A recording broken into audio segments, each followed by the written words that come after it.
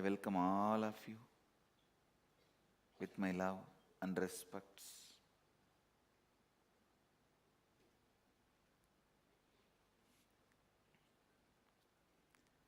I'll enter into the second verse of Ishavasya Upanishad. Please chant along with me. Kuruvanneveha karmani jiji vishechadaggo samaha evam tvayinanya tetosti nagarma lipyate nare. Chant again. Kuruvanneveha karmani jiji vishechadaggo samaha evam tvayinanyatetosti na karma lipyate nare.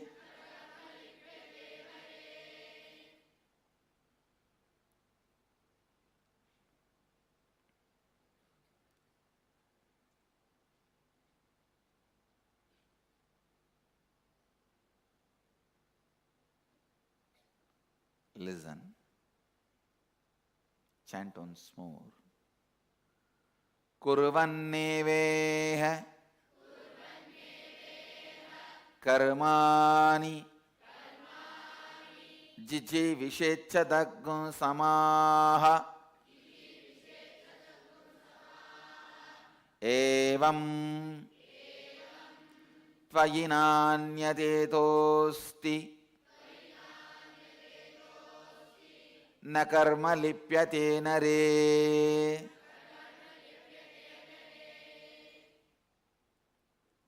Listen to the translation.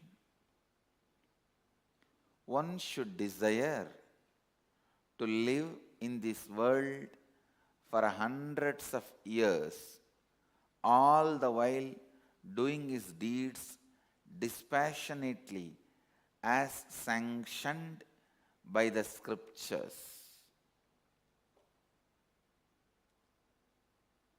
and treating them as his offerings to Ishvara, or the quintessential Supreme Lord is the Lord of whole creation.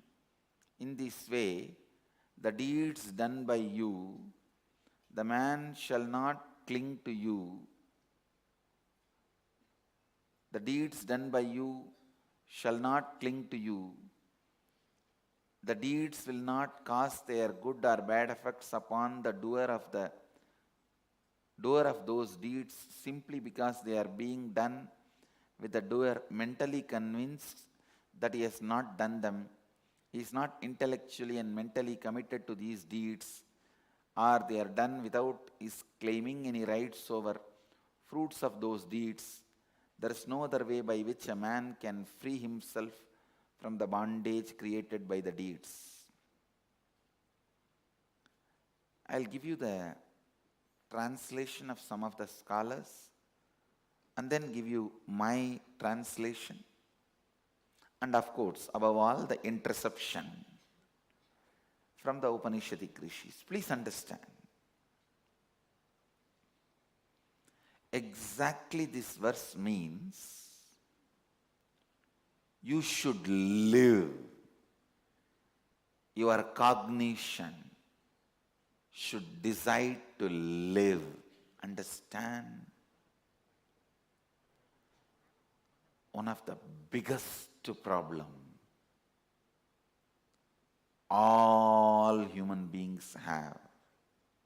Please listen. Whether you don't have money, enough money in your bank,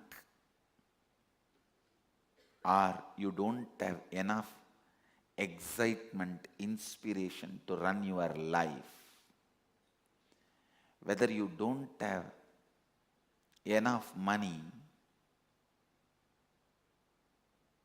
to run your life outside world, or you don't have enough energy to run your body, you don't have enough energy to run your mind, whatever you don't have, please be very clear. It is side effect of some of your decisions not to live. Always support life. You decide at some points better not to live. Instead of living this kind of a life, better not to live. Please understand.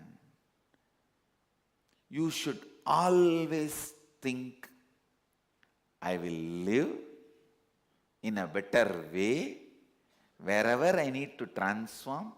No question of better not to live than living in this way.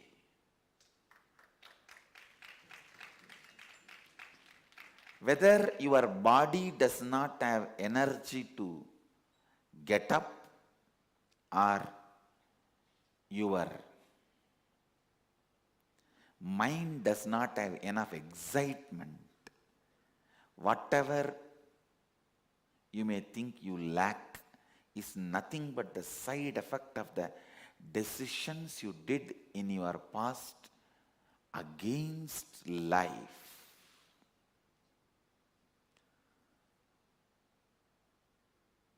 So, through this verse, Upanishad declares always decide for life. Kurvan neveha jijivishe. Listen. Kurvan neveha karmani jijivishe chadaggo samaha. Kurvan neveha karmani jijivishe chadaggo samaha. Always, at any moment, decide for life. Your decision against life is SDHT, self-doubt, self-hatred, self-denial. All your tiredness, physical tiredness, mental boredom. Actually, physically when you feel bored, that comes as tiredness. Mentally when you feel tired, that comes as boredom. And all pain is a suppressed anger. Understand? Whenever you become angry, you become violent and decide against life. Whenever you choose for life, your anger melts down into love and compassion.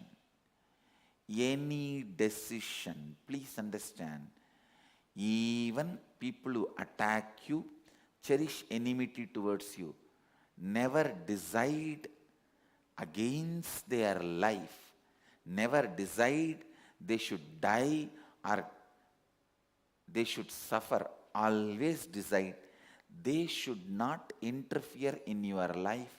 Any attempt they try to do to harass you or interfere in your life should be failed. Decide only for life. Listen, when somebody attacks you, tries to harass you, if you decide, let them be killed or destroyed, it is against life. always decide, let them not be able to disturb me or harass me. Let them fail in their attempt to harass me or disturb me. That's enough. Let them transform not to disturb me or harass me. That is enough. That is the decision for life, I tell you.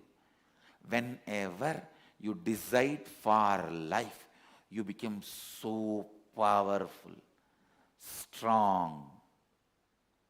Naturally, no one will be able to harass you, disturb you, and cosmos will decide what to do with them, what to do with the people who are trying to attack you, harass you. Cosmos will decide what to do with them. God will decide what to do with them. In you, be very clear, you always decide for life. I tell you, a person who decides for life will be Tyagaraja. He will be such an amazing sacrificer out of love, without even thinking he is sacrificing.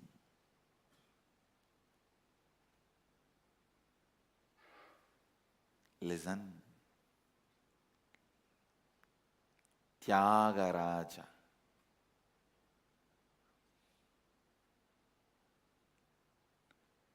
Tyagaraja. Always decide for life. There's a beautiful story of the great Rishi, Dasichi.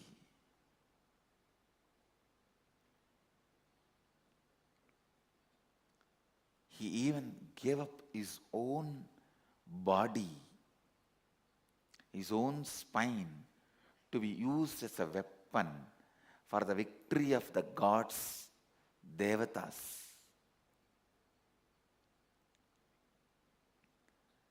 Always deciding for life. He did not decide against his life. He already achieved what he needs to achieve through his body. That is why he was ready to give it if it is going to be useful for somebody.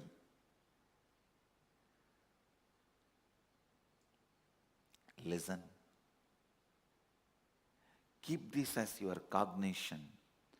Kuruvan neveha karmani jijivishechadagum samaha. One should decide always for life, yours and others. And whenever you decide for life, yours and others, it will never be in conflict with each other. It will never be in conflict with each other. Understand? Yours and others always being in conflict means that is animal world.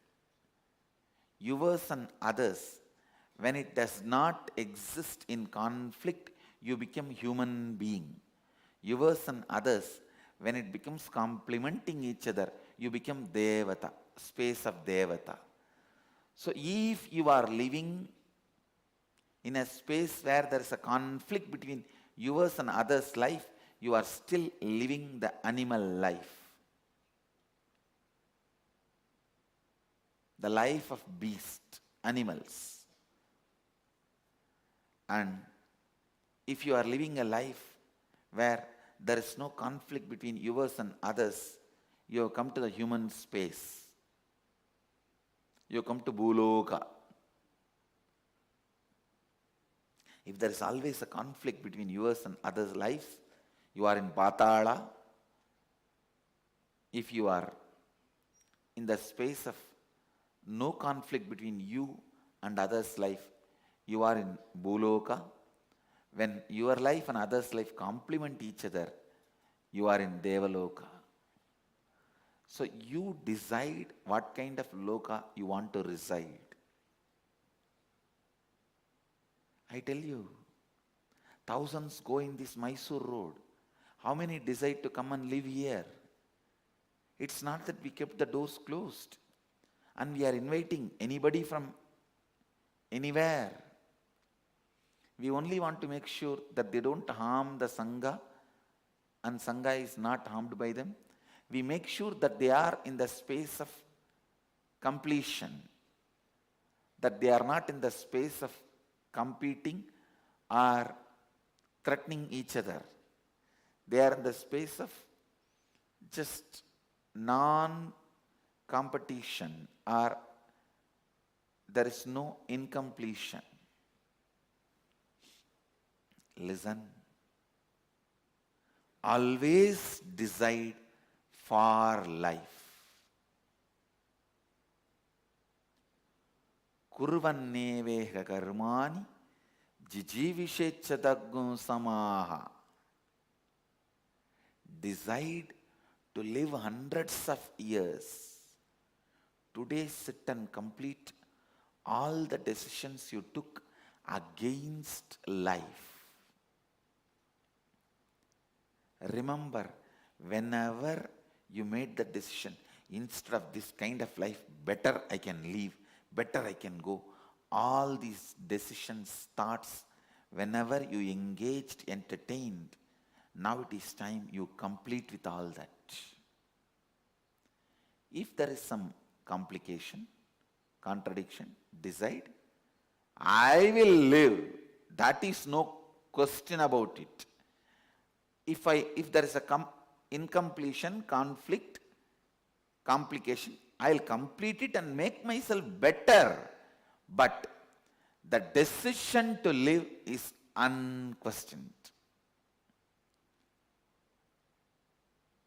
Do not tire your decision to live. Listen. Do not weaken your decision to live.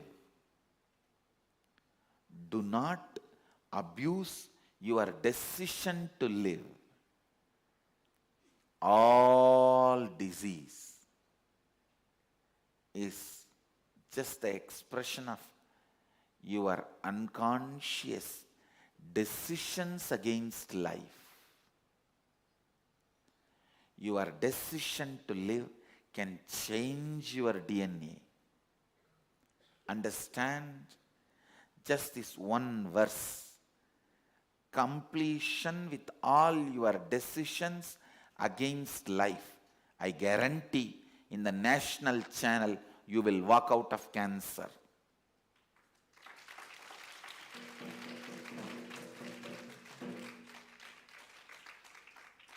The satsang is live now in one local channel, Arra Live, Arra channel, ARRA, am I right?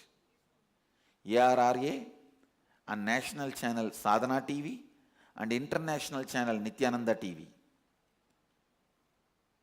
I am talking with responsibility, with all my integrity. Listen.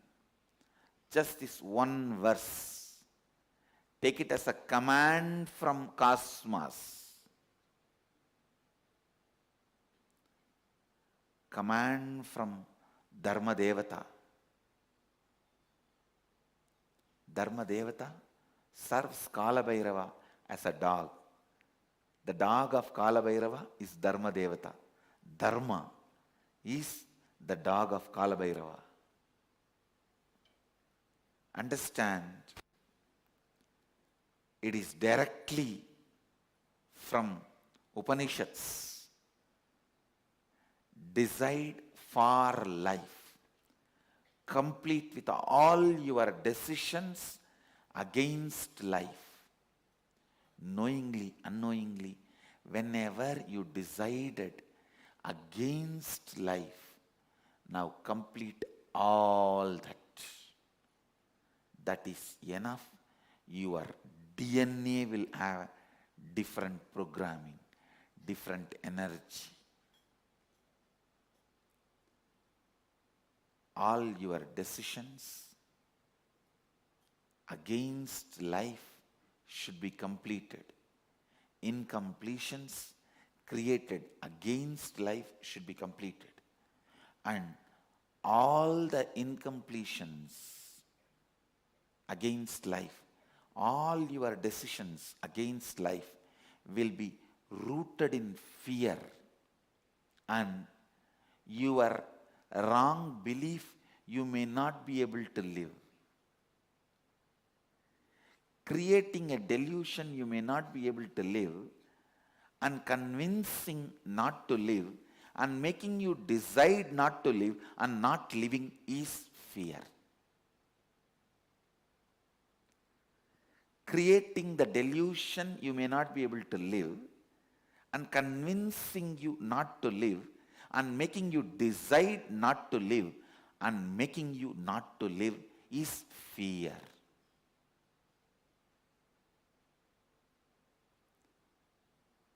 With fear, you can do both.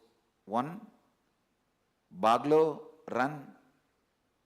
Second, Baglo, participate.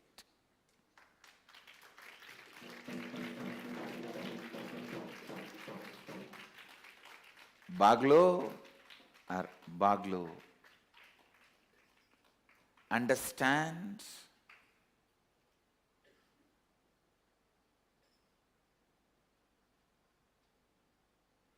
Hindi downloading. Listen. Decide for life.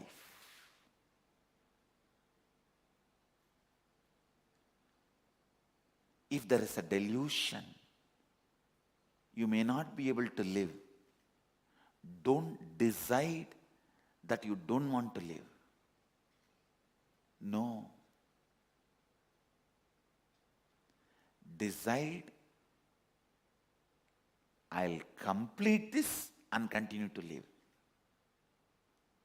No question of giving upon.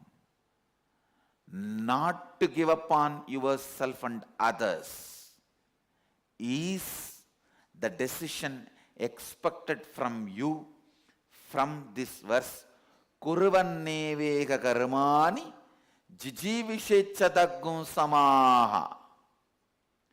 This verse is a spiritual support for all the sick, weak, tired, poor people on the planet Earth. Whether it is a physical sickness, mental tiredness, or boredom in the life, or poverty in your outer world, whatever may be the problem, this one verse, Kurvanneveka karmani jijivishechadaggum samaha, is solution. Listen. Fear has two expansion. Forget everything and run,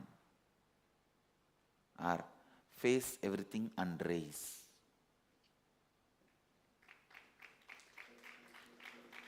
All your decisions not to live is made in powerless space. All your decisions not to live is made when your stomach is upset. All your decision against life is made when your stomach is upset, when you have weak guts. So whenever next time you have stomach upset, don't think, brood over, decide about life. Just take little haritaki powder, clean, then sit and plan your life.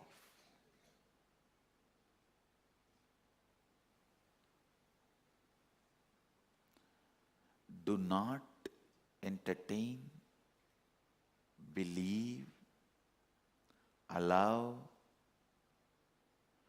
Do not entertain, believe, allow anti-life decisions in you. No situation can make you powerless and give up on yourself. Please understand. Always decide. Kuruvanne veka karmani jijivishecha samaha. Whether my boss is hitting at me, or my spouse is firing at me, or the society is suppressing me, no question of shrinking, no question of making even single decision against life. No. And when you decide for life, I tell you, it will always be in tune with them also, and even they will start falling in tune with you beautifully and become part of you. Listen, that is why I insist on Kuruvanne veka karmani jijivishecha samaha. Always decide for life. Always decide for life. Always decide for life.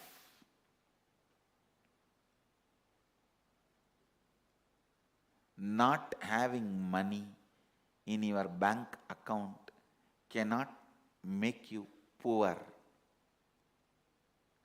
Poverty is you declaring bankruptcy voluntarily.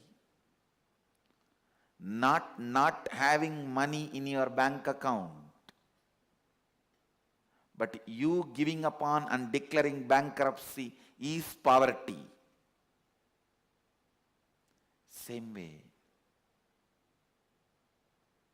feeling tired is not giving upon life. Deciding not to get out of tiredness is giving upon life. Listen, I am not making this verse as self-motivation technique. No, I am telling you the truth. I neither believe in self-motivation nor believe in self-empowerment. I believe in truth. If truth empowers you, you are worthy of getting empowered. If truth does not empower you, disappear. Die, better for you and for the universe. It is truth I am interested in. Reality I am interested in. I am not interested in classifying any of my book in the self-help category. No.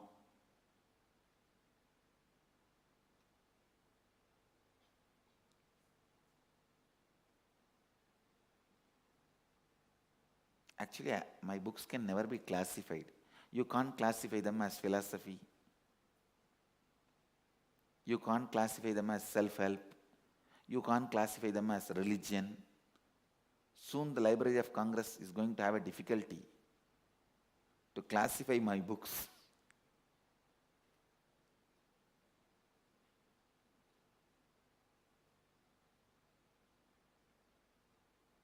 Maybe I myself can give them classification and clear their problems. The book of books.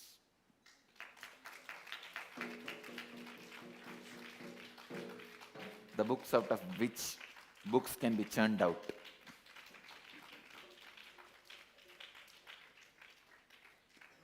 Listen. This one verse can make a religion, new philosophy, or self-help books, anything. But this verse is all about reality. Kurvan neveha karmani jijivishechadagum samaha. Decide. Beautifully, Upanishad declares, Kurvanneveha karmani. One should decide. Should. It is an instruction. Listen. Blessing come instruction. Not one may decide, one can decide, one will no. One should decide to live in this world for 100 years, hundreds of years, all the while doing his deeds dispassionately. From the context of the earlier verse, Ishavasya midagum sarvam yat kincha jagatyan jagat tena tyaktena bunjitamakrudakasya sviddanam. From that context, one should decide to live forever. I tell you, the moment you decide to live, complete with all your decisions not to live and drop, your very DNA changes. Just few days before, I read an article in the internet. One monk's mummified body was found, which is something like 200 years old, and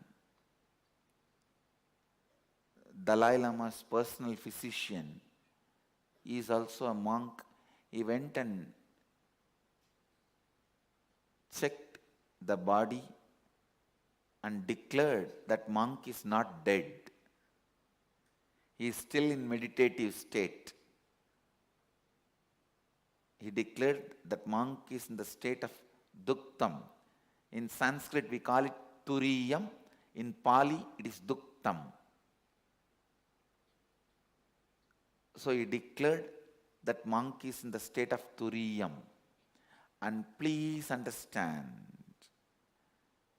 the body was mummified monk, found preserved in Mongolia, and I do accept what this Buddhist doctor declared about this monk. Seeing his body, I related with his consciousness. And I saw what this doctor, physician of Dalai Lama, who is also a Buddhist monk, what he declared, that monk is not dead. I accept that, and it is true, he is not dead. He has reached a space, he may not use this body again, but he is not dead. If he is dead 200 years, the hair, body, everything cannot be so intact. And above all, only the Eastern mystics and monks can understand the science of not using the body but not being dead. It is called Jiva Samadhi in Eastern traditions. Only the mystics can understand this science and this truth, after seeing the body of this monk, I am very clear this monk is in the state of Turiyam, Duktam in Pali, Turiyam in Sanskrit. And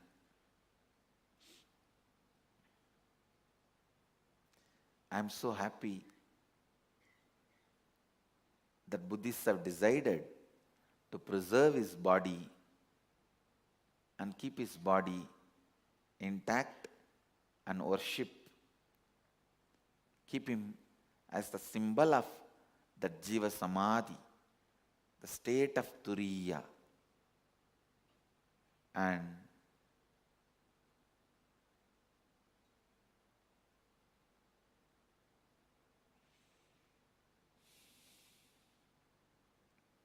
it is just clear decision to live. See, any of you want to achieve this state, I tell you, all you need to do is only one.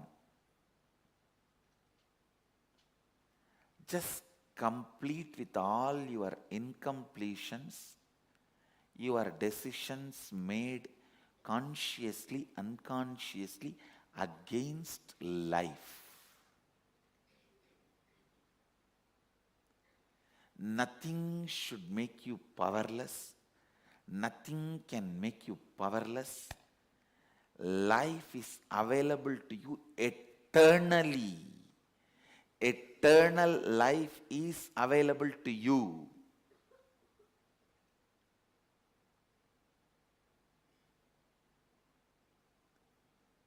Today, I request all the disciples and satsangis to sit and spend time in penning down all the moments you made the decisions against life, the thought currents you entertained against life, the thought trends you entertained against life.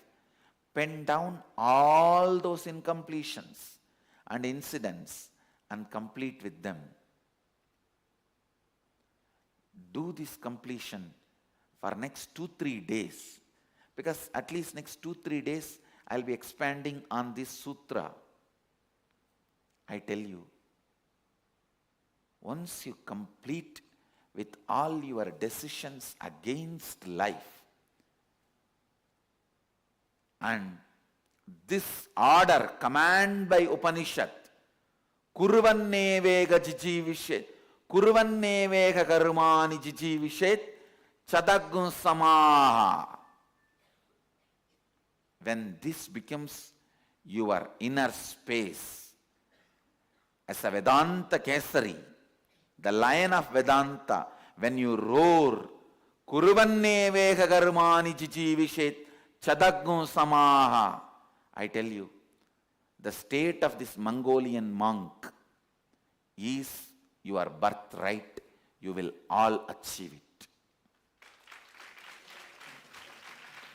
Especially, I want all my Gurukul kids to practice this and start practicing this. I tell you guys, I'll produce millions sitting in Jiva Samadhi. Not few hundreds, not few thousands, millions sitting in Jiva Samadhi. Physically in this Nithyananda Puri and spiritually in Aksharadhama.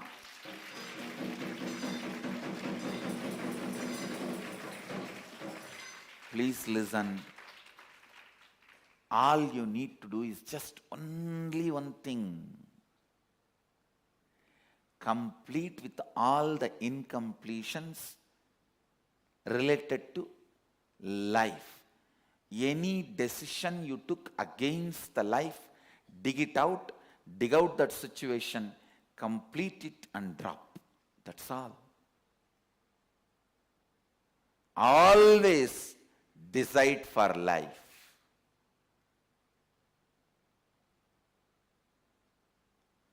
You have a right to live. With this context of Ishavasya idaggum sarvam yatkincha jagatyam jagat. Even if you have not achieved that context, decide to live and align that context to you more and more. Because you have not yet achieved that context, don't decide not to live or against the life. No. Decide to live. Declare. Decide. My DNA, I have the authority to reprogram, deprogram, program as I want. Decide to live. And even if one corner of you has self-doubt, I have decided many times not to live, what to do? I don't care. Now I am deciding to live. And whenever those decisions against life comes up, I'll clean it up, but I am declaring and deciding to live. Kurvan neveka karmani jijivishetchadaggum samaha.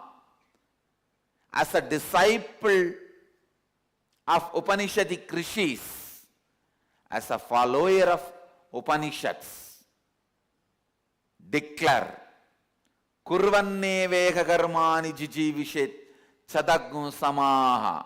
I decide to live. My decision is for life. From now on, not only consciously, even unconsciously, subconsciously, I will not entertain decision against life. I'll entertain only decision for life. Decision for life is Ketu. Decision against life is Rahu. The power which makes Ketu live is Guru. Understand?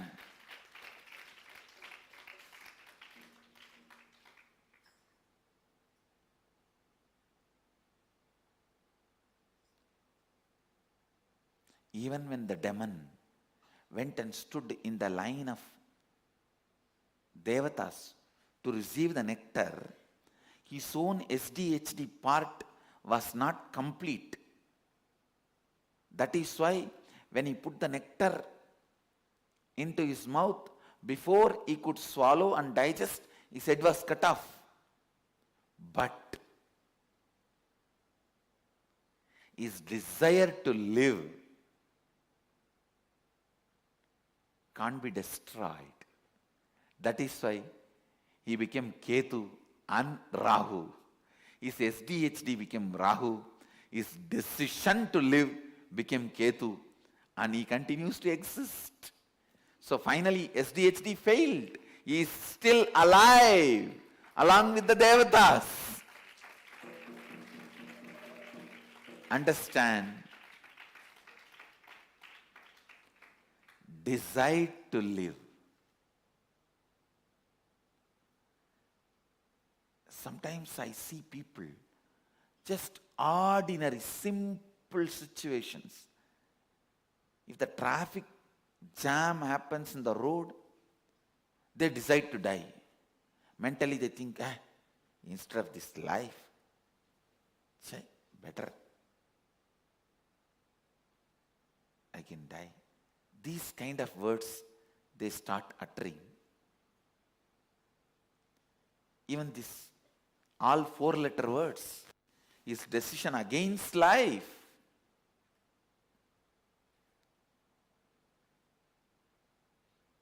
All the 4-letter words is decision against life. Understand? Decide to life is the message from Upanishads to all of you. Look in, look in, look in, look in, look in, and purify yourself again and again to your very DNA. Decide to live. Decide to live. Decide to live.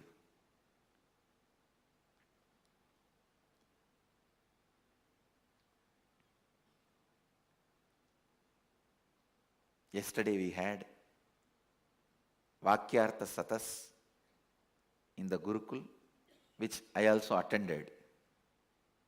Of course, Gurukul kids are continuing with their Vakyartha Satas.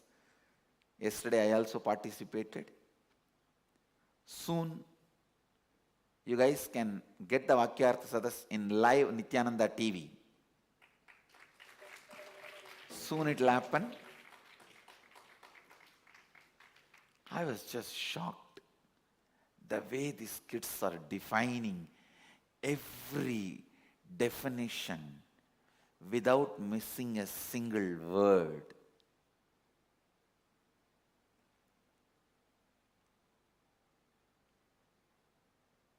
My joy knew no bounds.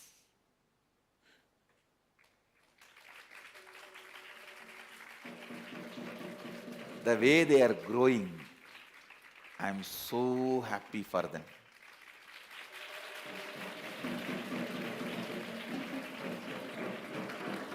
Actually, the Vakyartha Sadas by the kids, Gurukul kids, is a commentary on my teaching, on my satsangs.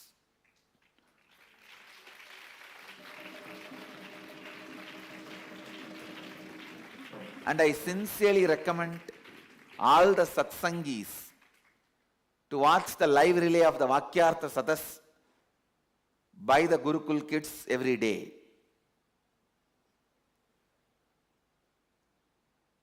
Today, the subject for Vakyartha Sadas, theme for Vakyartha Sadas is decision to live. And how we are deciding not to live. What all the ways we are deciding against life, against powerfulness, against abundance, against excitement, against inspiration. Any of your decision against any of this is decision against life. Even your decision to entertain tiredness and lie down in the bed and support the tiredness. Even your decision encouraging boredom and lying down, withdrawing from life, is decision against life. So, deciding to live, how to complete with all the decisions against life, is the subject for today's Vakyartha Sadas. When I saw the Vakyartha Sadas by the Gurukul kids, I was just overflowing. I told Rishi Advait, you don't know what I am doing to Veda Mata. You don't know this offering to Veda Mata, because not out of any arrogance or pride, ego I am claiming. Please understand, nowhere in the planet Earth now, at least now, where the kids sit and do Vakyartha Sadas. You can see in some places some pandits, old swamis, sit and discuss over few betel leaf, betel nut, pan, few things. Kids may chant little bit, but here, kids so sincerely debating, exploring, digging deep, getting deeper and deeper understanding, and being honest in what they are uttering.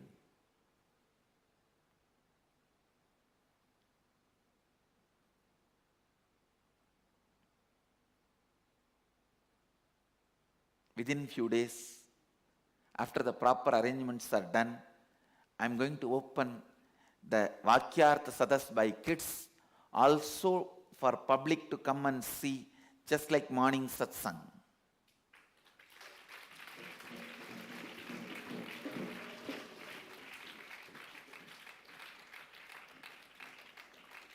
I am just working on all the arrangements to be done, like a mic set and the barricade protection for the kids. All that I am doing. Once it is ready, I invite the public to come and see the Vakyartha Sadas, the discussion of spiritual principles, debate on spiritual principles by the Gurukul kids, Nithyananda Gurukul kids.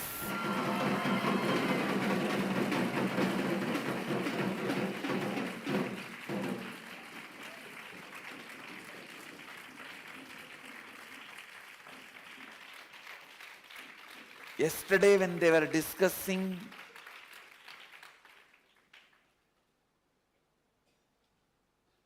actually they felt a little intimidated by my physical presence. But even then, the way they all repeated every definition of the great spiritual truths,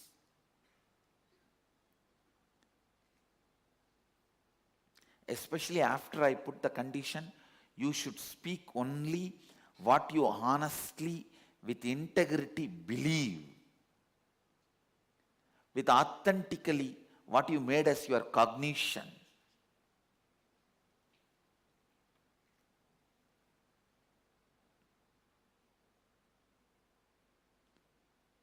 And I invite the whole world to watch it through Nithyananda TV live, or come physically be here and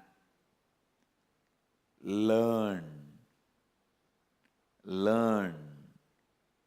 by sitting and listening to the Bala sons of Nithyananda Sangha.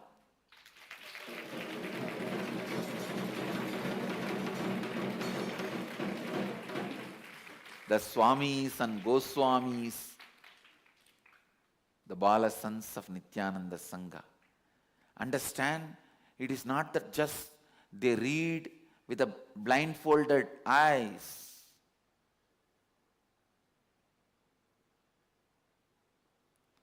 I am shocked the way they describe every spiritual truth without missing a single word. So the essence of this declaration of Upanishads, decide for life. Kurvan nevega karmani jijivishechadaggu samaha. Deciding for life is making Lakshmi live in your heart, awakening Lakshmi in your heart. Deciding Lakshmi to live in your heart, awakening Lakshmi in your DNA. That is what is the meaning of Vishnu, awakening Lakshmi during the churning of the Milky Ocean. Mahadeva, keeping the Nilaganta, this means the alagala, poison in his throat and becoming Nilaganta. I already explained, all poison can be used as medicine by the right person, used in the right direction, in the right way. All medicine is poison, I tell you. Used properly, it becomes medicine. So who else knows the technology of using the ultimate poison in an ultimate proper way other than Mahadeva? That's why he kept the whole thing in his kanda, in his throat, and uses it properly as a medicine just through his breathing and through his words and just by blowing through his mouth. That is why when he blows through his mouth, the Kundalini snake, which has taken little bit of that poison, awakens and starts dancing.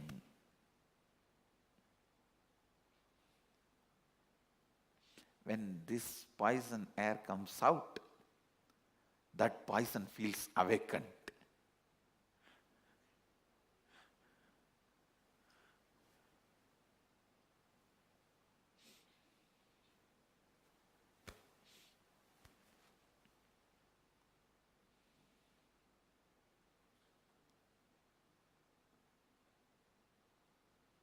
Listen. Decide for life.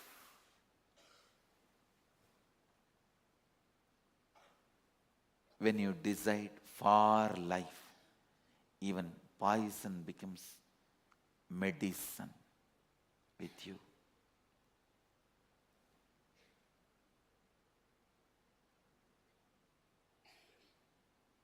I'll continue on the remaining verse in the further satsangs.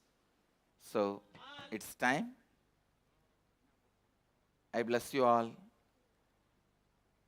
Let all of you radiate with integrity, authenticity, responsibility, enriching, causing, and living Advaita, eternal bliss, Nithyananda. Thank you. Be blissful.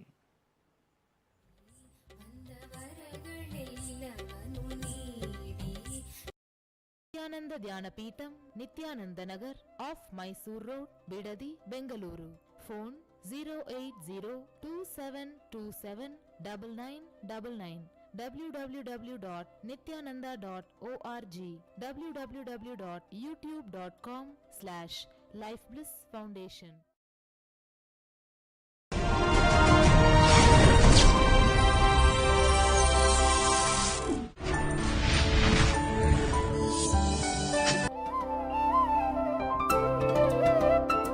Nithyanandeshwari Madhyamam Asmadacharya Paryantam Vande Guru Paramparam.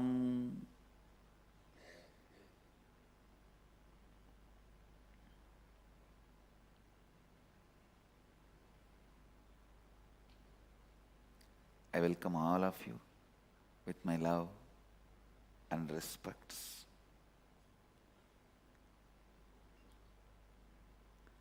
I'll directly enter into Upanishads.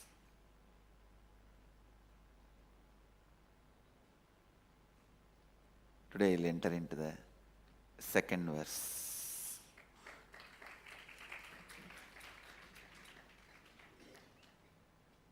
Please chant along with me.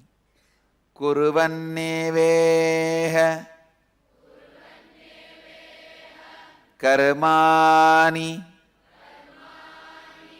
Jiji Vishechadaggo Samaha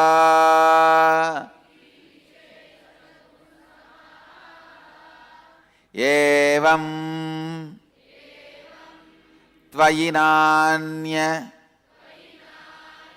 Tetosti Nagarma Lipyate Nare Kurvanneveha Karmani Jiji Vishet Sadaggo Samaha Evam Tvayinanya Tetosti Nakarma Lipyate Nare.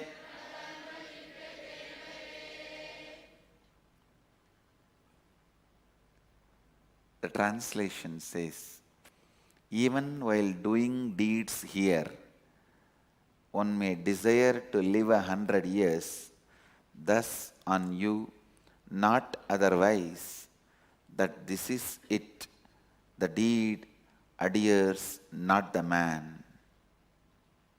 Listen. This verse is the essence of Vedic tradition. Again and again and again insist Vedic tradition is all for life.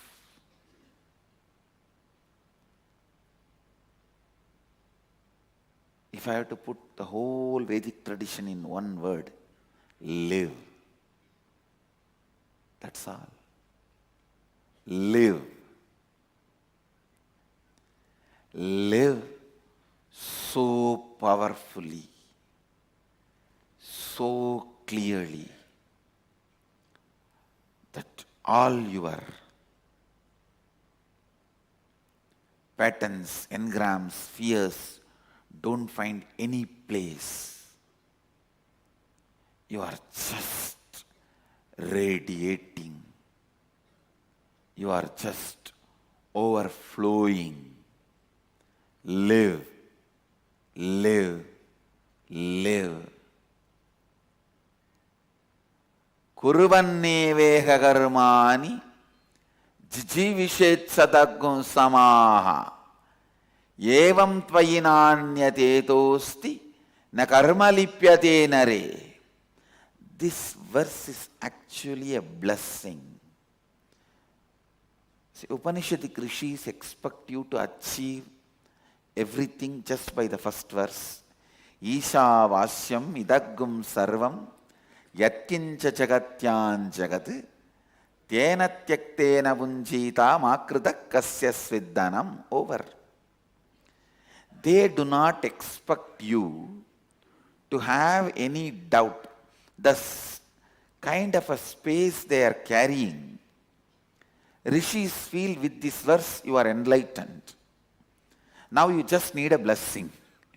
A disciple who is enlightened needs the blessing from the Guru. Actually, this verse, Kuruvannevega karmani jijivishet chadaggun samaha evam tvayinanyatetosti na karma lipyate nare. This verse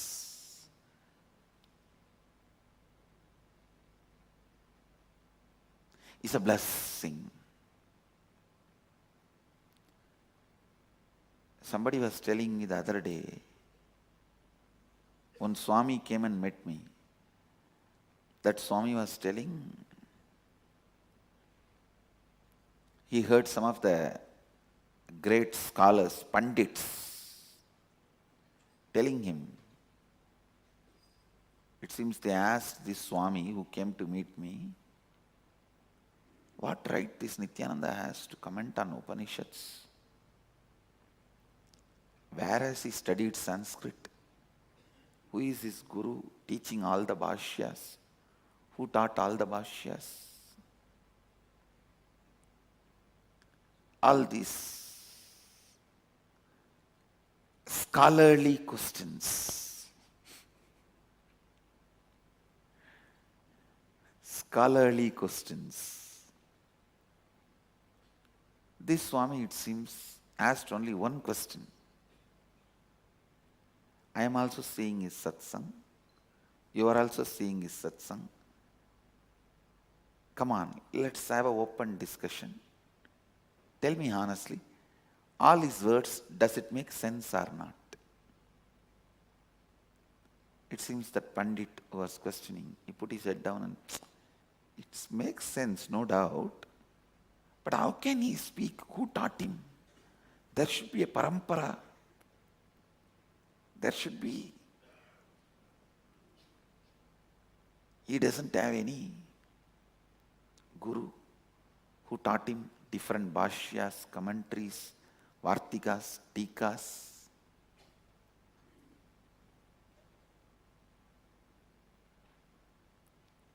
Then how can he comment on Upanishads? To that Swami I gave only one answer.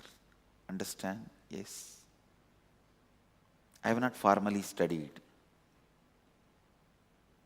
The Gurus who taught me does not even know how to chant the mantras with the so-called perfection. And they were not Sanskrit scholars. They taught me little bit, whatever they can.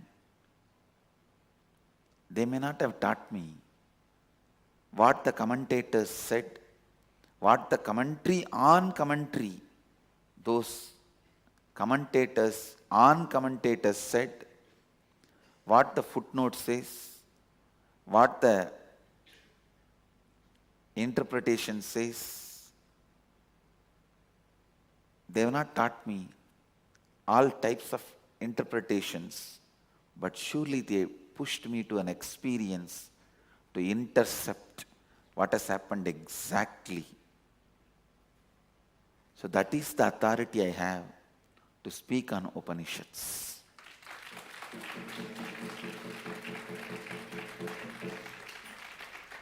Listen, listen, listen. I am telling you. Kuruvanne karmani chichivishechattagum samaha evam tvayinanyatedosti nagarma lipyate nare. Kuruvan means performing. Eva means alone. Iha, in this world. Karmani means as per the earlier sutras, the earlier sutra. From that context, working, being active, established in the cognition of the earlier sutras. Earlier verse, Ishavasya midaggum sarvam yatkincha jagatyan jagat. Jijivishet, you should desire to live. Please understand, you should not fall into depression, collapse, knowing that all change is established in change and it is consciousness. So what is there? No. No. It should not make you feel tired or bored. Sadaggun samaha means, literally it means 100 years, but I'll clearly tell you, hundreds of years. Those days the 100 was the bigger number, like a, just to tell forever and ever, they say hundreds of years. So, it is not 100 years, hundreds of years. Sadagum samaha. Evam, thus, tvai, you, na, not, anyata, other alternative, asti, is, na, not, karma, work, adheres, lipyate, adheres, nare, man, ita, then this. Every day I have decided, I'll give you the word by word translation also so that you can understand. Now I'll give you the whole translation. Actually, in this verse, Upanishads are declaring, by internalizing the great, beautiful,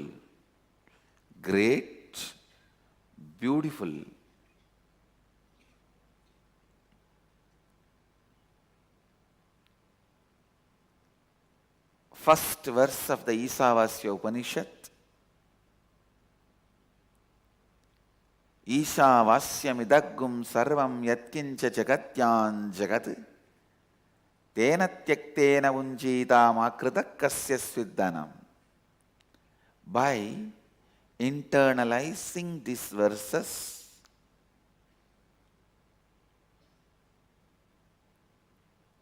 by making that verse as your cognition. Now rishis are telling you, Upanishad is declaring, live forever in this cognition. Sometime when you feel, oh, everything is God, everything is consciousness, so what is there for me? Come on, get a blanket, let me do your Nidra Devi Puja. Everyone wants to do that one puja happily. Unfortunately, many are not able to do even that puja. Nidra Devi Puja means falling asleep. Listen.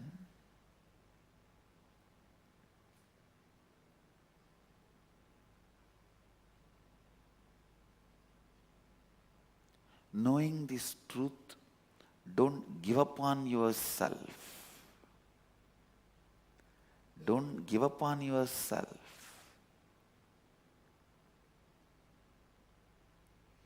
This truth should be inspiring you, exciting you, entertaining you, expanding you. Actually, when you internalize that there is no need to worry about anything, change is established in change, and even the change established in change is pure consciousness. Actually, you become free from all fears and greed. You become so excited, alive, living, bubbly, joyful. You just know your whole life is in front of you.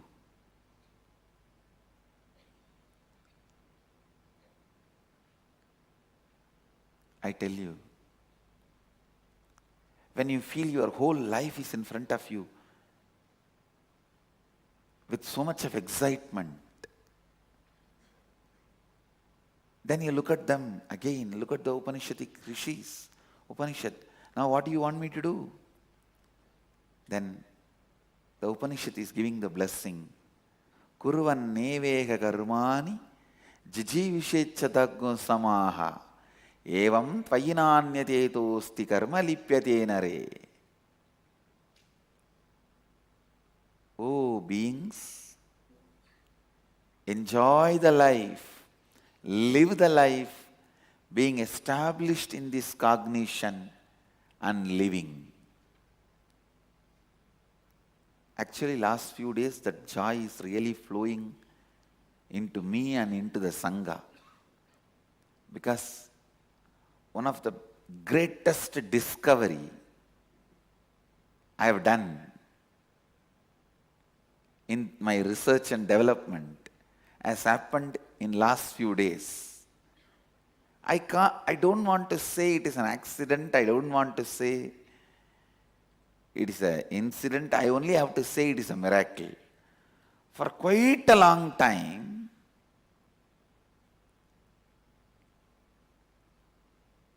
I was feeling that I should take out and give a best lifestyle for all my disciples and devotees.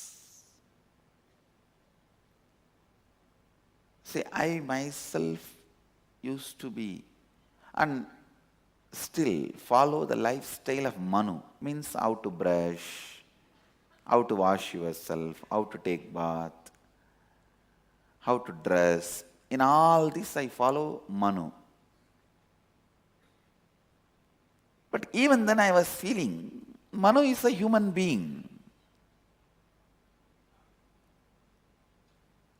So these instructions are from him. I was looking, searching in the forest of spiritual literatures of Vedic tradition. Is there any book where Mahadeva himself gives instruction about all these day-to-day actions, the lifestyle instructions? I went on doing research. Of course, all the 112 Upanishads are only about the abstract principles. They do not talk about how many times you have to brush, how many times you have to wash your mouth, and how you have to keep yourself clean, or how you have to dress, how you have to cook, how you have to eat. Somehow I wanted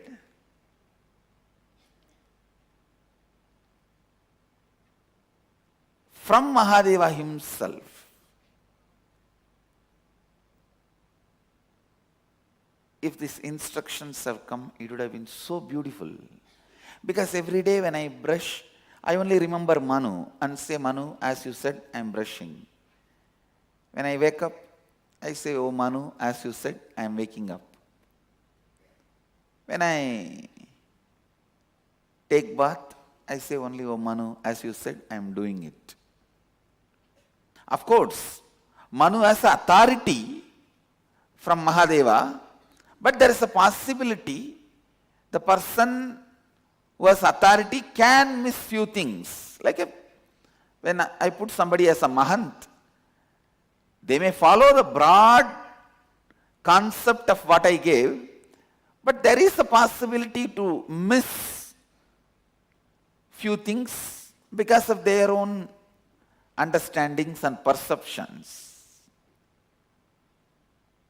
So I used to wonder, is there any book? I was searching. The whole Upanishads, all the Upanishads were also delivered by Mahadeva in his formless space. And the space of no word, no form, where he sat as Dakshinamurti, his very presence vibrated, and all the rishis received that great truths.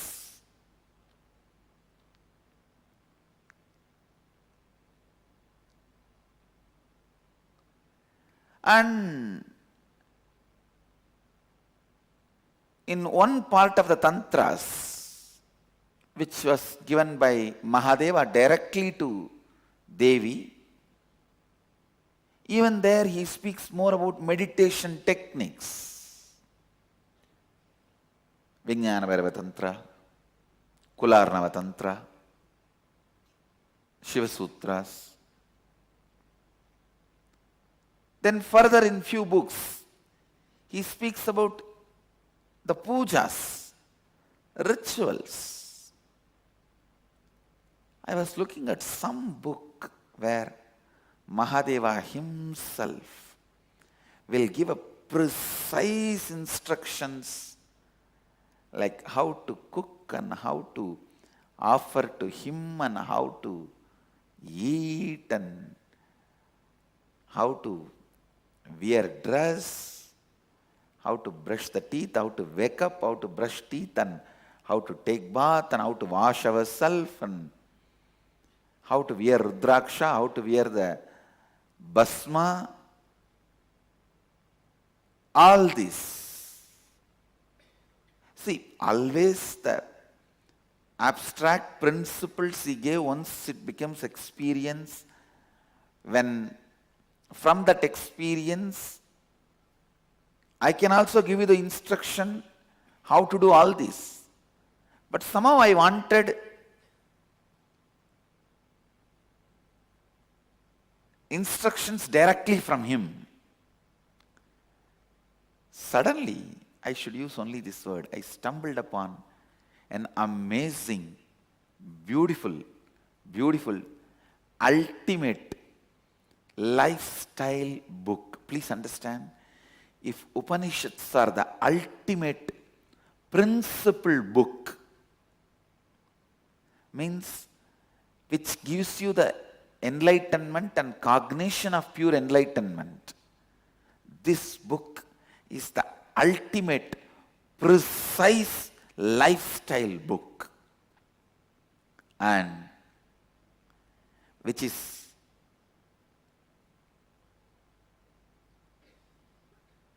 direct instruction from Mahadeva to Parvati. And I want to tell you, as far as the science of enlightenment is concerned, Upanishads are our principal book, first and foremost, for Hinduism and for our Sangha and for the whole humanity. And as far as the day-to-day lifestyle, how to brush, how to take bath, how to wash ourselves, how to dress, how to apply sacred ashes, and how to wear Rudraksh, in all this, this is the book for the whole world, directly given by Mahadeva to Devi. This is the book for the whole Hindu tradition, and this is the book for our Sangha. The book is Kamika Agama.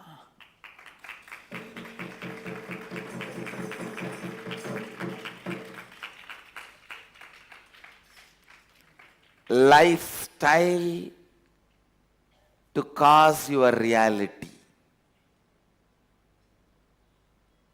Exact meaning of that word Kamika Agama means lifestyle to cause your reality. When I read, I was just moved. Such precise instruction of what should be the size of your brush, what should be the way and where, how, which direction you should be facing and taking bath.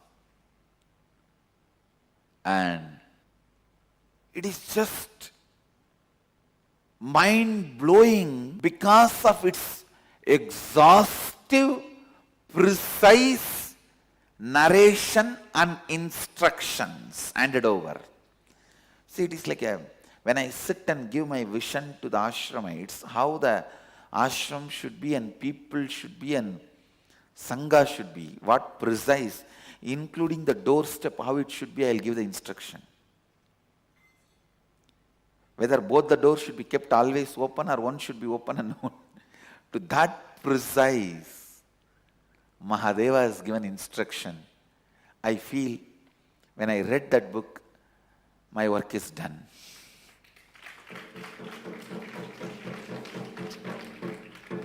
Already he said it. He said it. He said it.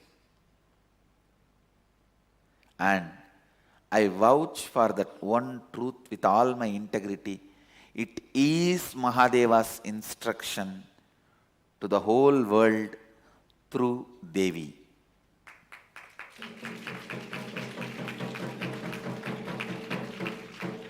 And when he himself has said it, all we need to do, just start living it. That's all. I'm just overflowing with the joy because from today, every day when I wake up, I'm going to say, "Oh Mahadeva, as you said, I'm waking up." When I am putting my brush into the teeth, "Mahadeva, as you said, I am brushing." When I am pouring water on my body, I'm going to say, "Oh Mahadeva, as you said, I am washing myself." Even when you wash yourself, please understand, the Agama gives the description of how to clean your bowels and how to wash yourself. to that precision. Even when we wash ourselves, we'll say, "Oh Mahadeva," as you said, we are washing ourselves. When we apply vibhuti, we'll say, "Oh Mahadeva," as you said, we are applying vibhuti. When we are eating, "Oh Mahadeva," as you said, we are eating. When we are dressing, as you said, we are dressing. Literally eating like Mahadeva, living like Mahadeva, sleeping like Mahadeva, everything as Mahadeva wanted us to do. And I tell you, Mahadeva is such a selfless being. Whatever is best he discovered and he practices, he gives that exactly to all of us. He doesn't dilute.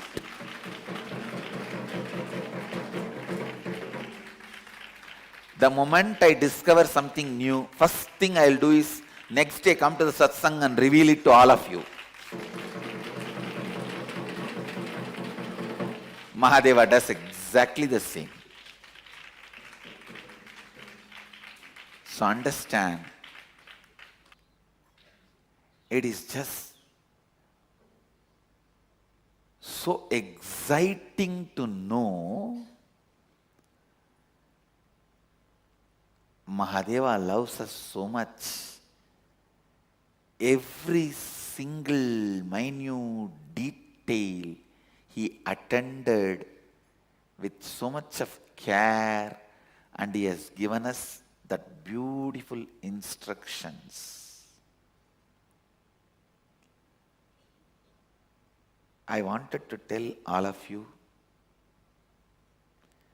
let us start imbibing Kamika Agama as much as we can into our life. Because the best way to exist is, as Mahadeva said, as Mahadeva revealed, as he has ordained, as he has given. So this great enlightened cognitions, yes, Ishavasya midagum sarvam yatkincha jagatyam jagat tena tyaktena vunjidam akrita kasya sviddanam. Yes, I have this cognition now. Whole future is in front of me. I am free to live as I want. How should I live? Then Mahadeva comes down and gives the instruction. Come on, take this Kamika Agama. This is the way you should live. Understand how to cook offering for God, to how to offer and how to take everything. It is not just dress fashion book. It is not just makeup book. It is not just cookbook. It is all put together. Hygiene book, makeup book, dressing book, cookbook, ritual book, worship book, health book, everything. This verse, the meaning of this verse, Kurvanneveka karmani jijivishecchatagum samaha evam tvayinanyatetostina karma lipyadenare. Performing your actions from the context of the earlier verse, I can add one line. As per the Kamika Agama, live forever blissfully.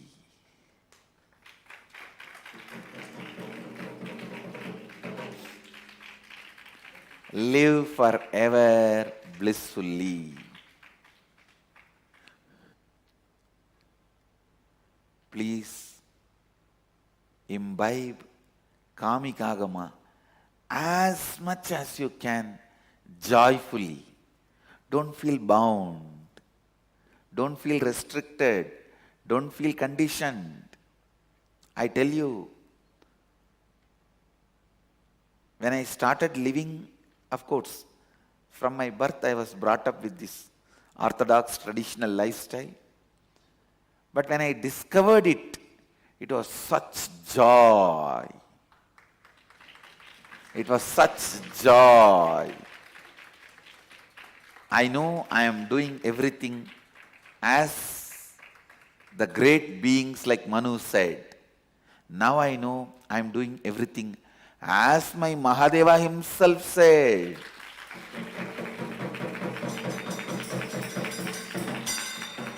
As instructed by Mahadeva. And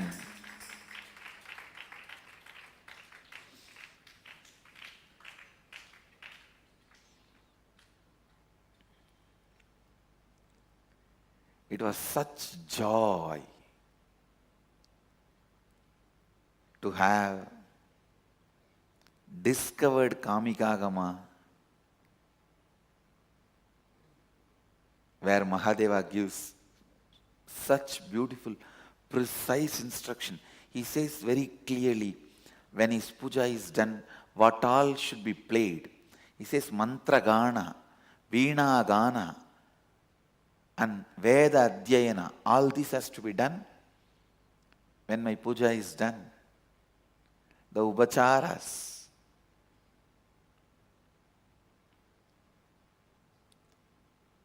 Such beautiful way he himself is describing. When I called a few of the ashramites and shared this joy, because it was like a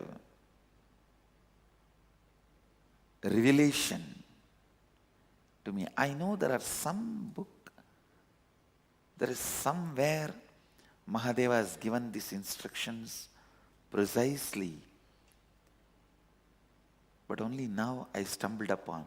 I looked at why only now I stumbled upon this book. I understood. Only now all you guys are prepared to live it. That is why he is revealing it now. He is revealing it now. When I revealed the joy of Kamikagama discovery, discovering Kamikagama to some of our ashramites, they took the responsibility. Swamiji, we will make short videos of how to do everything as per Kamikagama, like brushing teeth, taking bath, every instruction precisely.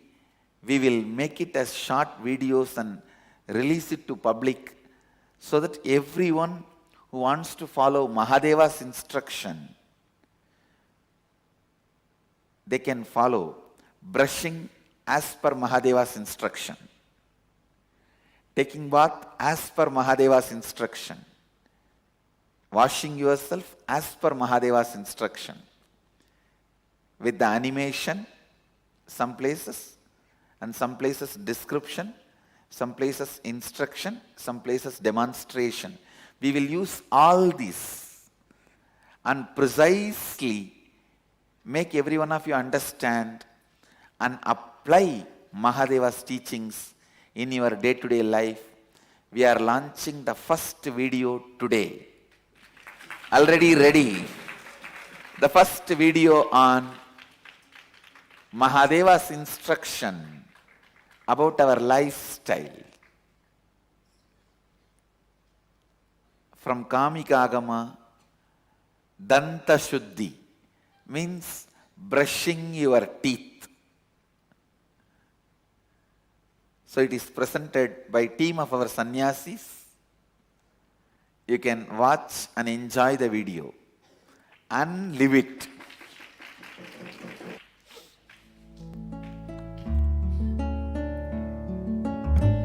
Kamika Agama is a set of guidelines given by Shiva to Devi about the Vedic lifestyle of causing our own reality. Danta Shuddhi means cleansing our teeth. Now today we will see a demonstration of how Kamika Agama explains about cleansing our teeth, how the tooth stick should be, a tooth stick, basically a toothbrush, what we in today's world what we call as a toothbrush. In earlier days they were using the stem of a tree. Now Kamika Agama defines the tooth stick for two sections of people. One is called mumukshus, people who are seeking the lifestyle of living Advaita, and bogis, people who are seeking outer world success, people who are seeking outer world pleasures. For mumukshus, the tooth stick is to be of the length of 8 angulas. 1 angula is equivalent to, in today's modern measurement, it is called 1.763 centimeters. So for mumukshus it should be 8 angulas, 14.104 centimeters, and for bogis the tooth stick is to be 12 angulas, which is coming to 21.156 centimeters. How a tooth stick is to be made? The tooth stick should be wet and it should be with a skin. So here if you see, these sticks are dried sticks fallen off from a tree, whereas this is a wet stick. It still is retaining the wetness of the tree and it is along with its skin. So the stick should be like this. It should be straight. If you see along with the scale, this tooth stick is straight, whereas if you see this, it is bent, it is curved. So this cannot be used as a tooth stick. It should be straight, and the size, the width of the tooth stick should be the width of your little finger. So if you can just see here, this tooth stick is almost the size of my little finger, whereas if you see the sample, if you take this stick, it is not even close to the size of the width of my little finger. So choose a stick whose width is the size of your little finger. Okay, so we are taking this stick. However, from which plant that the stem should be plucked is different for the different categories of people. For seekers, mango tree can be used. Similarly, we have given a list of trees. For example, Pungai, Siribilbam, Karungali, Arjunam, Naiyuruvi, Mamaram and Marudai. These are the three names they are mentioning in the Kamika Agama, can be used for mumukshus, people who are seeking living Advaita. For bogis, people who are seeking outer world success and outer world pleasures, the trees that they are specifying are Venkarungali, Nelli means Amla tree, Maguli and Vembu means neem trees. And the trees, they are also mentioning the trees which should not be used. The tree stems which cannot be used are drumstick tree and Naruvilli, Amanakku means the tree made from castor oil, Pisasamaram, and even the trees which have a lot of iron content. Those trees cannot be used as toothpick, okay, tooth stick. Now this tree is basically a neem tree, so we are going to make a stick which can be used for a bogie, okay. The length should be 21.156 centimeters. So I am going to cut the bottom end first so that it is evenly cut and it is not curved. So now here you can see that we have cut the rear end of the tooth stick. So we are now going to measure 21.156 centimeters and mark the other end.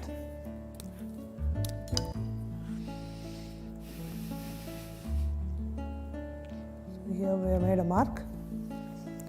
We will now remove all the other small stems. We have now marked, this is the 21 centimeter mark, so we are now going to cut it.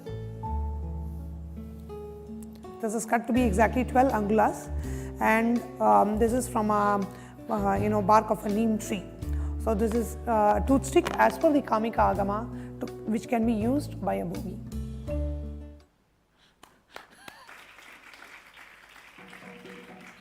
And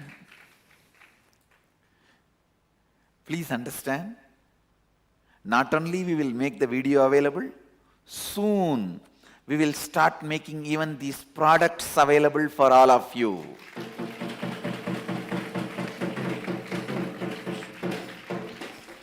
And you can enjoy the brushing teeth as per Mahadeva's instruction.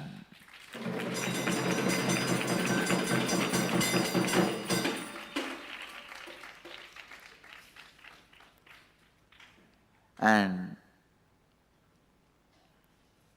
I tell you, even while you are brushing, you can be in samadhi with Mahadeva.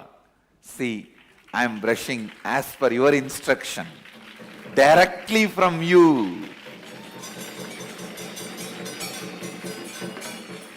Not only I am thinking as per your instruction, I am even brushing as per your instruction.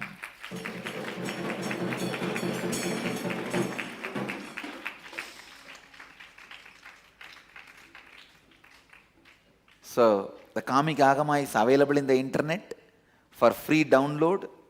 In many websites, you can get any one link, and there is I myself can say few links. Agama Academy, agamam.com.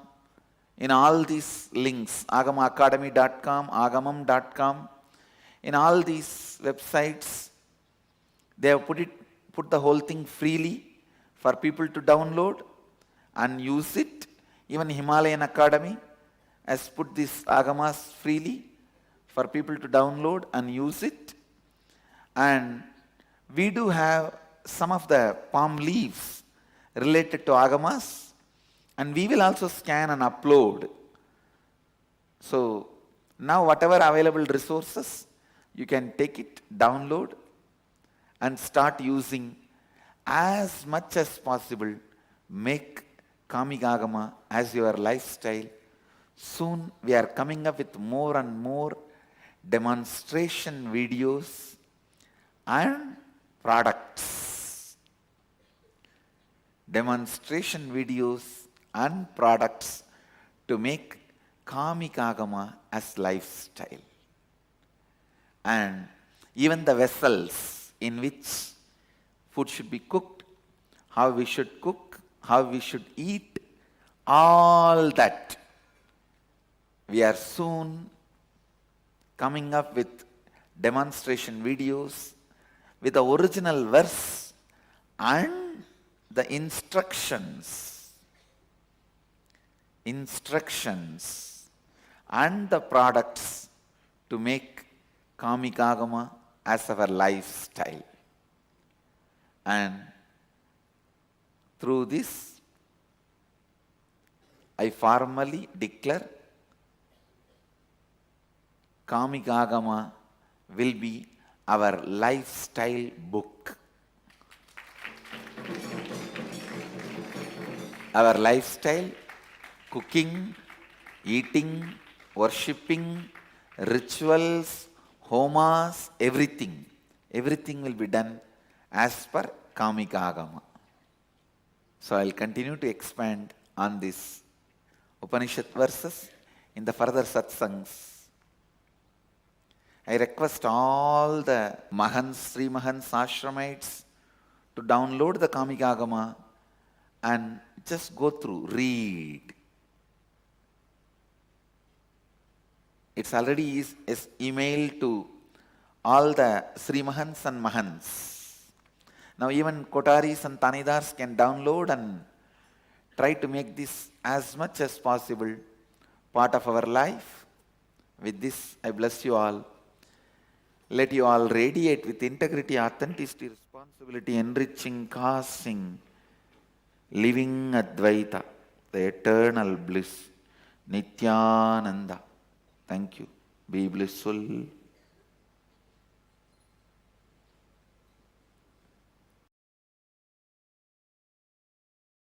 Nithyananda Dhyanapitham, Nithyananda Nagar, off Mysore Road, Bidadi, Bengaluru. Phone 08027279999. www.nithyananda.org.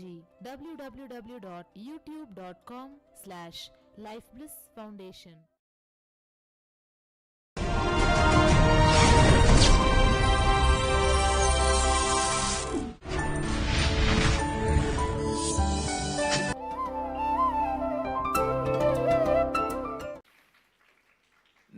नित्यानन्देश्वरसमारम्भां नित्यानन्देश्वरिमध्यमाम् अस्मदाचार्यपर्यन्तां वन्दे गुरुपरम्पराम्.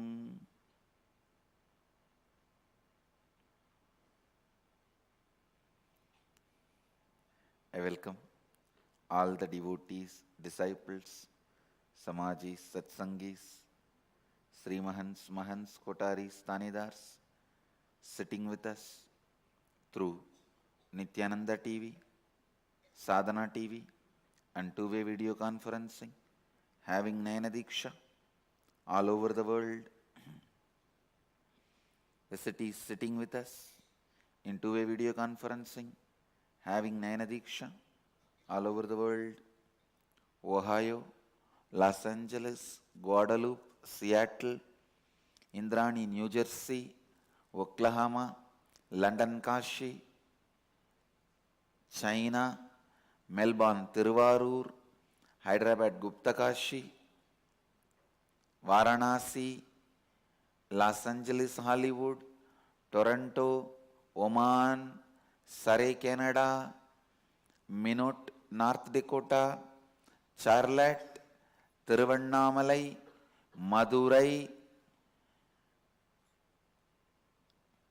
North San Antonio, Winston-Salem, Madurai 2, Hyderabad, next to Hyderabad, Vanka City, Oklahoma, Clutch, Romania, Hong Kong, Sirgari, Houston, Singapore, and lot more cities are joining.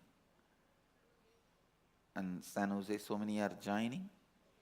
Dubai, Vaidyanadam, and I don't think I can read out all the names. Okay. Anyhow, I welcome all of you with my love and respects. We'll enter into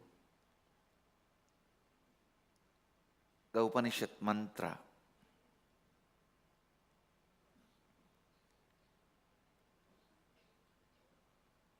Ishavasya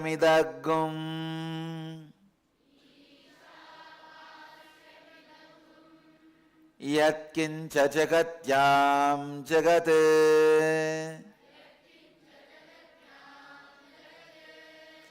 tena tyaktena bunjita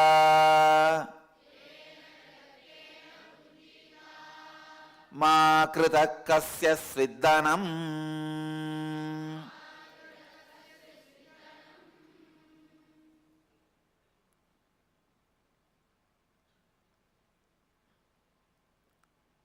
Chanting is done just to retain the Padaveda. Please understand.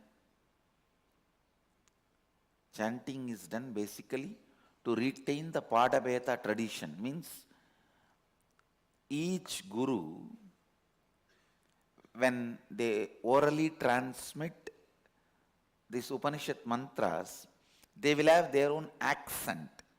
That accent differences are only called Padaveda. To retain the Padaveda only, chanting is done.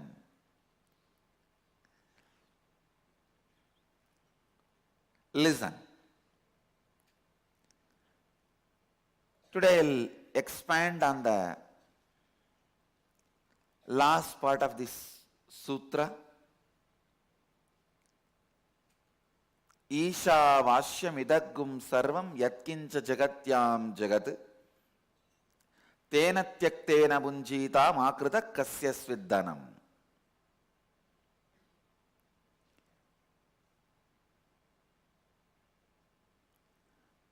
Whatever is, which is changing and established in changing, is filled by consciousness. Pure consciousness. Listen.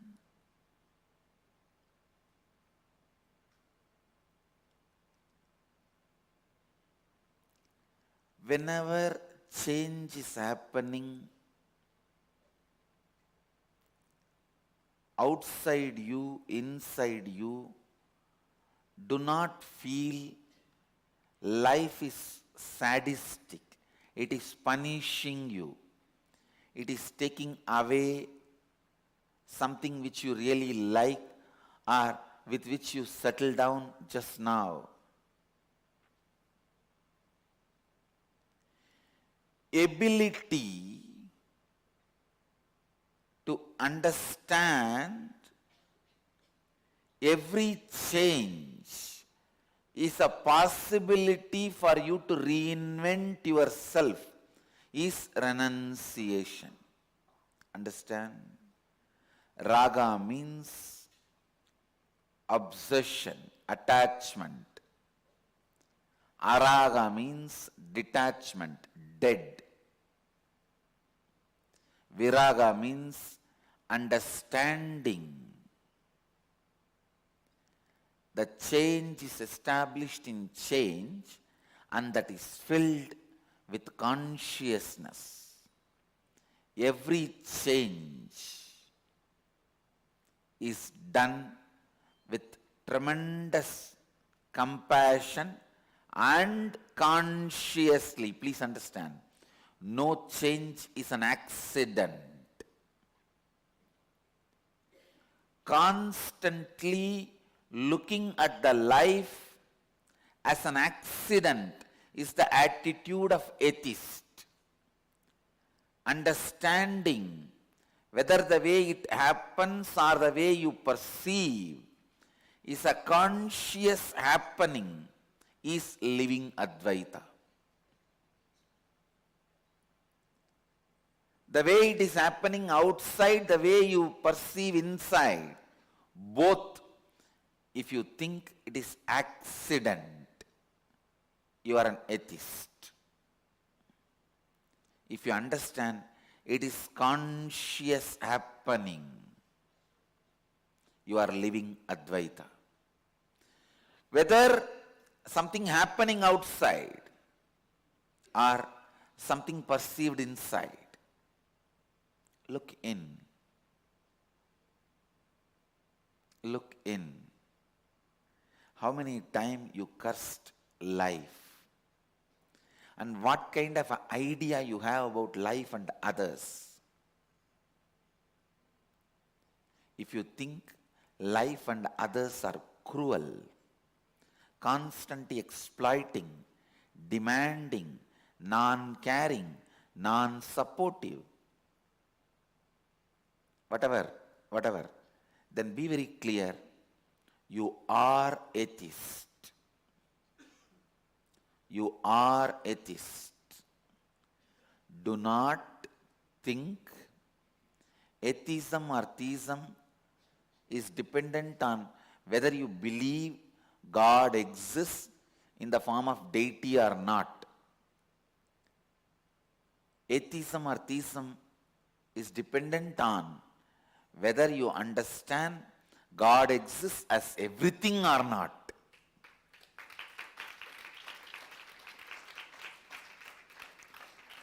As long as you cognize, why me? Why me? Why me? And life is taking away the things which you really enjoy. Life is sadistic. Be very clear. All the happenings of your life, you look at it as accident. But the change established in change, if I have to use a little better word, change square. Actually, why Upanishads are using the word Jagatyam Jagat? Change established on change. Oh, because even your perception, it is all changing, will change. Even your perception, things are changing, will change. Even that is not complete perception.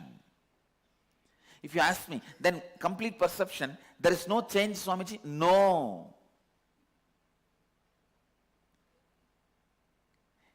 Neither it is changing is a complete perception, nor it is not changing is a complete perception.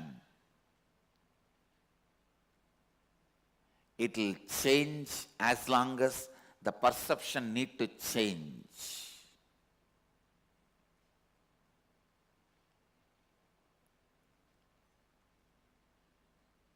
It is like in the dream you are feeling 3 tigers are chasing you and you are shouting, oh, save me, give me AK-47.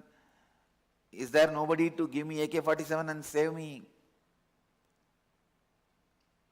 Your friend hears you shouting, screaming in the dream, and he just slaps you and wakes you up. At that moment you will feel, wow, appa, I am free of this nightmare. And you will thank the friend.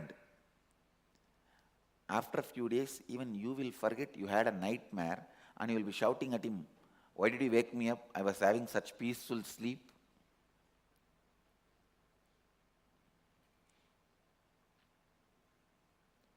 And that friend has to take the blame. You think, why did you wake me up? I had such a peaceful sleep. You forget you were suffering and he woke you up. By that, he released you from the suffering and torture you were going through in your dream state. After waking up, you forget what was going on in the dream state and you think, oh, such pleasant sleep, he woke me up. That's exactly what I am going through with you guys. Many people forget from what kind of a past they have been pulled out. And when they are pulled out, they feel, wow, what a great thing Swamiji has done by saving me from this lifestyle and depression and suffering and torture. But after some time you forget that nightmares you had. Only you remember the sleep you are having.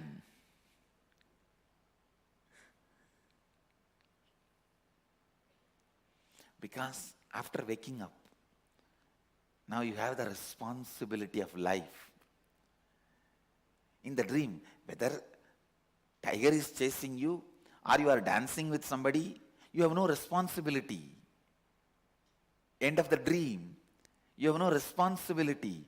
But when you are woken up, when you are awake, you have a responsibility to live. Sometimes this responsibility to live seems big torture when you think the change established on change is accidents continuously happening. Understand? Your attitude towards life and others decides, are you going to grow more and more consciously, or are you going to rewind, recoil into unconscious zone? If you think, I think that dream state was much better than this waking state. There are only 3 tigers were chasing me. Here so many people are chasing me. Then naturally, consciously you plan to rewind, recoil.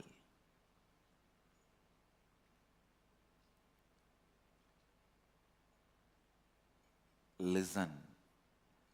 All daydreaming is nothing but withdrawing from the waking state due to your own conscious decisions. Your own conscious decisions. Understand this word.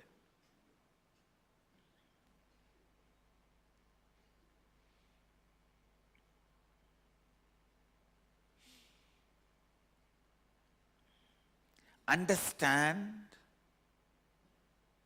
everything, whether you perceive something as change, which is established again in change, everything is happening with tremendous compassion. Your desires are respected. Your intentions are revered.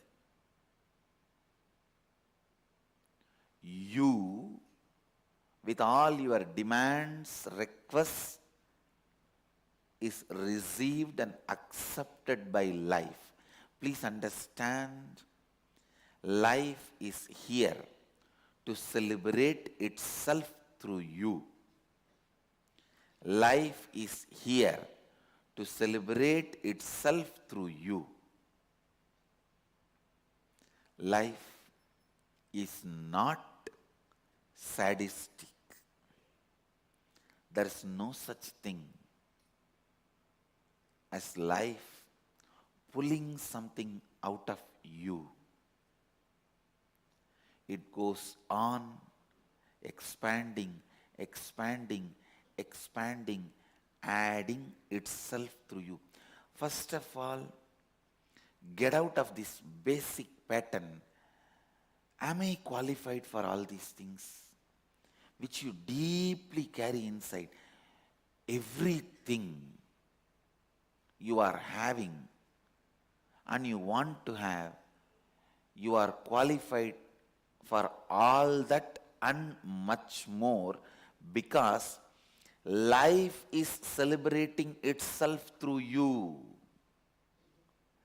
Please understand, you may not be qualified to have all of them, but life is qualified to celebrate all this through you.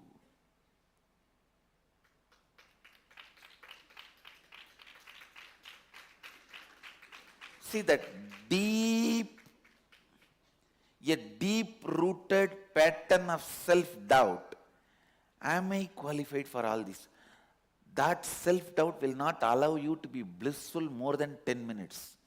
For 10 minutes, if you are blissful, it cannot stand. Are you qualified? Oh, you are jumping around. Let's see how long it goes. You will see in 10 minutes something will come and you will collapse. You yourself constantly preparing you for collapsing, collapsing, collapsing. It's unfortunate, even you don't believe you are qualified for celebration. As long as you think life is accidents happening, even if you feel joyful, have I done enough tapas for this? Why is this happening? Maybe by mistake it is happening. Let's see. In few hours it will become all right. Understand? Only when you come to the cognition, the change established in change is consciousness. Only from that context, tena tyaktena vunjita makrita kasya sviddanam can happen. With this, you see the second line is beautiful. It says with this means the context of the first line, you may enjoy. All enjoyment will happen to you only if you are clear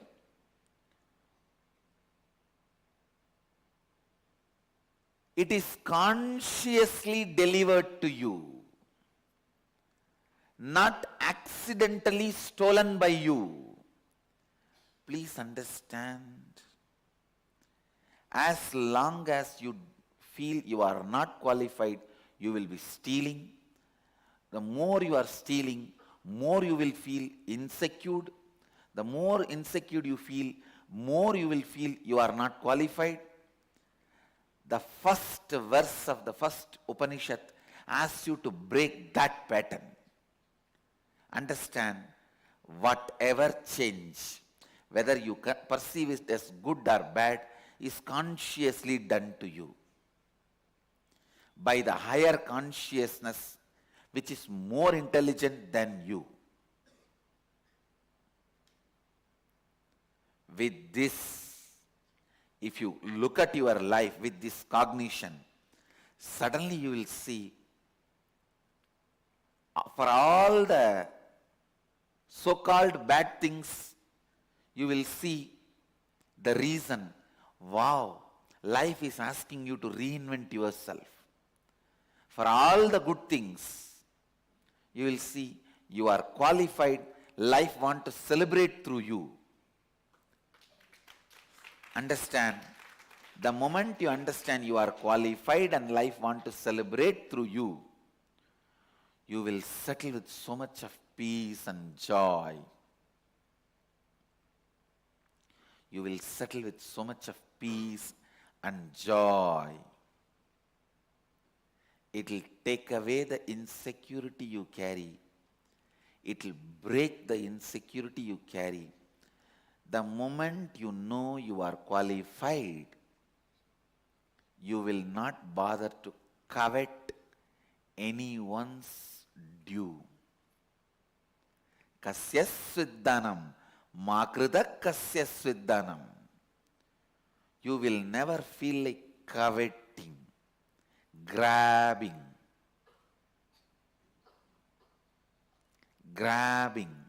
somebody's wealth.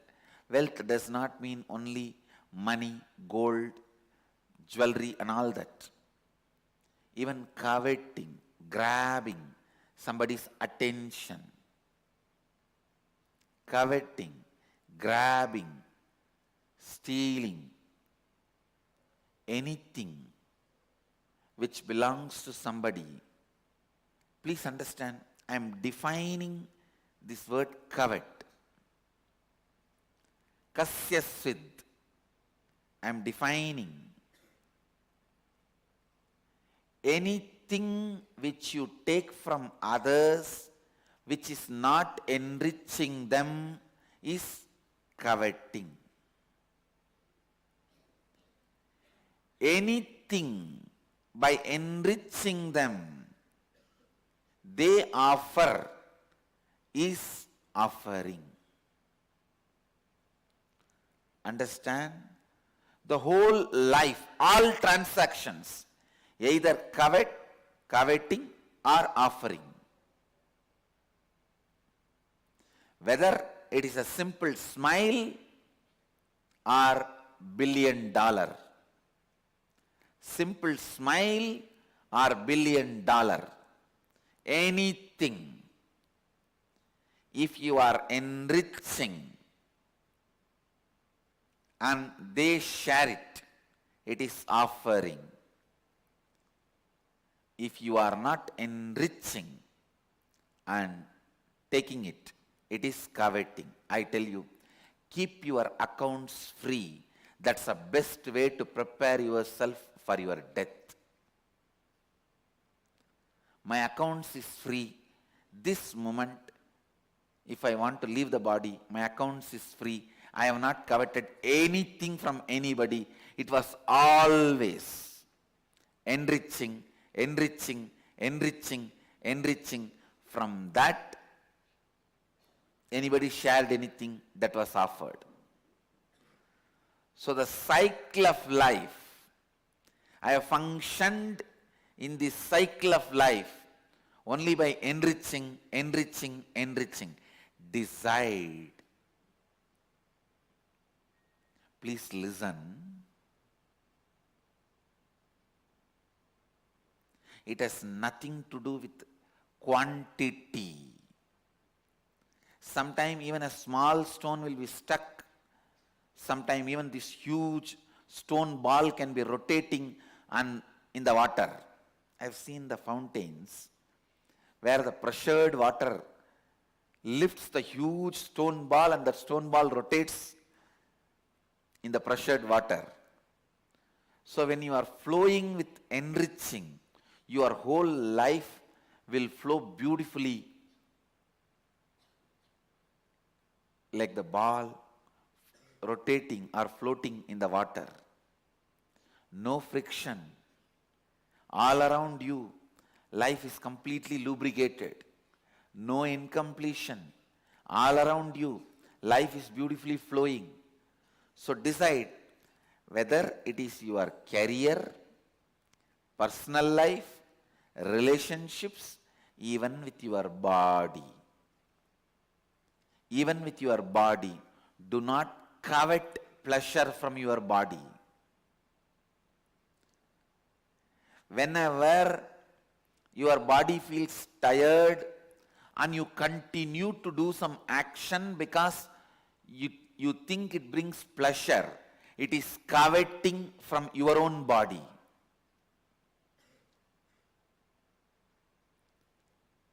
Whether it is a relationship with your body, relationship with other person, your career, your attitude towards the life and world, human society, anybody, decide from today, ma kritakasya sviddanam, tena tyaktena bunjita, ma kritakasya sviddanam.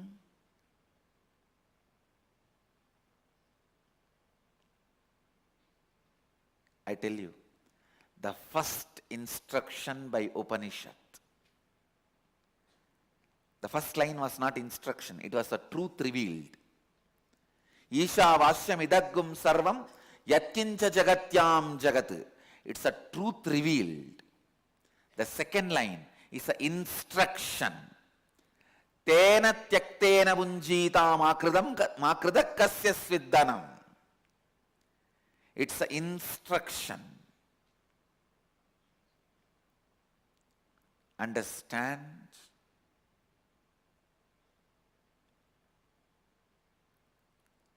A person goes on enriching, goes on enriching. Even if he is offered, never gets bound. Understand? Does not get bound. When you don't enrich,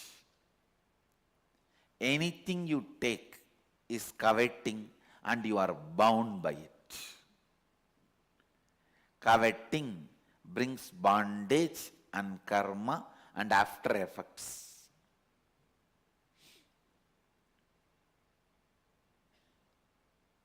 Upanishads are beautifully declaring. Actually, if you understand the first line and set your cognition, second line is the after effect, the result of it.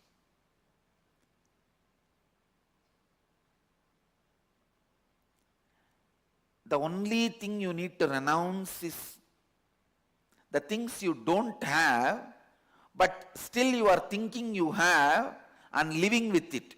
You just need to renounce what you don't have. You don't need to renounce what you have. That's the truth. Fear. Unnecessary greed for the things you don't have. All these, if you look, all of them are actually you don't have. What is fear? Apprehension about something which has not happened, which is not reality. What is greed? Wanted to have something, obsessed about something which is again not there. Listen. End of the day, getting comfortable with fear and greed or becoming powerless because of fear or greed, both getting comfortable with greed, becoming powerless due to fear, both are foolishness because the change is established in change. And that is also pure consciousness.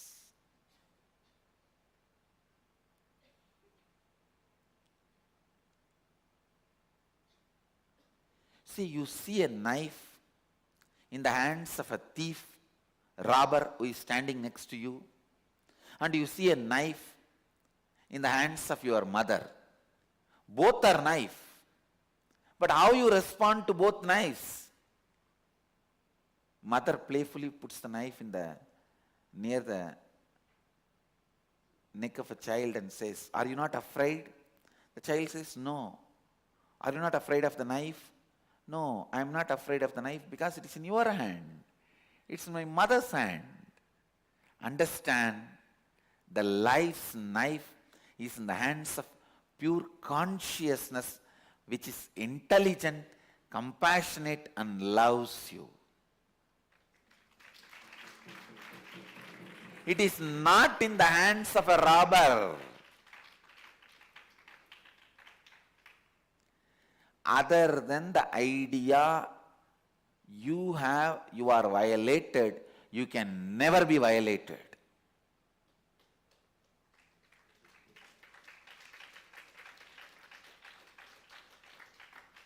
You can never be violated.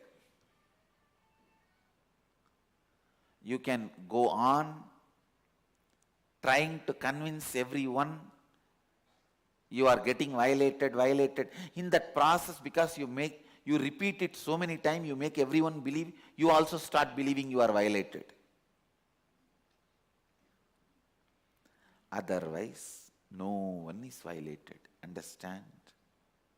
Having a clarity, the consciousness fills everything. By the consciousness, all this is filled. See, understand?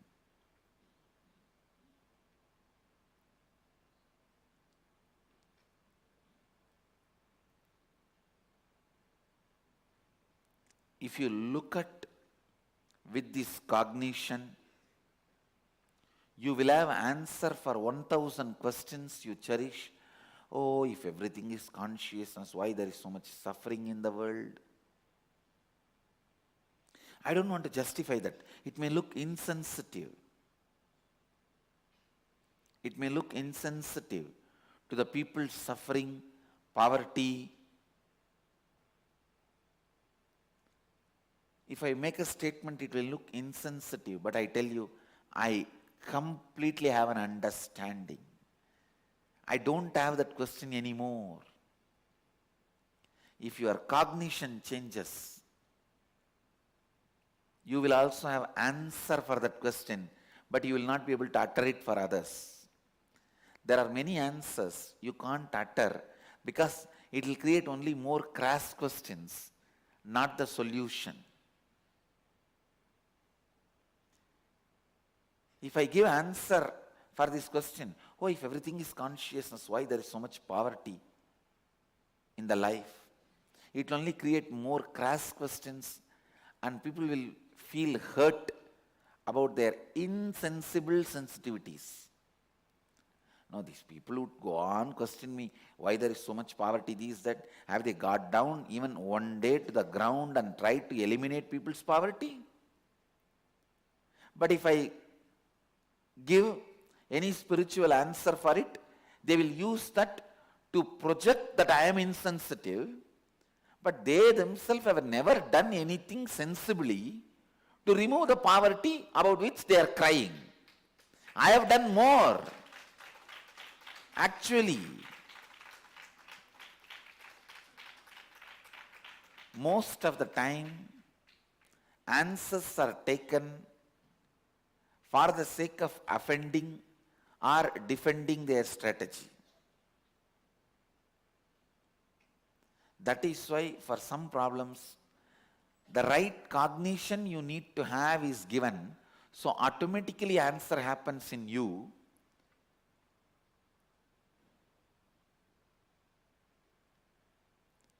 Understand I tell you. Understand this one truth. Everything is consciousness. So, neither your secret crush or the fear of getting crushed, both will become meaningless when you understand everything is consciousness. Secret crush, fear of getting crushed, both will become meaningless when you understand whole life is consciousness. This is going to be the punchline today. For the Facebook preachers,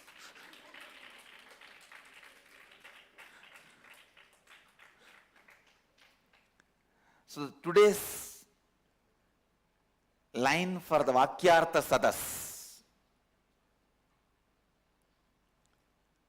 today's concept for the Vakyartha Sadas is how the crush and fear of getting crushed will get crushed with this cognition, Ishavasyam idagum sarvam.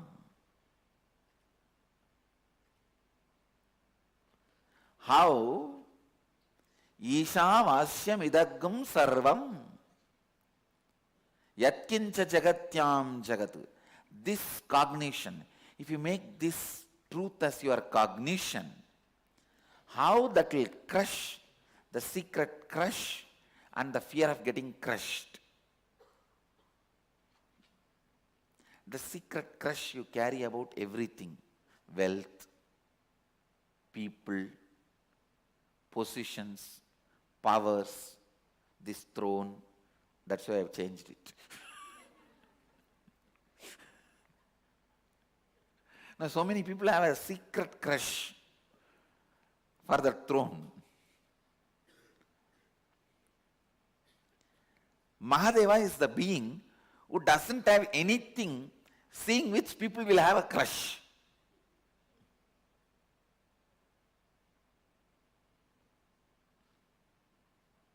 Old bull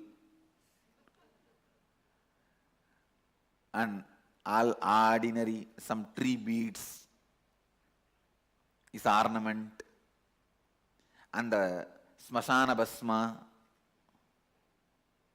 the ash from the burial ground, cremation ground, everything he has, no one will have crush.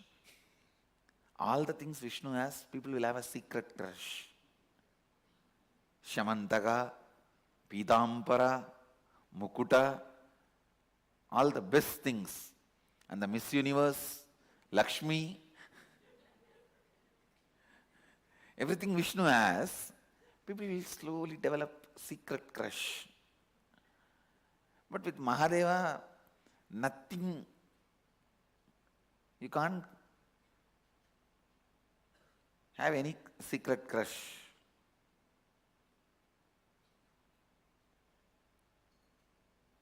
Understand, when you bring this Ishavasyam idagum sarvam yatkincha jagatyam jagat as your cognition, your secret crush and fear of getting crushed, both will be crushed. Only then, only from that context, tena tyaktena bunjita makrita kasya sviddanam happens. Only in that, tena tyaktena bunjita makrita kasya sviddanam happens.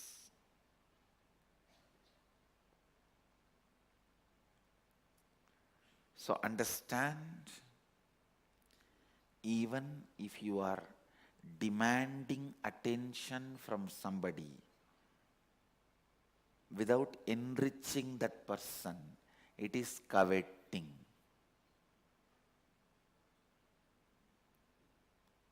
It is kasyasvit.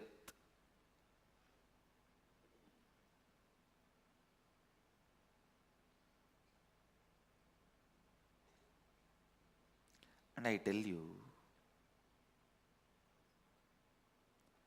as long as you have one small secret part of you which you believe is a powerful strategist keeping your life together, Ramakrishna says beautifully, this crow thinks is very brilliant and intelligent, nobody can throw stone at him or kill him or anything. Finally he goes and eats filth. I used better word.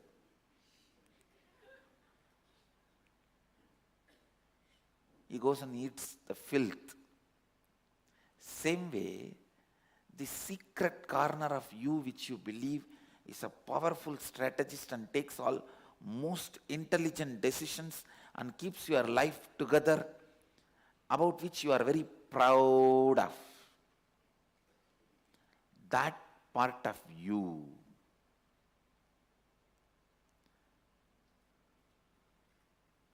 understand is exactly like crow.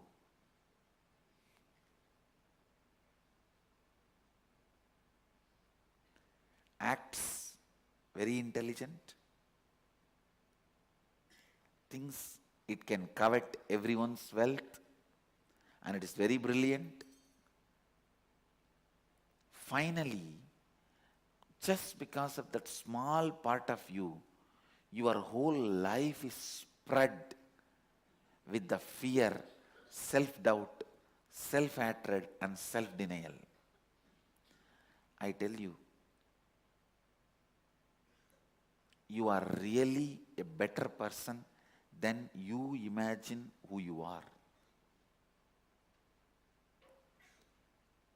This clarity, if it comes to you, you will understand even secretly you don't need to plan for this kasyasvit. See, most of us go on planning for kasyasvit, coveting.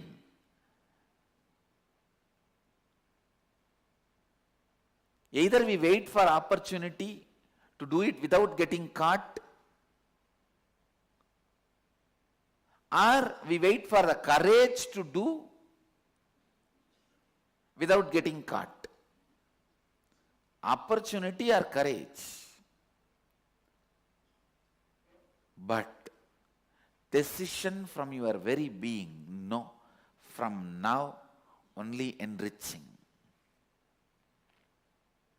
I am not saying don't charge for the services you are offering, no.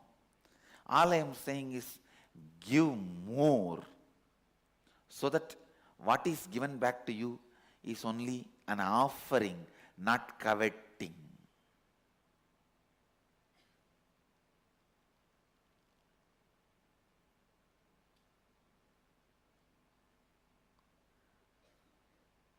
Krita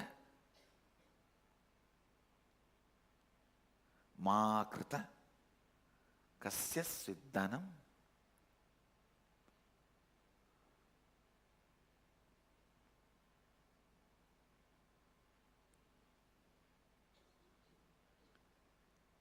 Exactly the word krita, ma krita, means do not covet.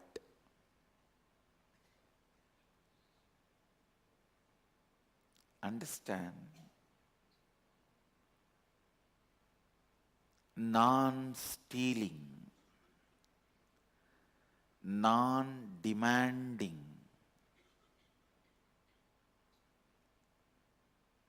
brings you freedom, and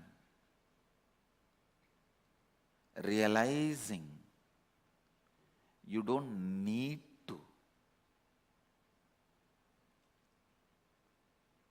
brings you the ultimate freedom.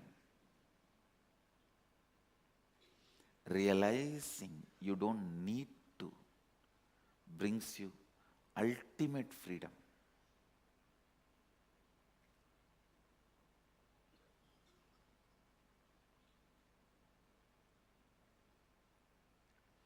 Keeping yourself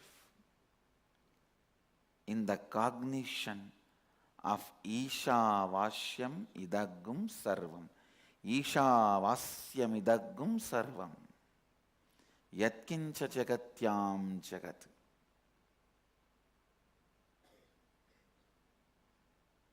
Keeping yourself in the context of by the consciousness all is filled. Whatever moving there is, which is established in ever moving.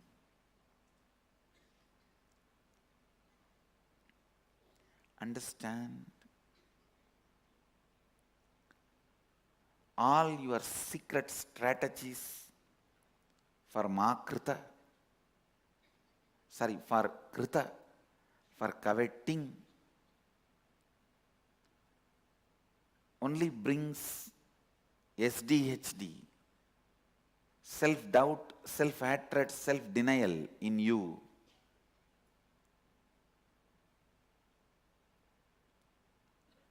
So drop all the plans you have secretly for coveting and understand honestly, sincerely,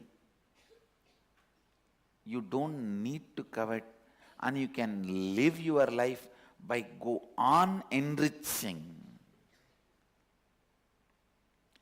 Enriching can be an amazing, powerful, ultimately secured and showering lifestyle.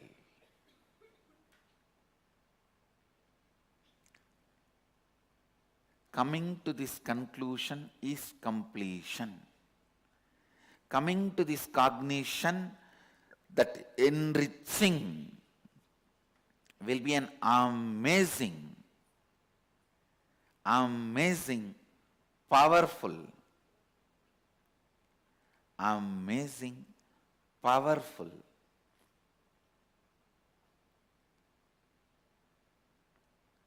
secured, showering lifestyle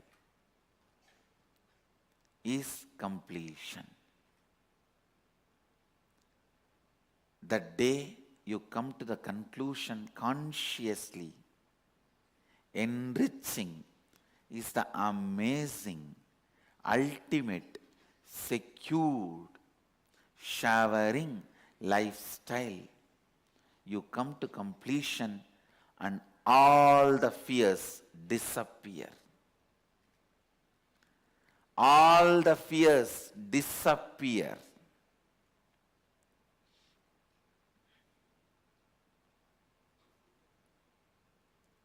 The freedom simply happens.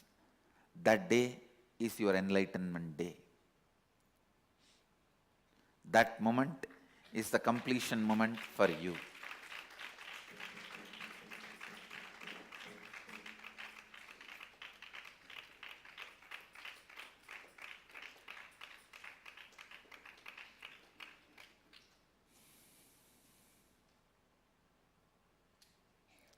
So today's subject for the Vakyartha Sadas, for all our ashrams, temples, gurukuls, Balavidyalayas, how the cognition of Ishavasyam idadgum sarvam yatkincha jagatyam jagat can remove all the secret crush and fear of getting crushed in our life.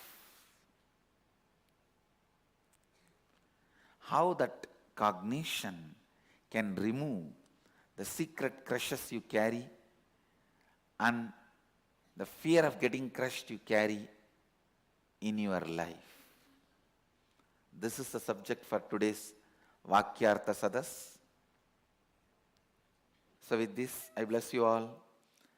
Let you all radiate with integrity, authenticity, responsibility, enriching, causing, living Advaita, eternal bliss, Nithyananda. Thank you. Be blissful.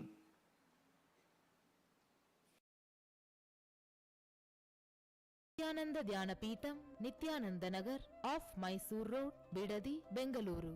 Phone 08027279999. www.nithyananda.org. www.youtube.com/lifeblissfoundation.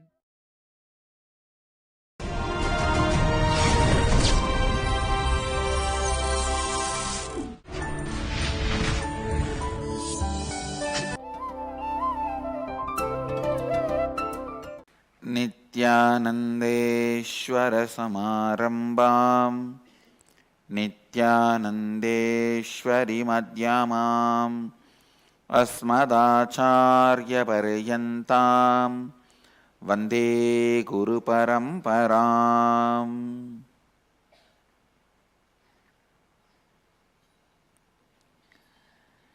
I welcome all the devotees, disciples, samajis, satsangis, Srimahans, Mahans, Tanedars, Kotaris, NDY participants, visitors, viewers sitting with us all over the world through Nithyananda TV, Sadhana TV, two-way video conferencing.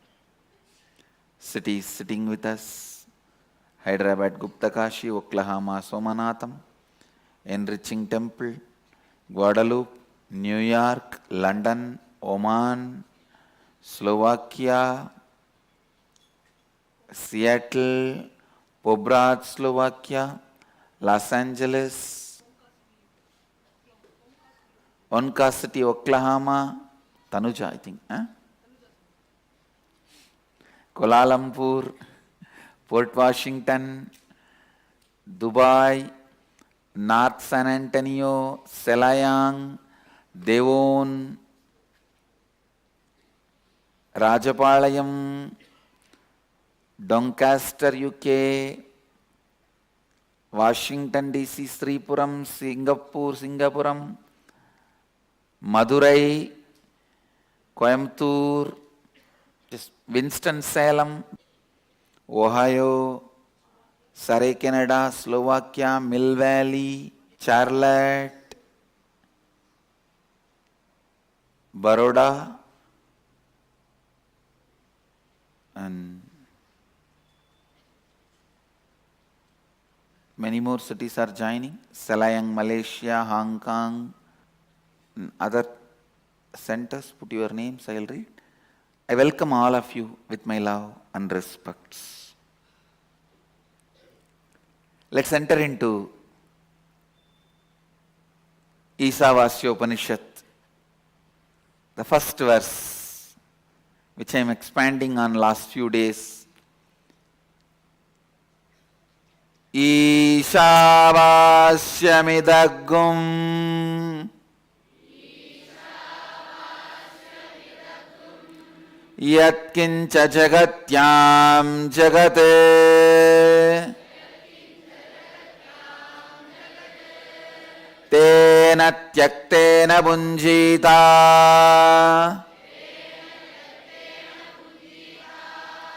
ma kritakasya sviddanam.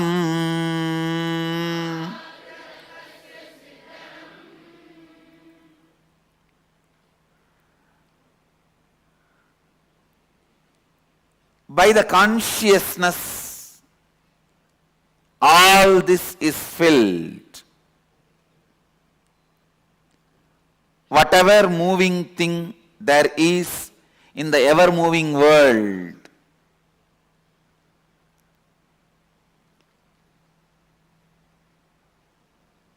as I was explaining last few days, perception, fact, truth, reality. Listen to these four words. Perception, within the limitations of time and space, your senses operating. Perception.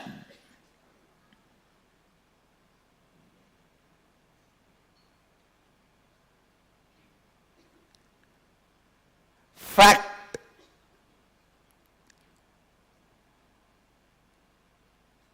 With a larger amount of time and space, your perception coming to certain understanding is fact, truth. Time and space changing the way you perceive, and both of them come to completion, where your perception's hindrance does not stop the reality being perceived because of the larger amount of time and space perceived. I know it's going above the head. Let me give you examples, then you will understand. The reality, the fourth word, without the limitations of the perception and time and space, whatever is reality. I have given the example. Perception is earth is flat and sun is going around the earth. Fact is earth is round and earth is going around the sun. Truth is earth is not exactly round. It's more or less resembles orange fruit and sun is going around the earth. Please listen. I have explained that day, because the whole solar system is not stagnant. Even the whole solar system is moving around, centered on something else. Sun goes round the earth in billions of years. Earth goes round the sun every 1 year. Sun goes round the earth every billion year. Few billion years. That is truth. Reality is earth has no defined shape. And earth and sun both go around each other. Because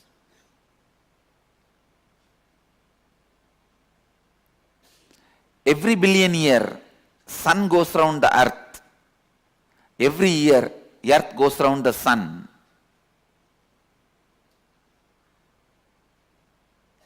The reality cannot be half, just earth going around the sun or sun going around the earth. Both are going around each other is reality. When you restrict your perception to a limited time,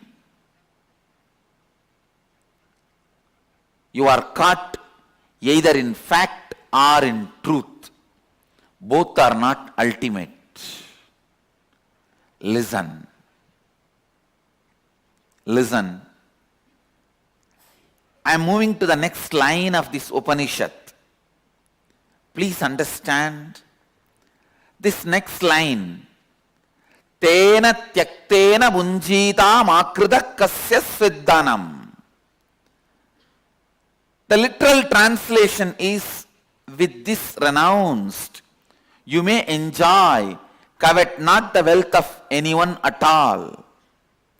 Looks very simple moralistic instruction, but it is not. Please understand. If this instruction is moralistic instruction, I would not have even chosen to speak on Upanishads. I am not against morals, but order never comes by morals and discipline in the cosmos. It is by intelligence and reality order happens. Please understand. Order of the cosmos never happens by moral and discipline. order of the cosmos always happens by intelligence and knowledge, truth, reality. Here, the word, the statement, tena tyaktena bunjitam akrita kasya sviddanam. With this renounced, you may enjoy, covet not the wealth of anyone at all. I have to set the context from which you need to look into this reality, this statement. Understand? The so-called moral people can never face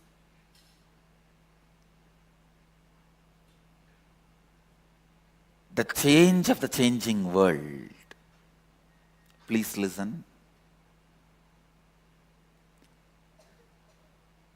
They will be completely imbalanced, because the moral is a set of understandings of vidhi nisheda, what to do, what not to do in particular situations. But the world is jagatyam jagat, changing, which is established in changing. Understand? Change established in changing. When there is so much of change, the person who is trained in certain morals will always be shaken, confused. He will not be able to handle life. He will not be able to handle situations. Because at some places, vegetarian food is moral. At some places, non-vegetarian food is right. What will you do? I am telling you, the person who is established in morals will be constantly struggling internally and confused. The person who is established in truth, reality, only he can constantly play with life, only he can wage war. Kuchela, established in morals, maybe he can live a peaceful life with the wealth he was gifted by Krishna. But only Krishna, who is established in reality, can wage war and win the game. I am telling you, in the modern day, even a common man's life is a war. It is no more a goody-goody, peaceful, relaxed life. Nobody is going to let you live in your cozy space. Listen, this line is not moral lesson. It may bring some morals in your life. I am not saying no. When you internalize this line, tena tyaktena bunjitam akrita kasya sviddanam, it may bring you some morals. But this line should be understood as life strategy, not from the context of moral. Because if you literally translate, it looks like, with this renounced, you may enjoy, covet not the wealth of anyone at all. It may look like a moral teaching. Please understand, if you look at this from the context of moral teaching, you will miss the whole truth revealed by Upanishadic rishis. I am not interpreting the Upanishads. I am just intercepting the conversations happened between the rishis when these Upanishads were revealed. I am just downloading and releasing it in the language you understand. That's all. I am just an interceptor, not interpreter. I am not interpreting. I am just intercepting. Listen. Tena tyaktena bunjita makridakasya sviddanam. Cognizing whatever is change established in changing.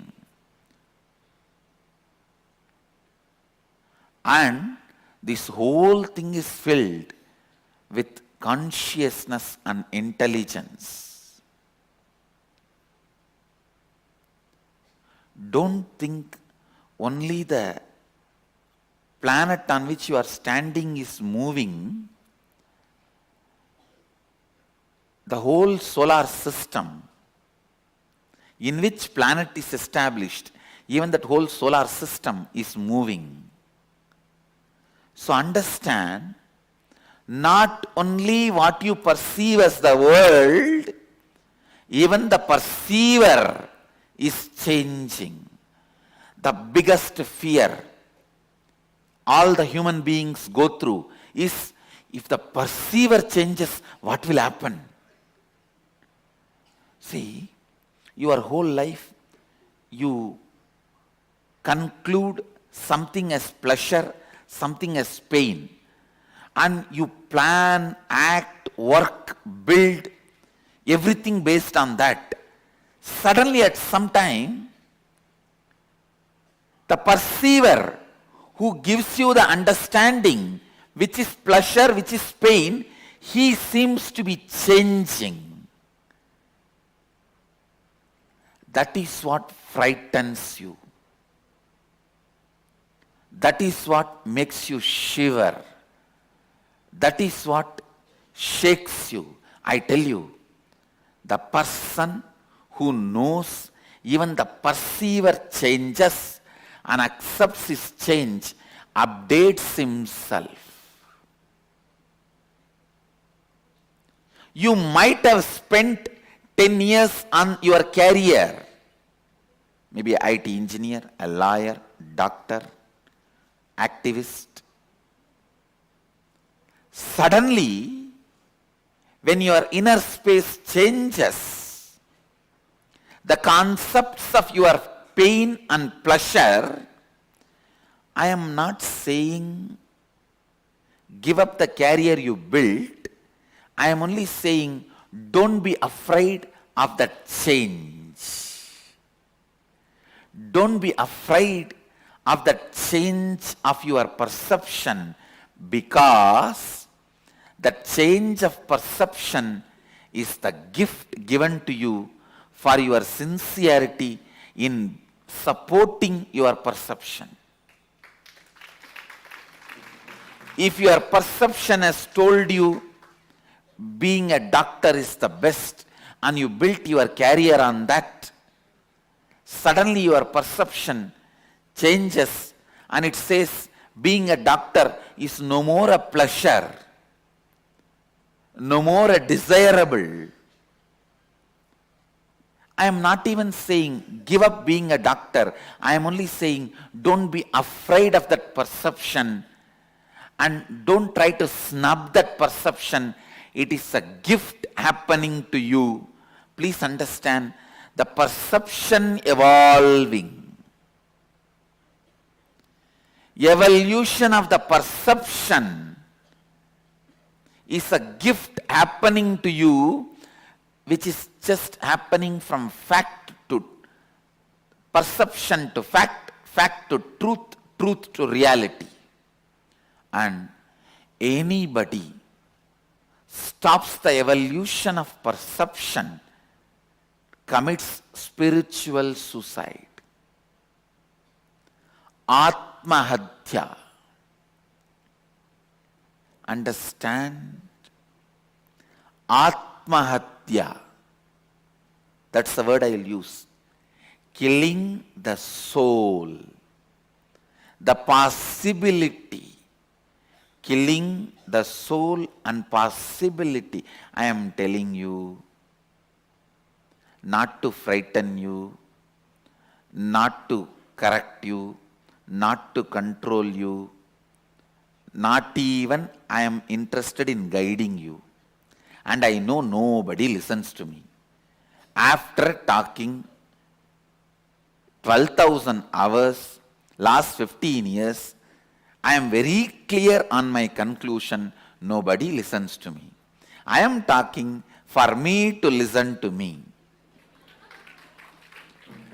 Understand?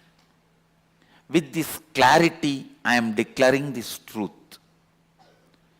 Upanishads just declare their own strength by their own statements. They do not need any author to authenticate them. Same way, whatever I am talking, the dharma, the truth, I am revealing it for myself. The listeners listening does not need to authenticate what is being uttered. With this clarity, I am uttering these words, listen. Whatever you hold with fear of losing it, exactly that will only be taken away from you. I am telling you, people ask me, what is this, Swamiji? I am such a good person. I never cheated anybody, but my wealth is taken away. But these guys who cheat everyone, their wealth and all is not taken away. They are all living wealthily. Please listen. Somebody's wealth is not taken away means he doesn't have fear of losing it. If he has a fear of losing name and fame, exactly that will be taken away. The law of life is whatever you hold on with fear of losing it, exactly, precisely, that will be taken away from you.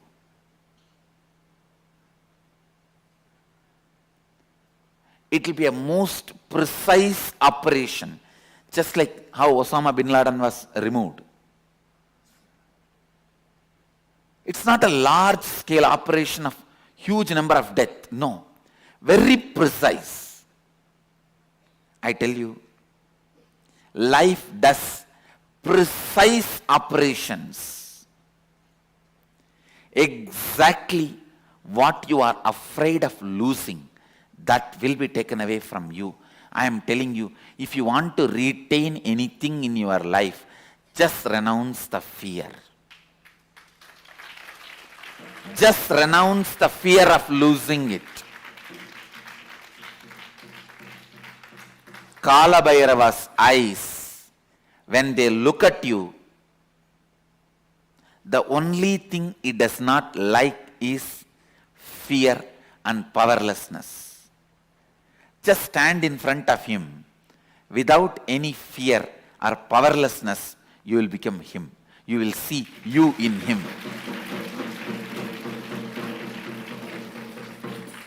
It is law of life.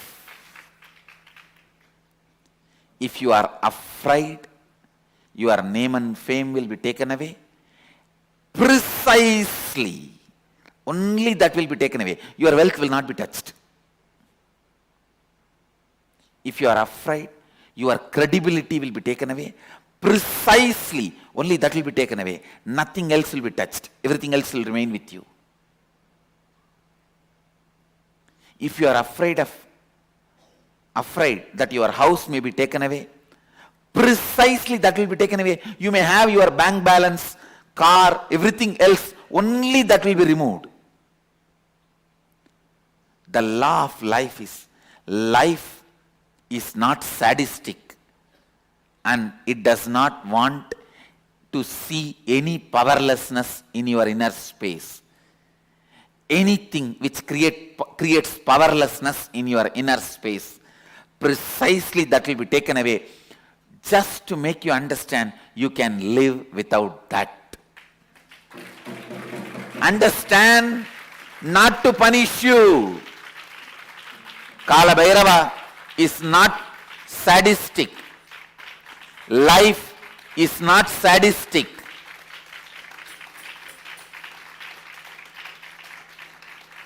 He will not take away something from you just to torture you. No.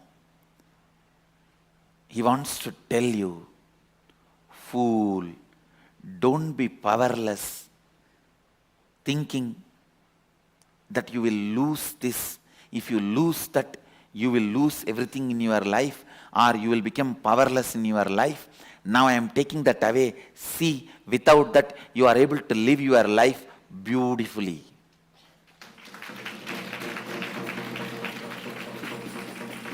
And I tell you, please listen. At least you can remember and pen down 10 items in your life which you really protected, were afraid. Without that you may not be able to live. Without that you may not be able to be. You are holding on to.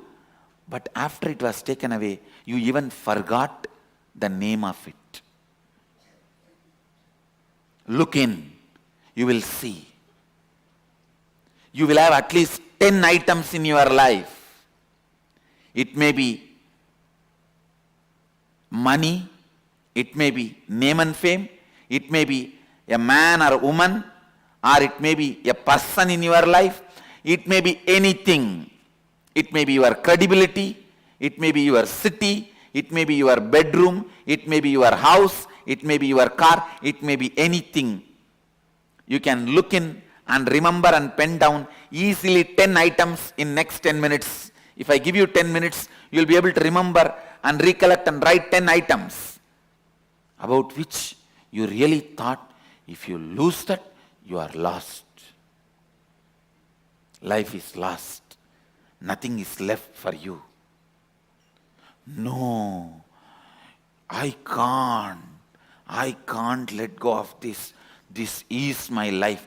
You held on to something like that. When it was removed, not only you did not miss, after a few days you even forgot it. To remind you your innate strength, the renunciation does not make you weak. Something getting removed from your life does not make you powerless. Kala Bhairava takes away things from you, removes things from you. I tell you, I am telling you, from my experience, from my very experience, the one thing I was so clear in my life, anything removed from me or added to me is only done for my fulfillment and joy, not to punish me, but life is celebrating, fulfilling itself through me. That's all.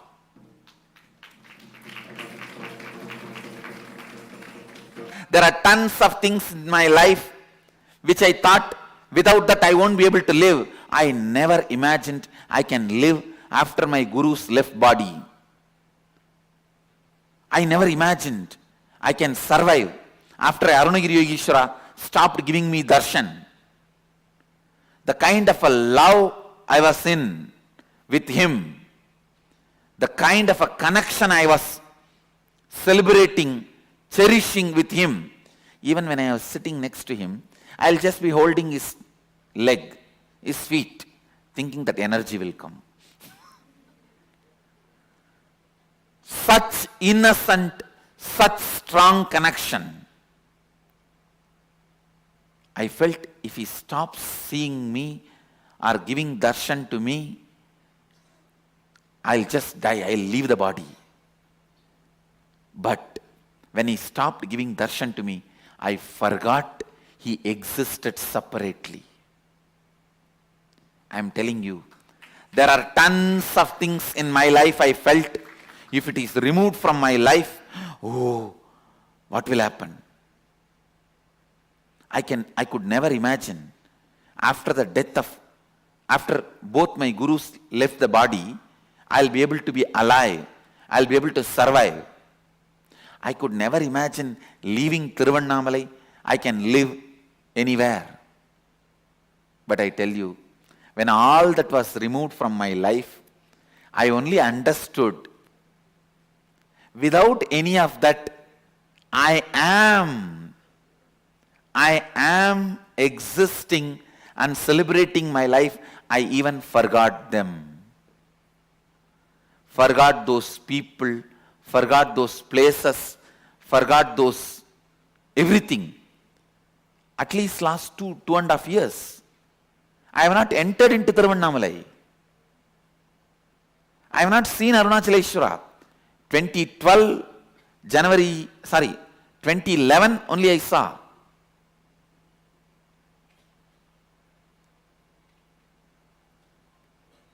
Not even 2012, which I can never imagine. Actually, when I was leaving the house, my whole family, the only blackmailing point they had is, let us see how many days you will be able to be away from Arunachala. That was their only strength and blackmailing point. They all know I don't care about anything else. But Arunachala is too much for me. Let's see how many days you can be without seeing Arunachala. But when I left, that's all. When it was taken away from me, not only I did not become powerless, I forgot. Once upon a time, I had that kind of an attachment with Arunachala. I tell you, everything, when it was removed from me, just this one understanding. Hey, not only it cannot make me powerless, I will even forget I had this once upon a time as part of my life. Be very clear. This is what I call, this is the definition of renunciation. Remembering nothing can make you powerless.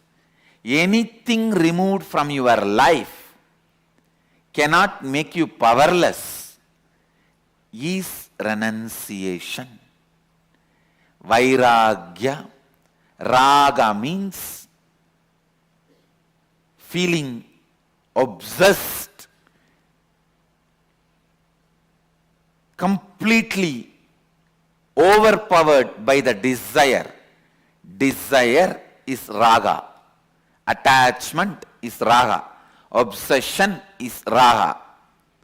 Araga means detachment, hatred. Viraga means knowing very clearly whatever you think as even core of your life, even those things, if they are removed, you will not become powerless. You will not miss them. You will not become empty. You will not be disappointed.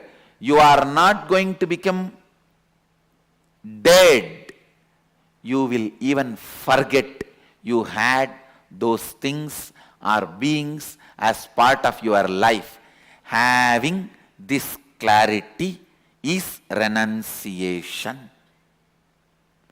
Understand? Having this clarity is renunciation. I tell you, this clarity, when it becomes your strategy in your life, business is war, your living is war, relationships or war. Everyone is in their own Kurukshetra. Understand? Kurukshetra has never ended. Everyone has their Kurukshetra. Let this be your strategy for your Kurukshetra. No one can win you. No one can shake you. No one can frighten you. Be Vedanta Kesari, the lion of Vedic strength. I tell you, because I have applied this strategy, I applied this cognition in my life again and again and again, and I saw I always won the game. I always won the game.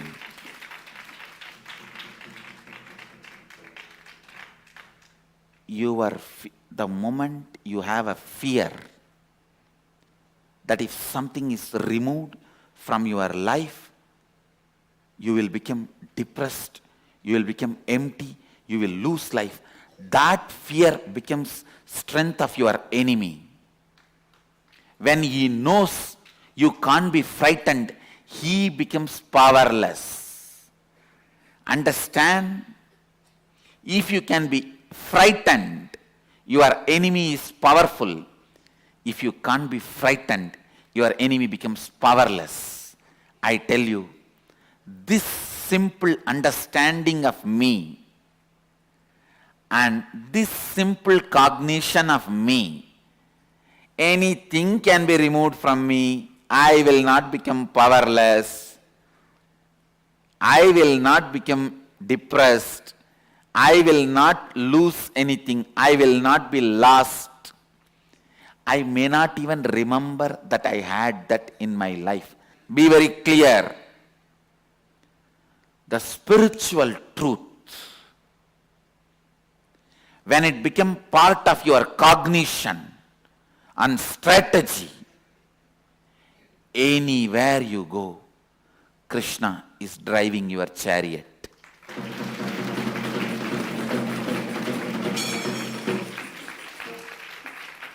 Understand? Internalize just this one truth. Tena tyaktena bunjita. Tyaha. The word tyaha is used here.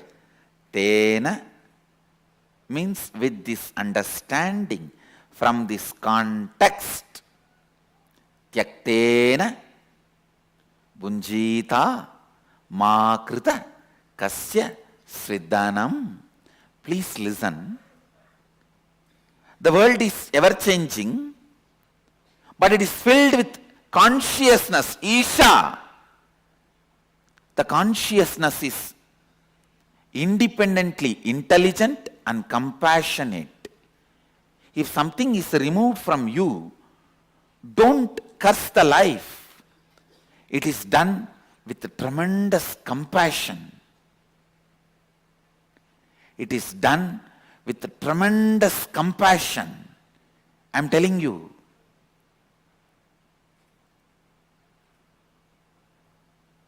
Here, Upanishads are declaring you to do tyaga, renouncing, you to renounce with this context of Ishavasyam idagum sarvam yatkincha jagatyam jagat.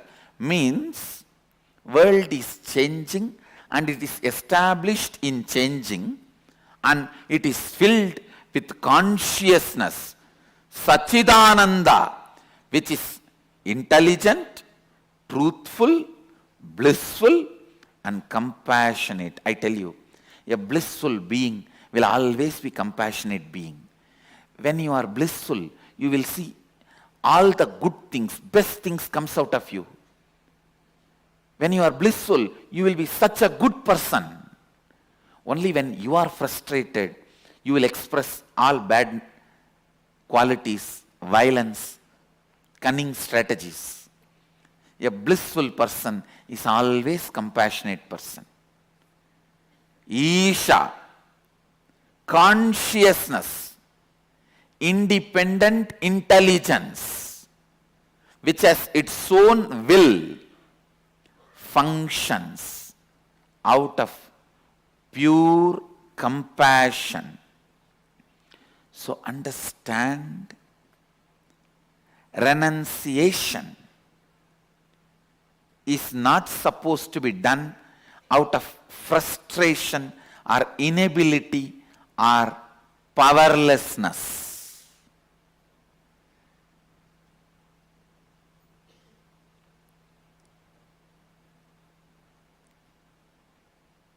Whenever anything was removed in my life, I always saw life is only making me pure, and it is celebrating itself through me.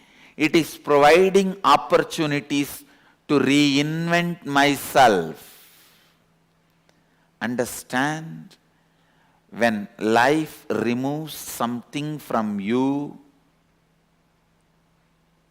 it is providing opportunity for you to reinvent yourself.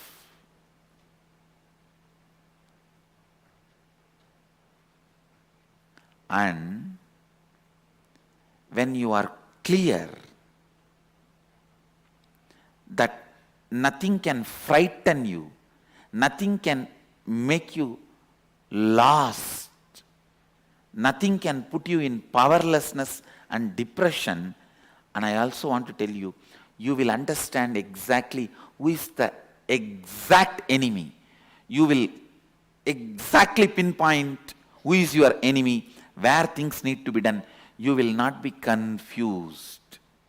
You will not overestimate your enemy. When you are frightened, you overestimate your enemy. Because you overestimate your enemy, you become powerless. Because you become powerless, it becomes easy for your enemy to destroy you. It's a vicious circle. And I am telling you, when you are clear, you will not be lost. You will not become powerless.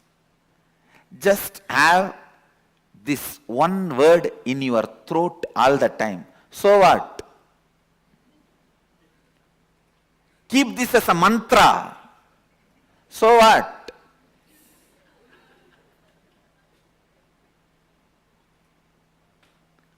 Know clearly, nothing removed from you can make you powerless. And life removes it only to make you understand you can live without it. Reinvent yourself. Wake up.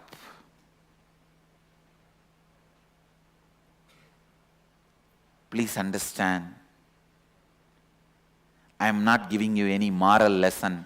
I am not giving you any self-development lesson. I am not giving you any self-help lesson. I am least interested in all of that. I am not even interested in you. I am interested in truth.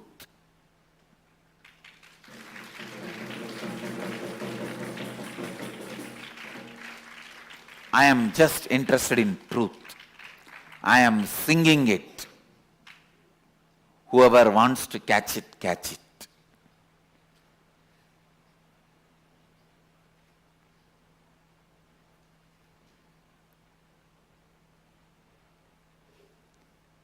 Understand,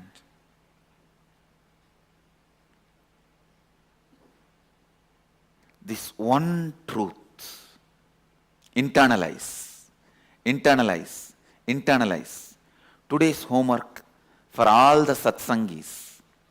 List out 10 items which you really thought if it is removed, you will be lost, your life will collapse, but it was removed. Not only you are living your life now, you even forgot you had that once in your life as part of you. And I guarantee you will have 10 things either persons or things or place, at least 10 things will be there. Pen them down and put it in your Facebook as a status.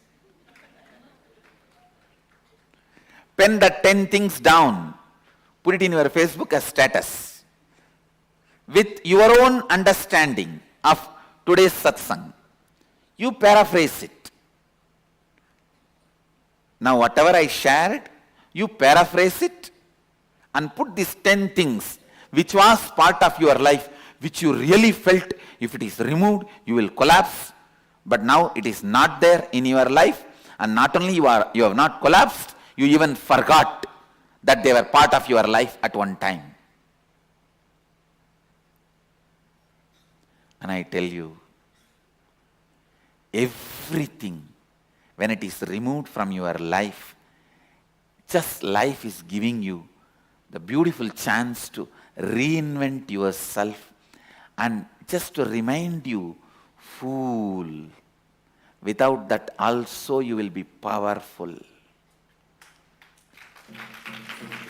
Kala, time can tolerate anything, but is allergic to powerlessness. Even if he sees there is some possibility of powerlessness in you, he just pulls it out. And I tell you,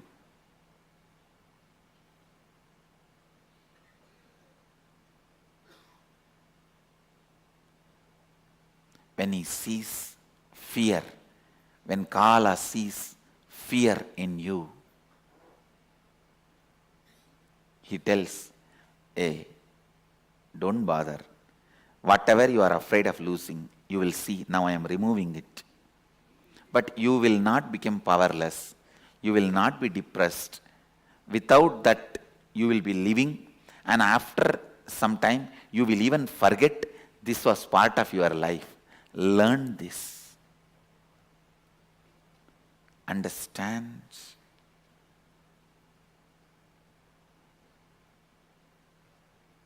The next line in the Upanishad, next word, Bunjita.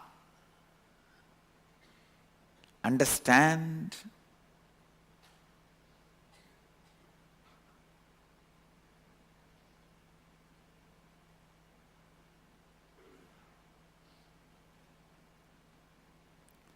Tena tyaktena bunjita ma krita kasya sviddanam. Whenever you are centered on the fear, whenever you are centered on the fear of losing something, you will become violent, grabbing.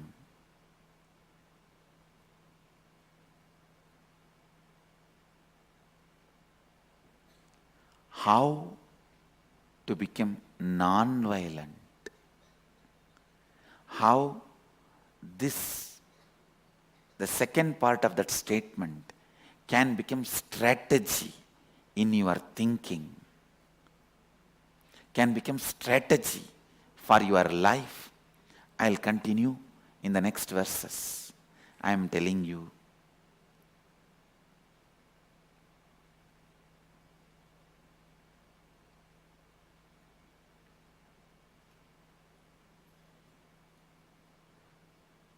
Grabbing will never fulfill you, and the people who try to grab will never be powerful.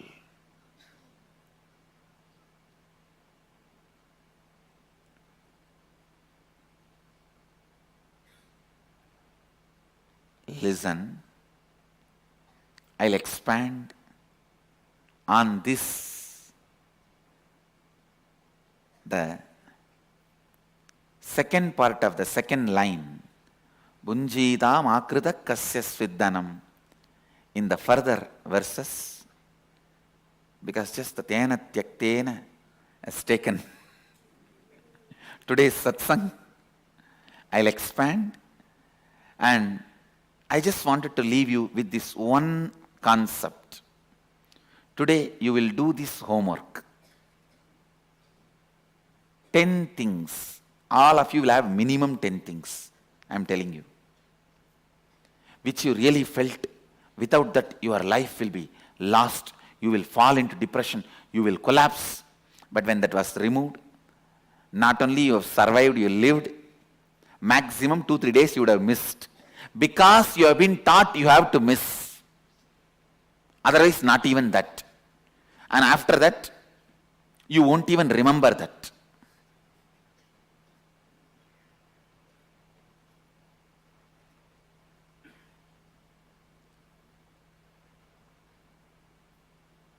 And I tell you guys, make this list and put it in the Facebook. Everyone will read. You will read everyone's. Then you will understand the kind of a strength, inner strength and understanding will evolve in you.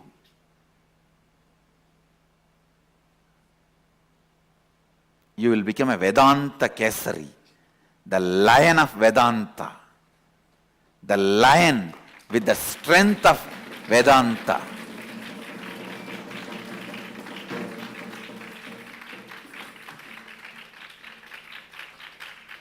You will become a Shiva Gana.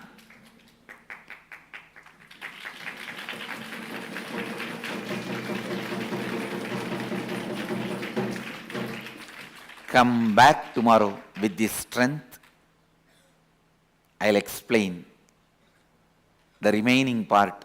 Bunjitam akridak kasya siddhanam.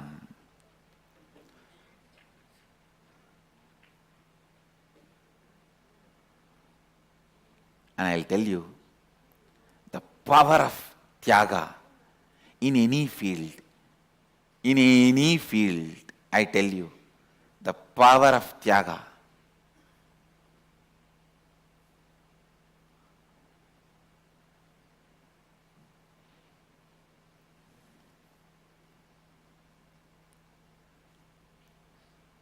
So, with this, bless you all. Let you all radiate with integrity, authenticity, responsibility, enriching, causing, living Advaita, eternal bliss, Nithyananda. Thank you.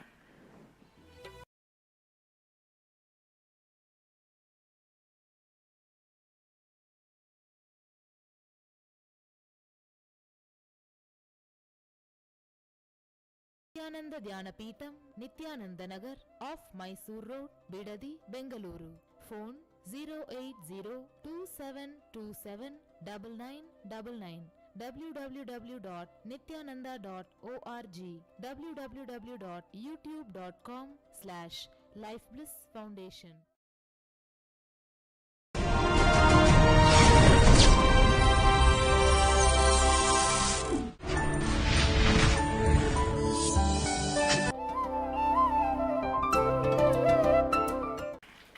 Nithyanandeshwar Samarambam Nithyanandeshwari Madhyamam Asmadacharya Paryantam Vande Guru Paramparam.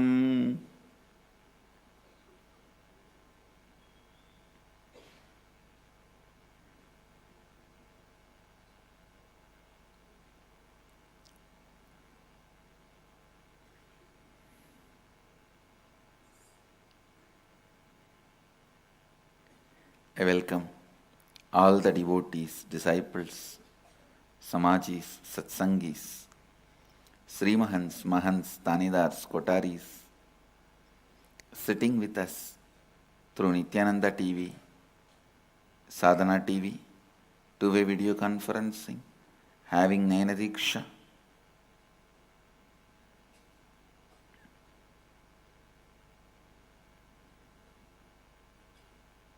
Cities, sitting with us through two-way video conferencing, having Naina Diksha. Singapore, Hyderabad, Dakota Dunes, Winston-Salem, Romania, Tallahassee, Florida, Dubai, Charlotte, Varanasi, Los Angeles, Bogota, Colombia, Guadalupe, Seattle, Enriching Temple, Indrani, New Jersey, Hyderabad, Gupta Kashi, Oklahoma, Somanatham, Phoenix, London, Kashi, and some more cities are joining. I welcome every one of you with my love and respects. Lot more cities have joined in two-way. St. Louis, Tirumala, Ohio, Pujananda, Chennai, LA downtown, Toronto, Kailasam, Oman, Sivagangai, Ozur, Sally Spring, Winston, Houston, Texas, Vancouver, Nithyananda Nagaram, Hyderabad. Yes. And yes, I can see. I welcome all of you with my love and respects. I have to answer a few questions before entering into Upanishads.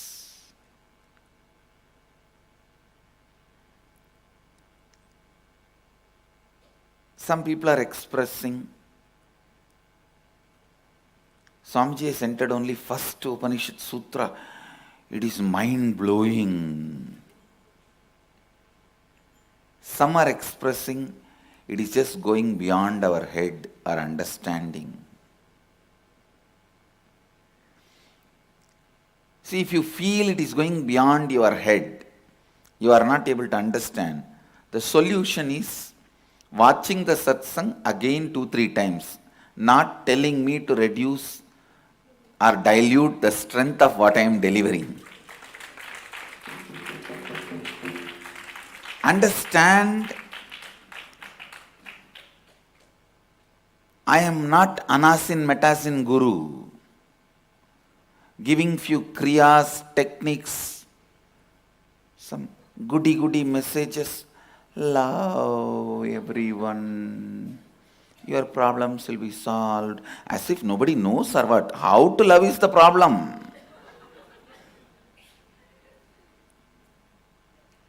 Now, I am not the guru who gives some kind of a nice to hear advice, feel good, feel techniques. I do give some of the life solutions, but I am not just that alone. Please understand. If I am not revealing the Akashic records during the Upanishads, then when am I going to express? When am I going to reveal all these truths? So I am very clear.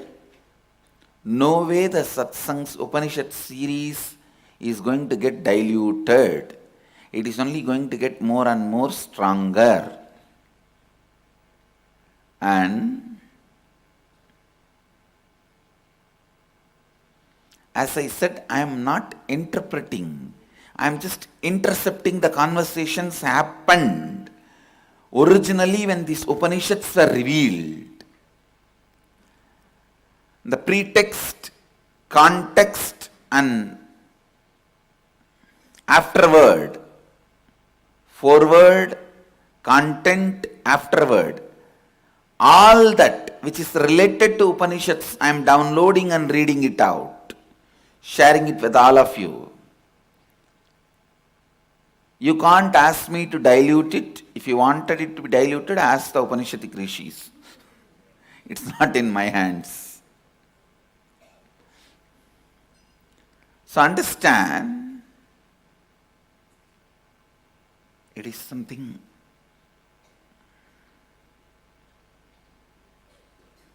not in my hands.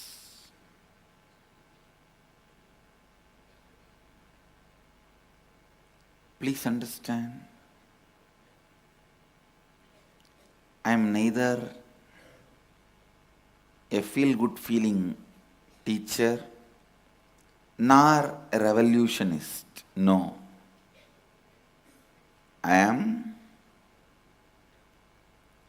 a spiritual being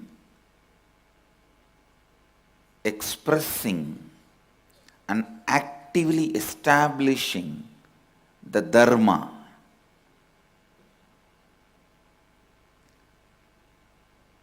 cosmic understandings about life, helping everyone to live Advaita. So if you feel you are not able to understand, you are not able to internalize,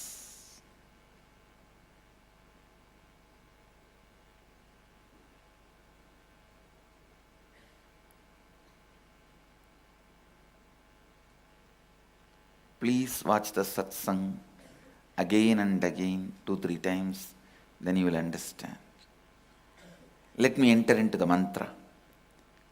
Ishavasya sarvam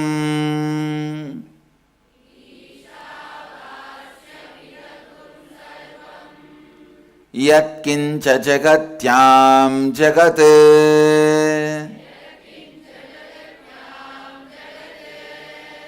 tena tyaktena bunjita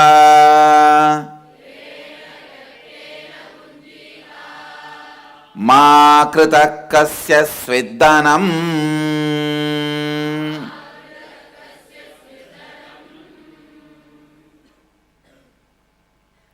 The translation is, by the consciousness filled must this all be, whatever moving thing there is in the ever-moving world. With this renounced you may enjoy, covet not the wealth of anyone at all. Listen.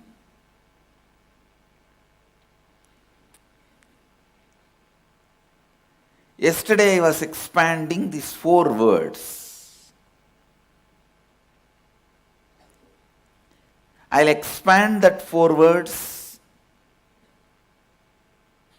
little more deep and then move to the next. Listen.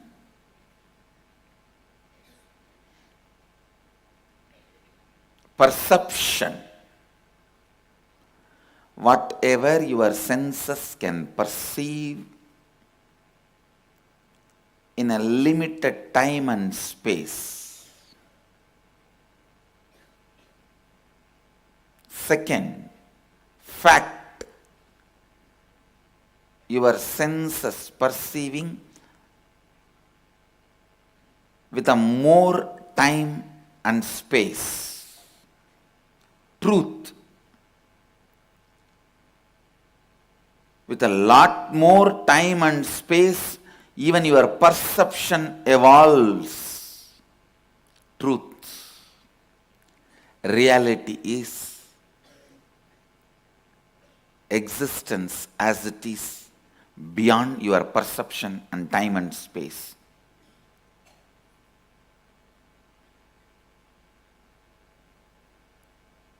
Yesterday I was giving an example. Perception. Earth is flat, sun is going around the earth. Fact. No, earth is round and earth only is going around the sun. Truth. Earth is not exactly round. It's more like orange fruit, little pressed above and below, and sun goes round the earth. Please listen. In the perception also you felt sun goes round the earth. In truth also sun goes round the earth. but both are not one and the same.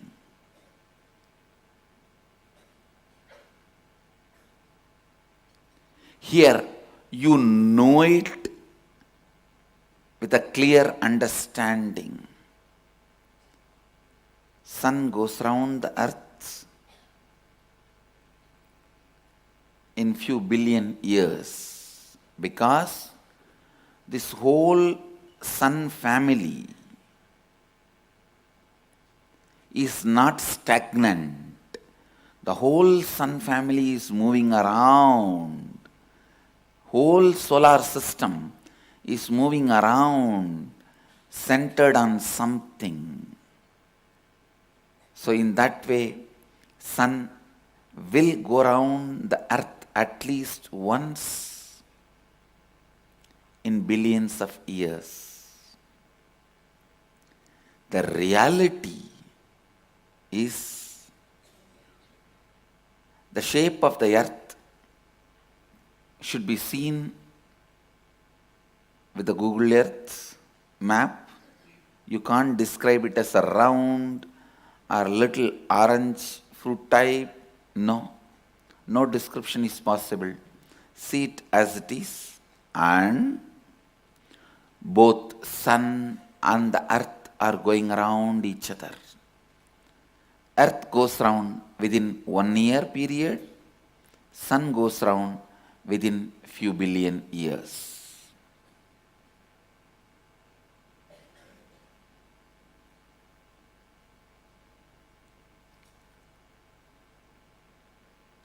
Listen, life is all about evolving your cognition from perception to fact, fact to truth, truth to reality. That's all. It has nothing to do with so-called bliss, love, renunciation, devotion, yoga, nothing. All these are side effects. When your perception evolves to fact, you may suddenly become meditative. You may suddenly become yogic. You may suddenly become loving. You may suddenly become blissful. But life itself, the purpose of life itself is to evolve from perception to fact, fact to truth, truth to reality. When you are moving from fact to truth, you may suddenly become active.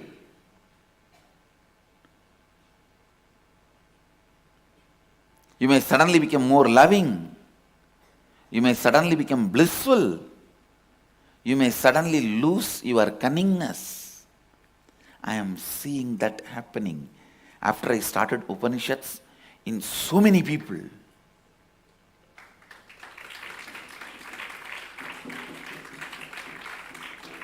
People are losing their hypocrisy.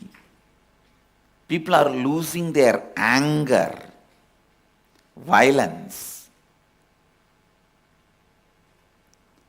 The highest form of violence is you deciding you will not be useful or productive to anybody. That's the highest form of violence. You deciding, I will not be useful. See, when you are angry towards your boss, I will not be useful to his aim, his goal. Same way, only when you are angry with yourself and Sangha, Guru, whatever you see. See, when you are angry with yourself, you will be angry with everything, everybody, everyone. Only then you will decide, I will not be useful, or I will not make any of their declarations into reality.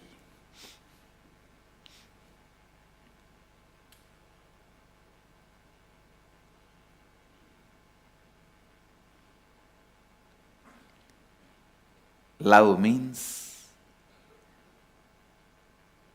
making yourself as a catalyst for everyone's reality.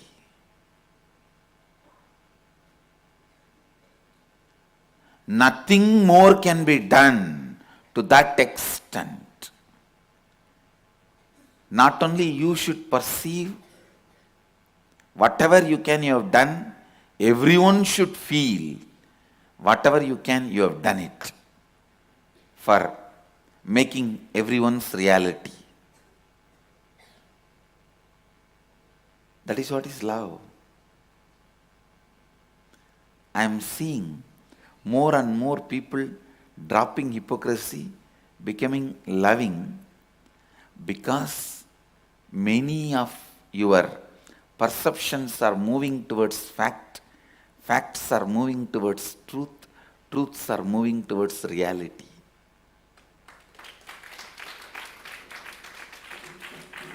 That's all is life. That's all is life.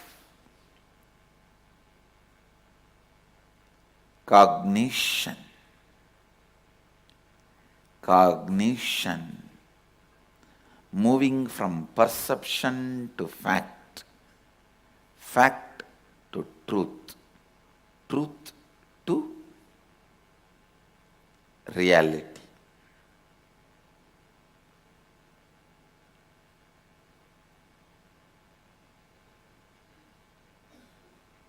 Reality is Isha.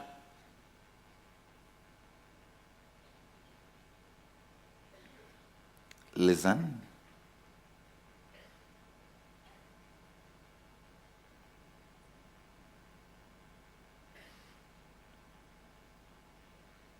Upanishads declares very clearly.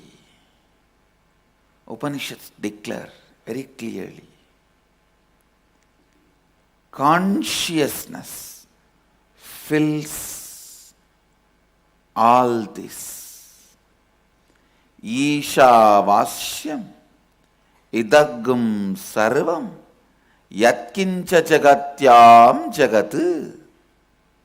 This one verse answers so many doubts created by materialists, the so-called rationalists.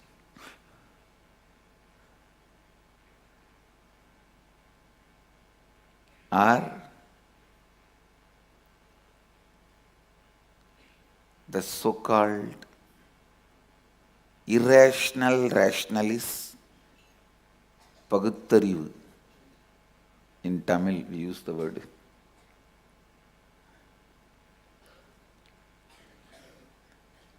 This Tamilian Paguttarivu people are, the Tamilian atheists are not even rationalists, they are irrational rationalists. Listen, my pronunciation Ishavashyam is also Padabeta. How I heard from my masters, I am repeating, but actually it is Ishavashyam. Ishavashyam is not Vashya. My masters, they use the same Sha to Vasya also. I am retaining the Padabheda as it is, as a respect and reverence to my master's way of pronouncing it. In Vedic tradition it is allowed. The Padabheda, which you heard exactly from your master, is supposed to be retained as it is.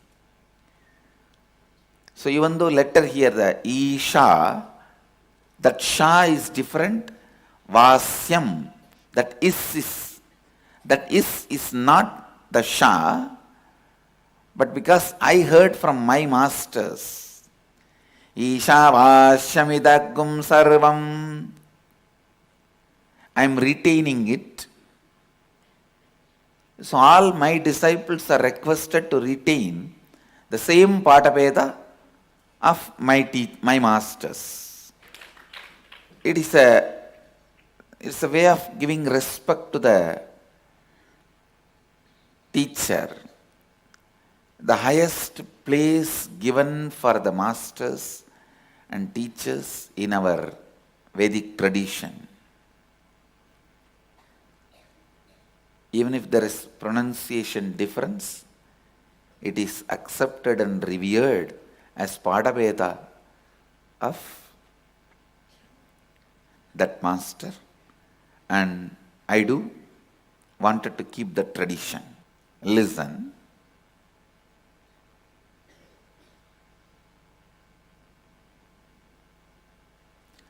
Nothing purifies you like truth. Just simply sitting and giving advice to human beings is useless. After doing that for a decade, I realized it. Sitting and giving advice to human beings is useless. Understand?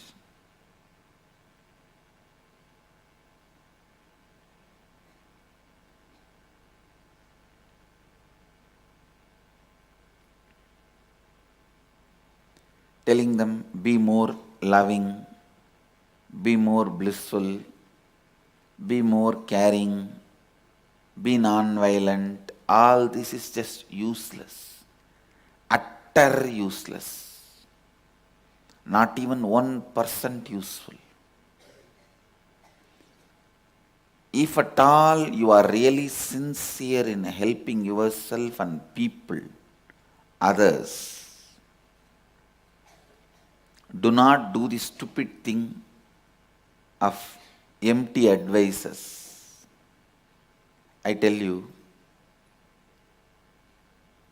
whenever I moved people from perception to fact, fact to truth, truth to reality, all the best things need to happen to people have started happening.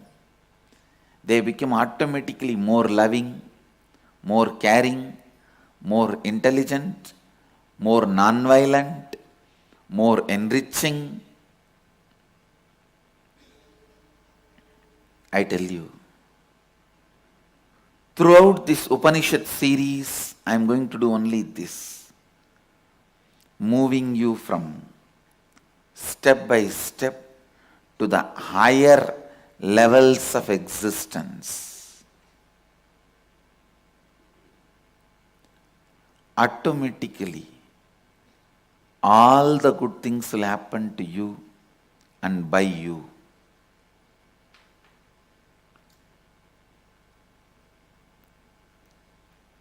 I am not moral teacher. Please understand. My teachings may lead you to become more moral.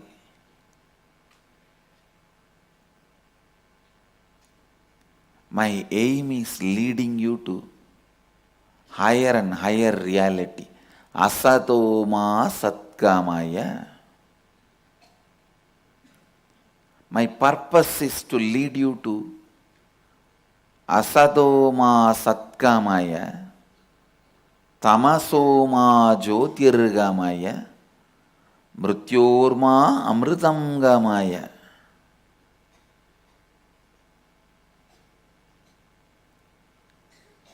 The side effect may be bliss, you may become more blissful. Side effect may be intelligence, you may become more intelligent. Side effect may be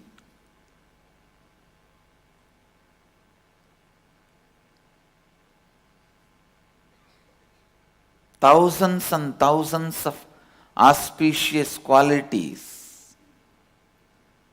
You may become good moral person. But my aim is to lead you from unreality to reality. Asatoma sadgamaya, tamasoma jyotirgamaya, mrityorma amritamgamaya.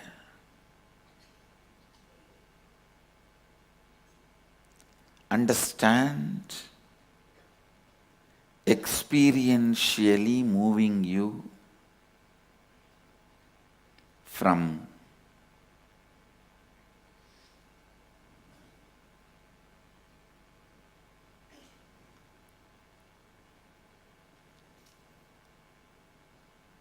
perception to fact, fact to truth, truth to reality, helping you to live Advaita.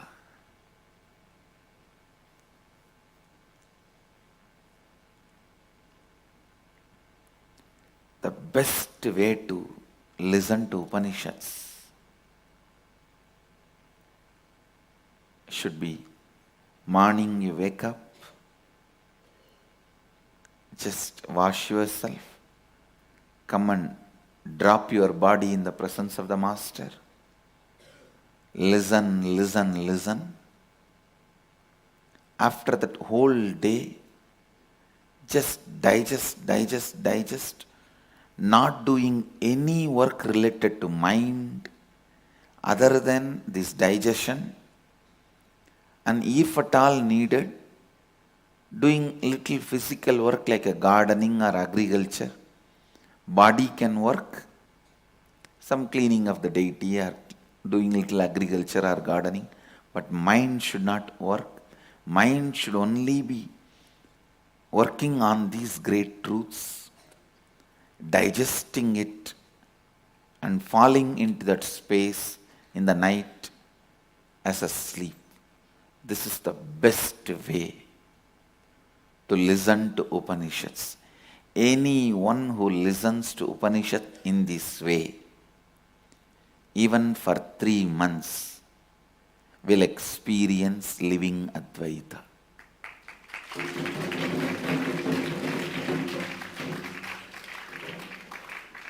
Mind should not be engaged in any other mental activities which requires you to move away from contemplating on these truths. Body can be engaged. You can just be doing some gardening. You can be doing some agriculture work.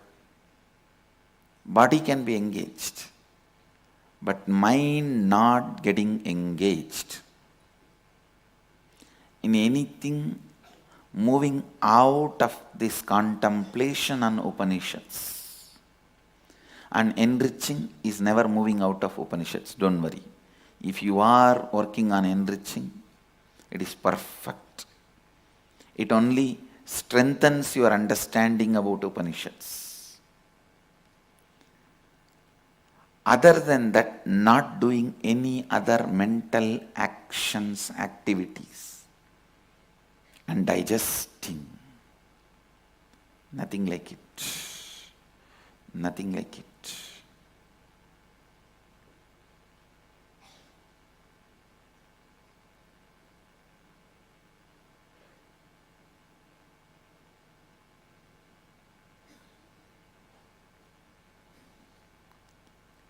Not doing mental activities, but doing only physical activities. Not doing mental activity means even the unnecessary wandering should not be there. Mind should be engaged in thinking, contemplating on these great truths you heard. It should be engaged. That is why I am encouraging Vada Pradivada, debates, contemplating.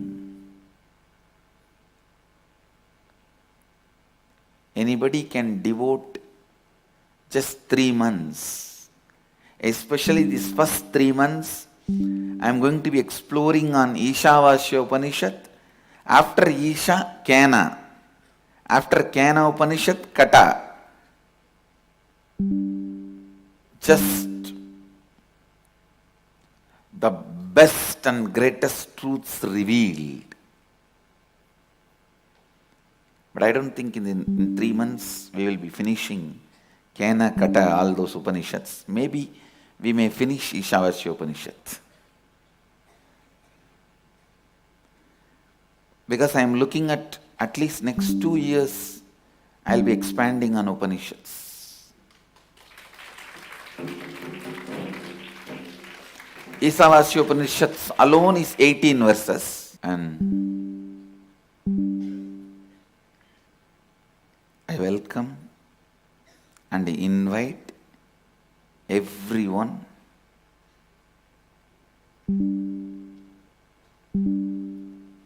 all the ashrams all over the world are now open for everyone to come and listen to Upanishads, contemplate whole day without doing any mental work, doing just some physical activities like gardening or agriculture or just cooking. And I take the responsibility of providing for your needs during this period.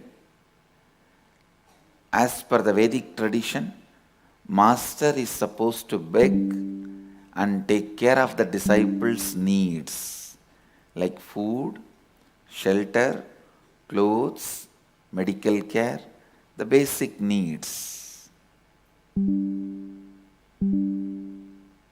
So I commit with all of you, as per the Vedic tradition, anyone can come and be in our campuses wherever we have place to accommodate.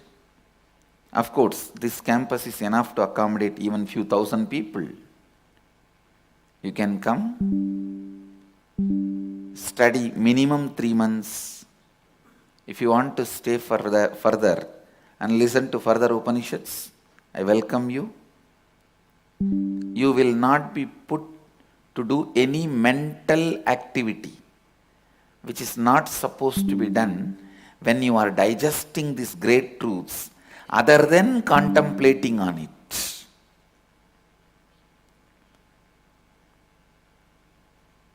This is what the ideal life I propose, especially when you are internalizing Upanishads. Listen to morning satsang and spend a little time on contemplating on it. Just to keep yourself awake, do some physical activity. Otherwise you will fall asleep or you will just drift away into your worrying incompletions. To keep yourself away from it, you can do some simple physical activity like gardening or agriculture or cooking. Physical activity where mind is not required to be engaged in certain actions. Our mind is not required to be engaged in any activity away from contemplating on Upanishads. Then have debates on Upanishads and you can watch the satsang, retelecast, and again, once the sun sets, having an active, powerful debate, non-violent, active, powerful debate.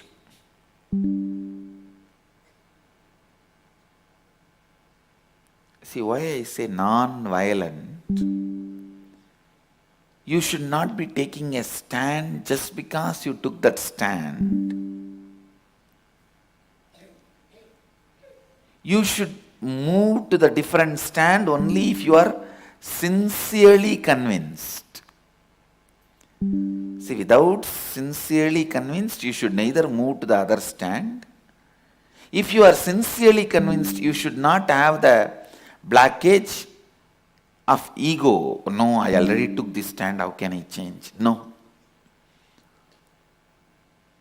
without having the ego, I took this stand, how can I change? You should be able to change, and you should change only if you are sincerely convinced, not otherwise. That is what I call active non-violent debate.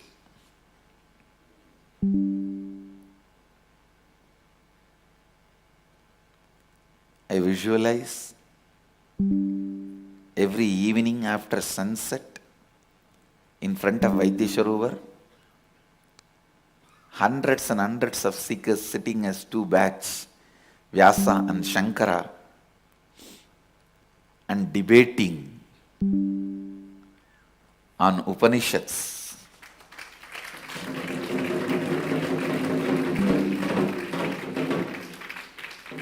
Listening to these debates sincerely, even birds and flies and bees getting enlightened.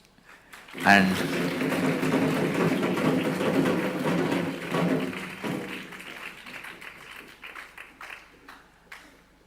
because of their feet touching the lotus in the Manasarovar, even the honey in the lotus becomes nectar. Because that nectar falls into the Manasarovar water, anybody takes bath in that water or gives the Shraddha to their elders in that water, even they getting liberated.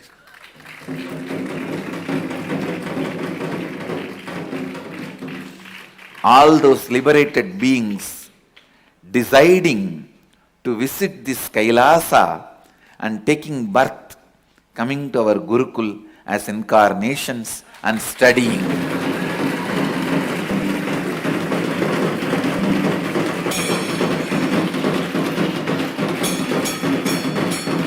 And those incarnations again continuing the debate on the banks of Vaidyasarovar and liberating more and more beings.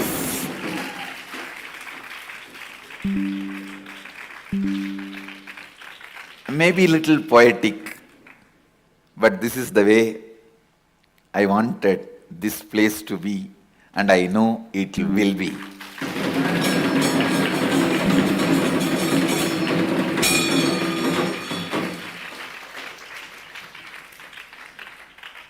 Active, non-violent debate. Understand? Not being active is useless, dead. I have seen when debates happen, there will always be 20 people. What is there for me? Let them debate. Finally, whatever is conclusion, I'll understand that. No, you will never understand the conclusion unless you are actively into the thinking process. Unless you are actively into the thinking process, no. You can't catch the truths in the end, no. You can't just see the climax of the movie and understand the whole movie and enjoy the whole movie, no. You need to watch from the beginning to catch the climax.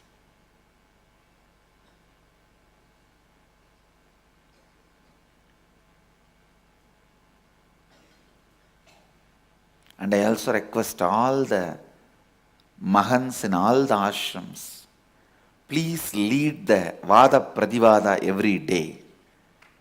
Have some time dedicated for it. Whoever comes, let them come and participate. It should be such a non-violent, active participation. Everyone should be participating and non-violent. So from today, in the Gurukul, we will have debate for Balasans, Balakotaris, Balamahans. They will have their own debate, and in front of Vaidyasarovar, the seekers, disciples, devotees who are residing in this campus and who are internalizing Upanishads, can have everyday debate. Non-violent active debate. Vada pradivada. Shastra vichara.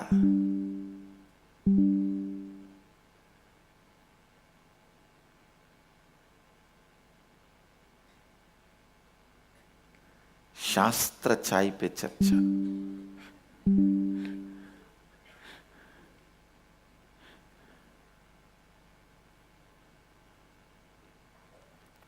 And I invite anyone who wants to internalize the Upanishads in this way to Bidadi or any of our campuses where we have accommodation facility to come and stay and internalize. The program is absolutely free, and as per the Vedic tradition, the Guru is supposed to beg, collect all the needs and support the disciple, and I am capable of that and I will do it. When Upanishads are taught, this is the way, this is the tradition which was practiced. So we will do that and have Vakyartha Sadas. That's a technical term for debating on the great spiritual scriptures. Vakyartha Sadas. We will have Vakyartha Sadas every evening on the banks of Vaidyasarovar.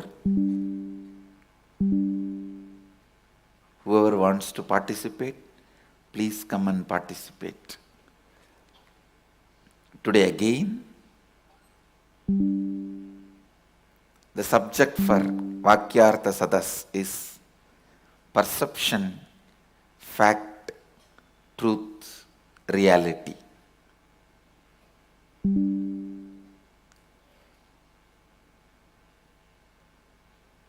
Debate on it, have Vakyartha Sadas on it,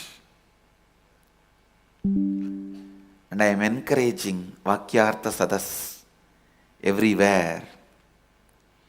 All the Mahants should lead Vakyartha Sadas everywhere, in all our ashrams, temples, gurukuls, schools, vidyalayas, and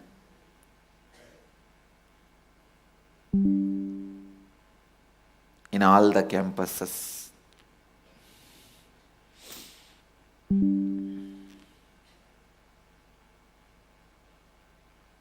Through Vakyartha Sadas, you will internalize and internalize these great truths again and again and again.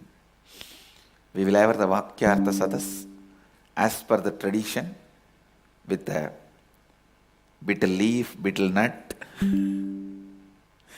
lime paste. That's a traditional way of having the debate. We will have the Vakyartha Sadas as per the tradition every day.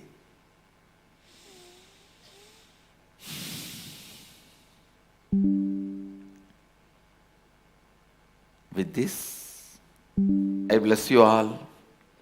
Let you all radiate with integrity, authenticity, responsibility, enriching, causing, living Advaita, eternal bliss, Nithyananda. Thank you.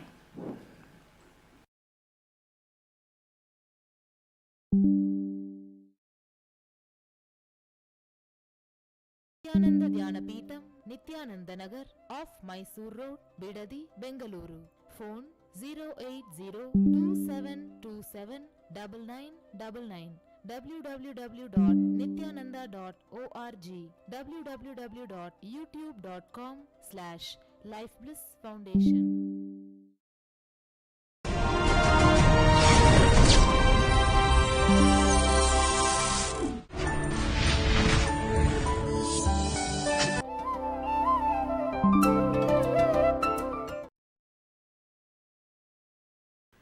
नित्यानन्देश्वरसमारम्भाम् नित्यानन्देश्वरिमध्यमाम् अस्मदाचार्यपर्यन्ताम् वन्दे गुरुपरम्पराम्.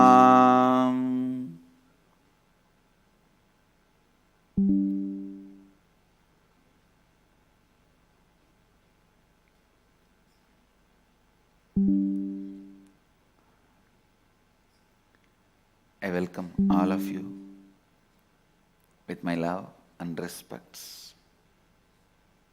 I welcome all the devotees, disciples, Samajis, Satsangis, Sri Mahants, Mahants, Tanidars, Kotaris,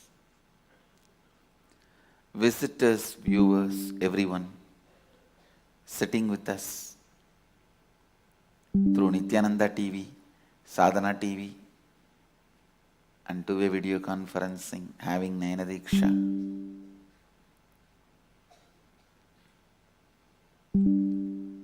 Cities sitting with us, having Nayana Diksha. London, Los Angeles, San Jose, Canberra, Australia, Varanasi, Canberra, Australia, Port Washington, New York, Melbourne, Tiruvarur, Indrani, New Jersey, Seattle, Chidambaram, Hyderabad, Guptakashi, Phoenix, Oklahoma, Los Angeles, Hollywood, Kuala Lumpur, Singapore, Houston, Washington, Wisconsin, Romania, North Dakota, Toronto, Hong Kong, Winston-Salem, Vancouver, Charlotte, North Dakota, North San Antonio, Dubai, Atlanta, and some more cities, Ponca City. I welcome all of you with my love and respects. Let's start with the first sutra of the first Upanishad. Please understand, I am following the arrangement as per the Advaitic tradition.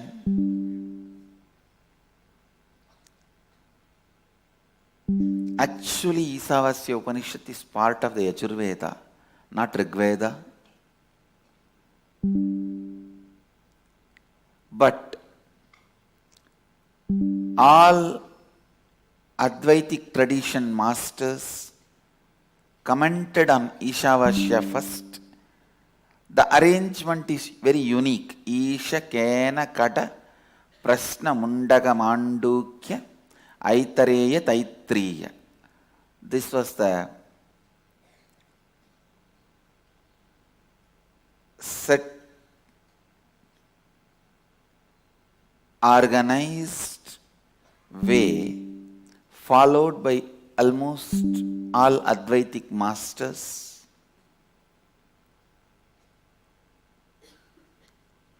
But originally in the Vedas itself, they are not organized in this way. Ishavasya Upanishad comes in Yajurveda. So they are not organized in the way it is commented by Advaitic masters. Maybe the masters felt these Upanishads support one by one your enlightenment process, so they organized it. I am following the structure organized by the Advaitic masters. The first sutra, please listen, let's repeat. Isha Vasyamidaggo sarvam yatkincha jagatyam jagat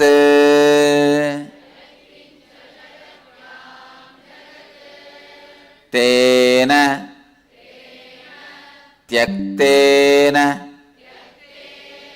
bunjita makrita kasya sviddanam.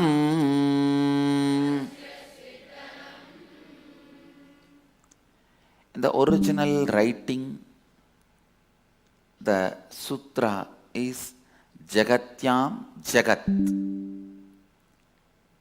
But if you see, when I pronounce, I will be pronouncing Jagat. This is the way I heard from my masters. So it is called Padabheda. See the accent. Each master has his own accent. Originally, I heard the Upanishads from Isaki Swami, Yogananda Puri, and Vibhudananda Puri. These three. So when I heard from them, the accent with which I heard is usually revered and respected as Padabheda. And moreover, when I retain the accent, I also remember them. And it is the way of honoring the Guru.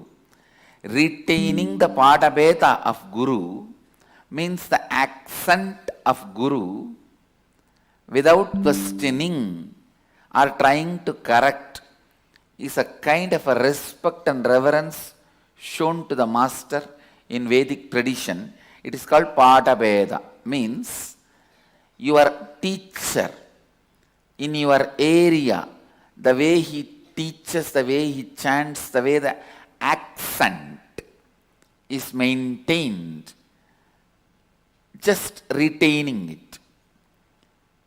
When I heard this same Upanishads in Ramakrishna Mission in Bengal, the pronunciation and the accent is little different. Ishavasya shorubam yatkinja jagatyan jagatu.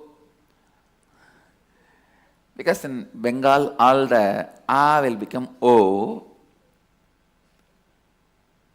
In Bengali, it is never Vivekananda, it is Bibekanando. So, retaining that accent is the respect given to that Guru, and it is called Padabheda in our tradition. The way I heard exactly from my masters, I am repeating, retaining the Padabheda. The way I chant Jagat Dhanam. All these additions are not actually available in the form of letter in the original verses. But I just wanted to retain the purity of the Padabheda. I don't feel Padabheda is anyway disturbing the originality of the verses, so I am retaining it as it is. Let's enter into the verse now. Om Ishavasya midagam sarvam yatkincha jagatyam jagat. Listen. By the consciousness enveloped must this all be, whatever moving there is in the moving world. Listen. Yesterday I was explaining two concepts. Later on I tried to ask my sannyasis how many of you understood. Anyhow, now I am explaining it again. It means you understand how many understood.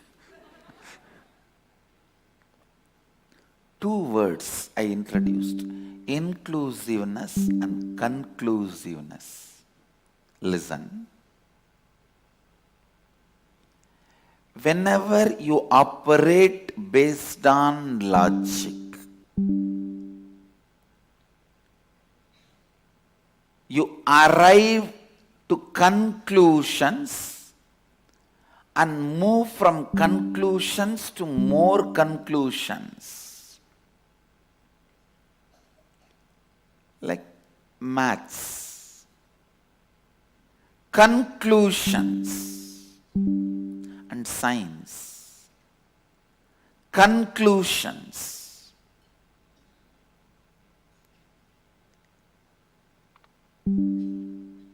Your logic, thinking, one of the important component of your life,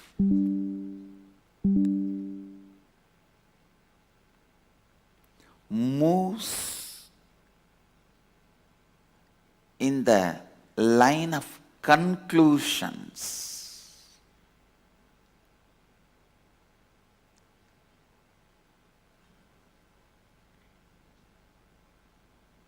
It doesn't care about anything else. It doesn't care about anything else.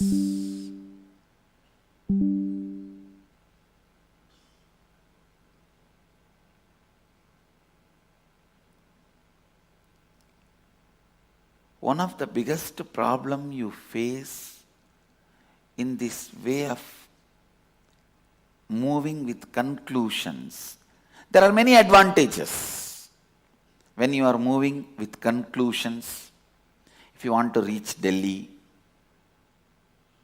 if you have a conclusive calculation, how many hours it will take, which road you have to drive, how many kilometers from where you are, you need a conclusive details, only then you can reach Delhi. So there are many advantages if you move in the language of logic, which is very conclusive. Unfortunately, there are some disadvantages. Even you will feel bored because the life itself is not always conclusive, and life itself is not always logically analyzable and quantifiable or reproducible. All system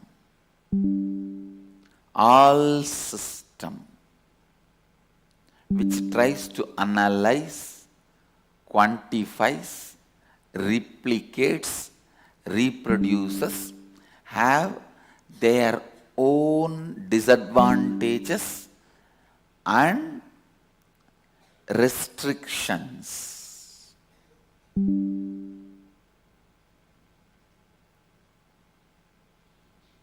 Including astrology. Please understand, which is trying to logically calculate, mathematically analyze, and try to come to conclusions about life. It can only a rough direction, can never be a conclusion. In that way, if you see, the boss will be Kanirasi, and his driver will be Kanirasi, and his sweeper will be Kanirasi. All three will be Kanirasi. How come the boss is a boss, and driver is a driver, and sweeper is a sweeper? It can only the rough directions.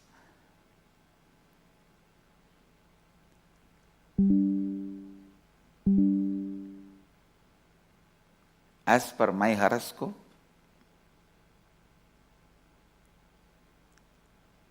I'll never be known even to my next door person. No, really, I'll never be known even to my next door person.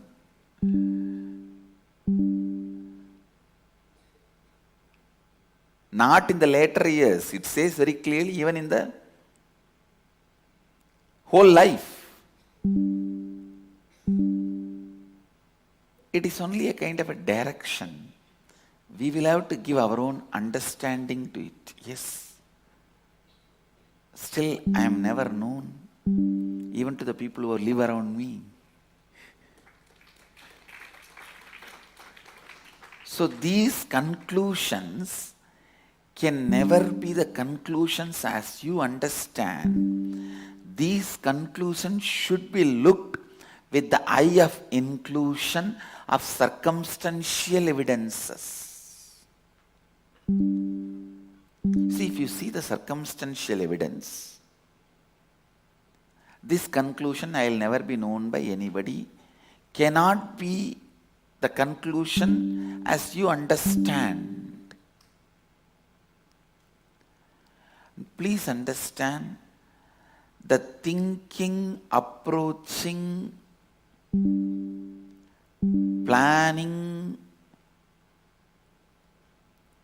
with the conclusive approach, conclusive way of thinking,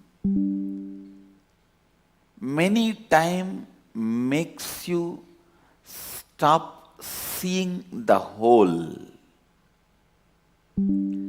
Conclusion is one of the methodology which has some advantage and disadvantage, but not complete. Same way, the inclusiveness.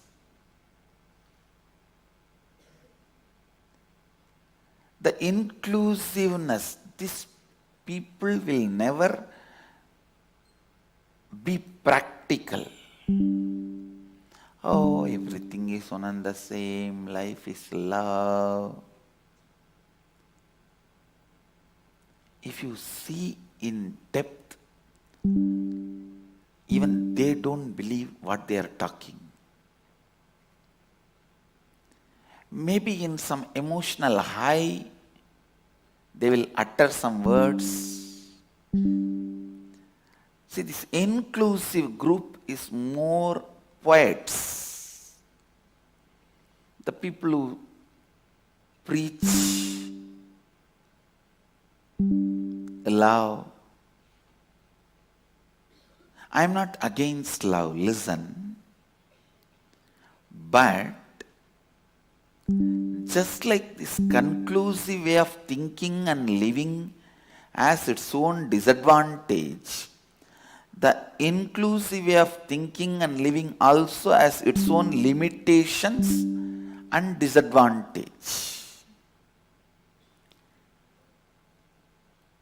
See, in the language of inclusiveness, it's always vague. I want to reach Delhi, please give the way. Tell me how. These inclusive people, why do you want to reach Delhi? This itself is Delhi. Why don't you celebrate here itself? Whatever way you want to celebrate. This is Delhi, that is Delhi, Delhi is Delhi, Delhi is everywhere. Everywhere is Delhi. These inclusive people talk more like drunkards. They do not make life practical, but they have one advantage. They will never be boring or tiring. They will never be boring or tiring. They know the juice of life is in inclusion. Somewhere, this inclusive, emotional trend and the type should meet the conclusive thinking style and merge together. Only then that being. See, the logic head is always trying to be conclusive. The emotion heart always trying to be inclusive.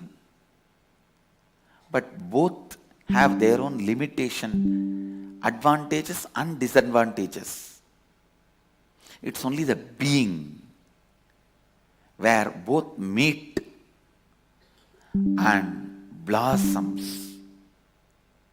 Only there, ultimately, the reality is perceived, lived as reality. Understand?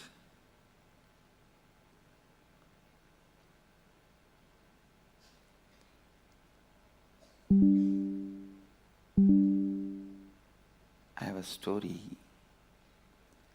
Drunk man is stopped by the police around midnight, 12 o'clock, and is asked where he is going at this time of night. The man replies, I am going to attend a lecture on alcohol abuse and ill effects of alcohol on my health. Officer, wow, really? That sounds interesting. Who is giving that lecture at this time of night? The man replies, my wife.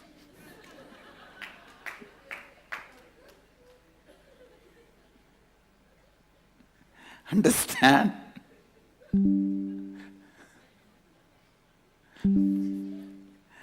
The joke seems to be very inclusive and conclusive.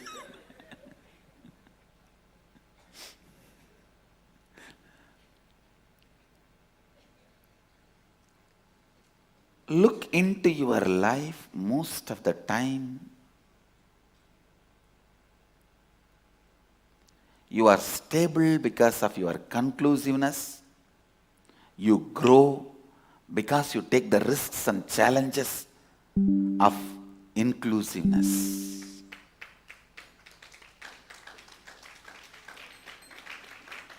But somehow we will have to meet both and complete both, bring both to completion. See, a man who wants to be conclusive in his life will be very stable. He will get married, have a house, get a job in a Fortune 500 company, have a car, and he will know how to drive from house to office. Very stable life. Conclusive. But no growth.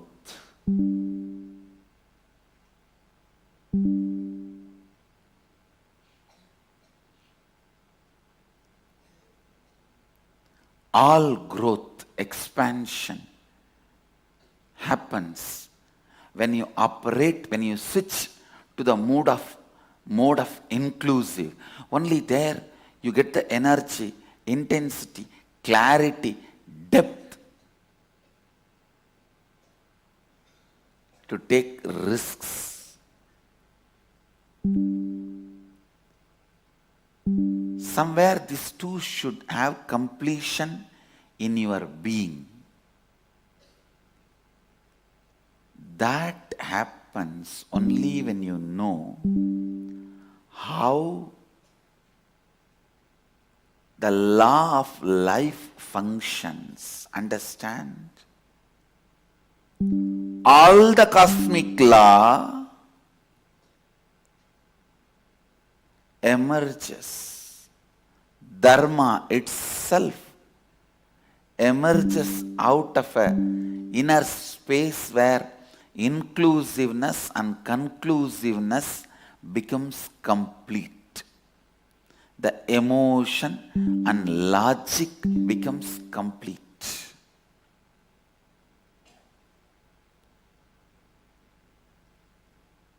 To run a family, you need inclusiveness.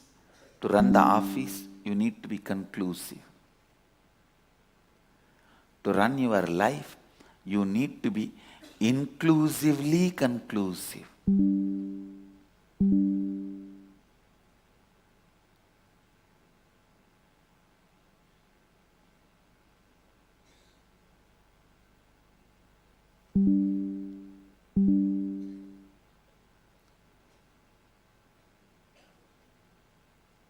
Ultimately, when you merge your logic and emotion, inclusiveness and conclusiveness, it should become inclusively conclusive or conclusively inclusive, not inconclusive.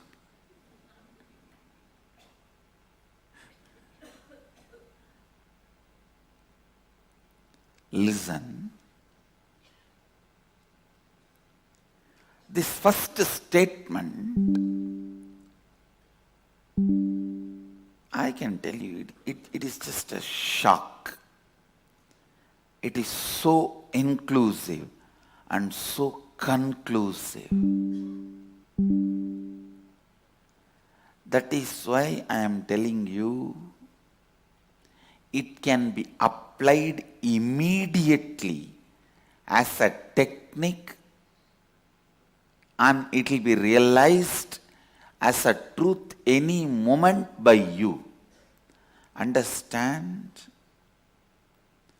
All these great truths, sometimes they are truth but can't be applied as a technique. Sometimes they are techniques but can't be taken as a truth. When there is a gap, yesterday I explained some of the statements, like Ramana Maharshi saying, nothing will happen without His grace. Only what He wants will happen. See, this is a powerful technique if you practice it honestly, with integrity. But I have seen many people exploiting it. Many of these so-called religious people, they will do all the mistake and they say, only if God wills everything happens finally by His will. One fellow came to me and he said, I am stuck in poverty, please bless me, somehow help me to get out of this poverty. I asked him, what is the reason how this poverty happened? Oh, I have 14 kids. I asked him, you could have been little intelligent.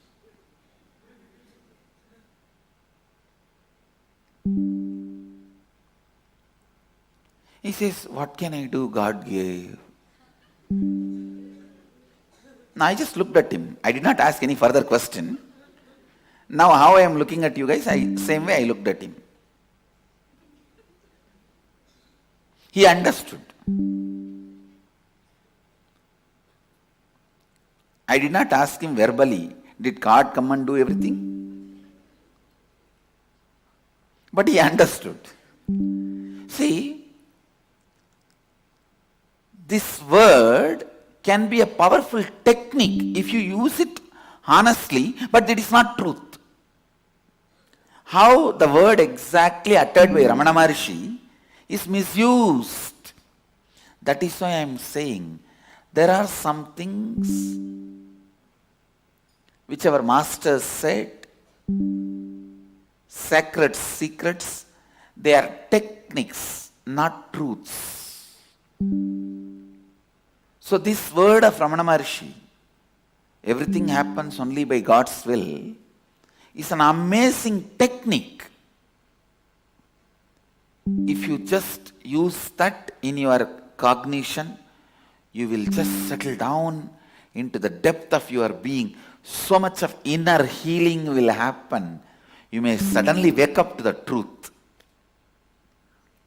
The truth will be, you will know very clearly where your will is interfering and distorting God's will, how you can let God's will prevail without you willing to will against the God's will. You will be awakened to the truth if you practice that technique sincerely. But that statement itself is not truth. You can see how this guy with 14 kids manipulating the same statement.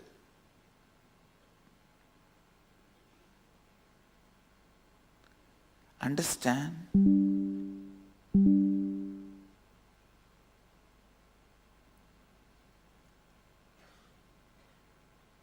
Same way, the statement, we are beyond suffering, pain, no suffering can happen to us, no pain can touch us. It's the truth, but it cannot be a technique immediately for you to practice.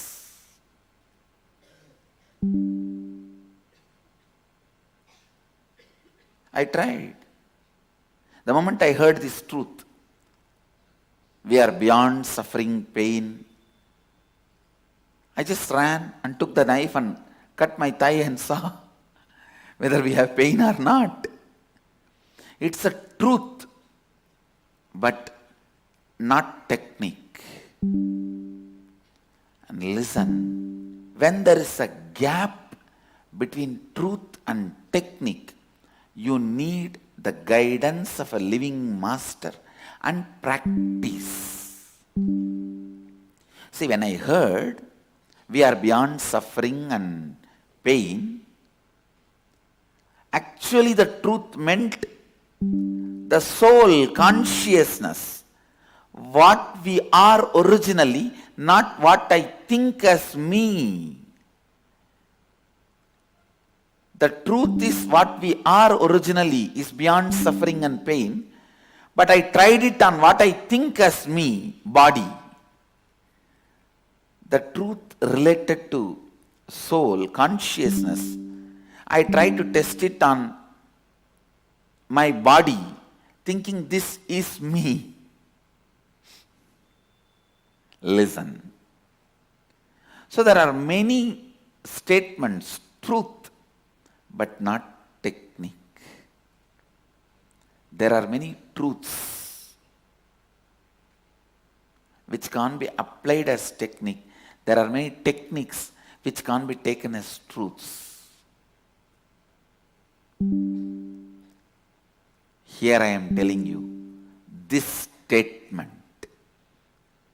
With all my integrity and authenticity, I am telling you this statement, Ishavasya midagum sarvam yatkincha jagatyam jagat, is a truth and technique.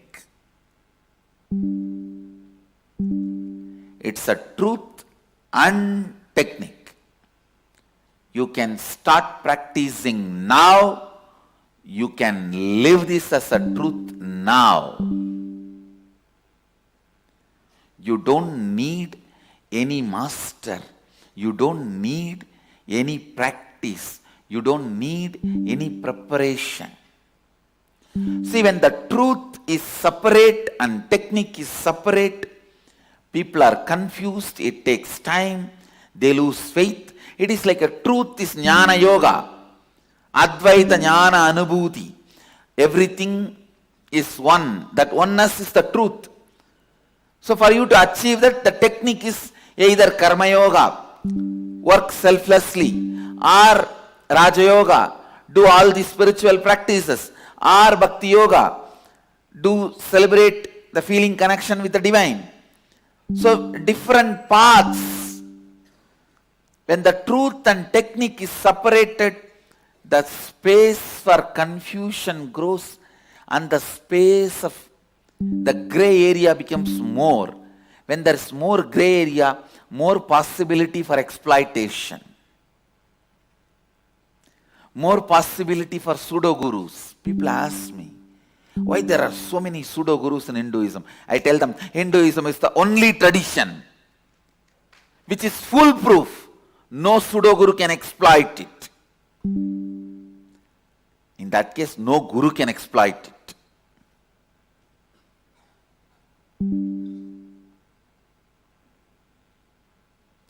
Anybody repeats the Upanishads? In the beginning, even if he was pseudo, he will learn it and he will become a right guru. The system is such. Anybody walks into it, even with the wrong purpose, comes out with a clarity, understanding, and living these truths. Listen. Basically, these great truths are not declared by people who have vested interest, exploitation interest. That is why they have not even declared their name. Authors do not have authority because they are not lending authenticity to these words. See, when an author lends authenticity to some words, he gets authority also over those words. Here, Dharma declares its existence. Dharma expresses its authority. Dharma expands its very core. Dharma is declaring its own life by its own authority. Cosmos is telling you how to live with it. Understand?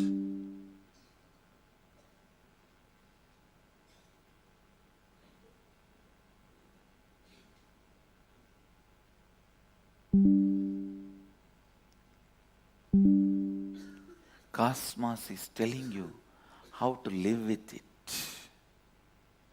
how to radiate it, how to enjoy it, how to experience it.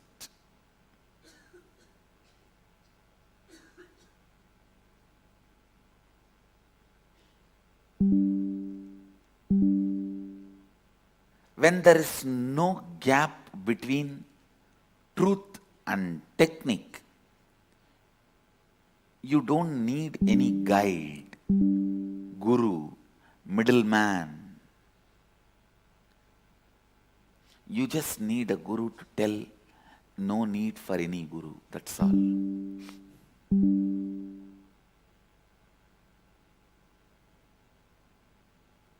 There is no gray area.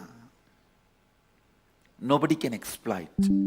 Even guru cannot change anything. He just has to repeat. One of the most foolproof, powerful system the spiritual tradition ever evolved on the planet Earth, which can never be manipulated by anybody, any pseudo-guru, because it has not left any gray area, is Vedic tradition.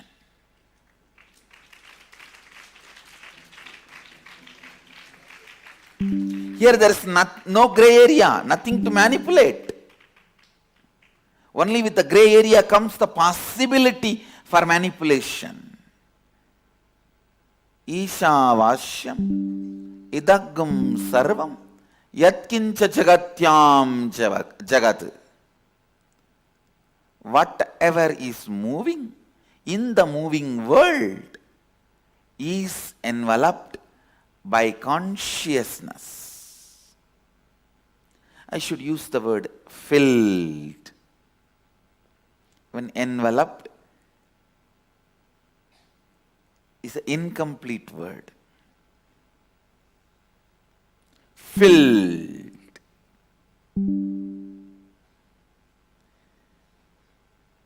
Enveloped means something which is getting enveloped is away from what is enveloped.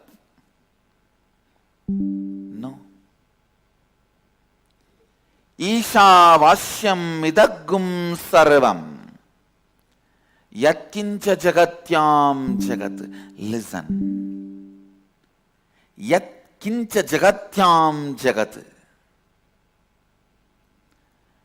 Whatever you think as moving in ever-moving world, it means moving, change is your perception. and factual. Listen. Many times your perception is not factual, your factual is not truth, your truth is not reality. Listen, I am organizing words.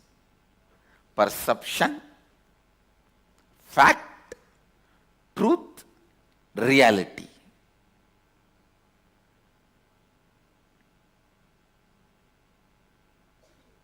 Perception. Earth is flat. Sun goes round the earth. Fact. Earth is round. Earth only is going around the sun. Truth. Listen.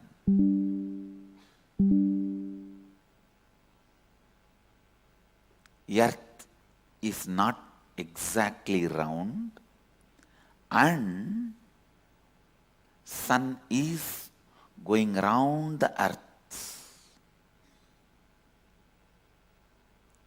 Reality.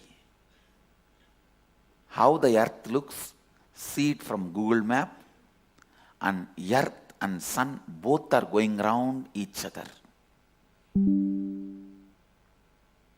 Understand?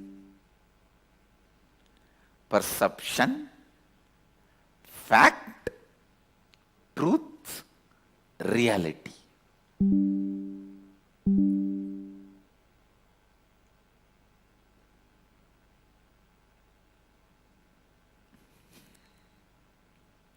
I know lot of explanation and understanding is required.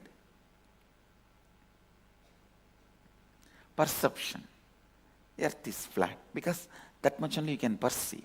And sun is going around the earth because you see sun one side in the morning and the other side in the evening, and he has literally gone round. Then comes truth. Fact. Fact is earth is not flat, it's round. And sun is not going around the earth. Earth is only going around the sun. Means little expanded perception. The perception, when it goes little more than your perceived time and space. See, the fact, when it is added for 365 days and few thousand miles, listen, perception is because you can see only few kilometers and few hours.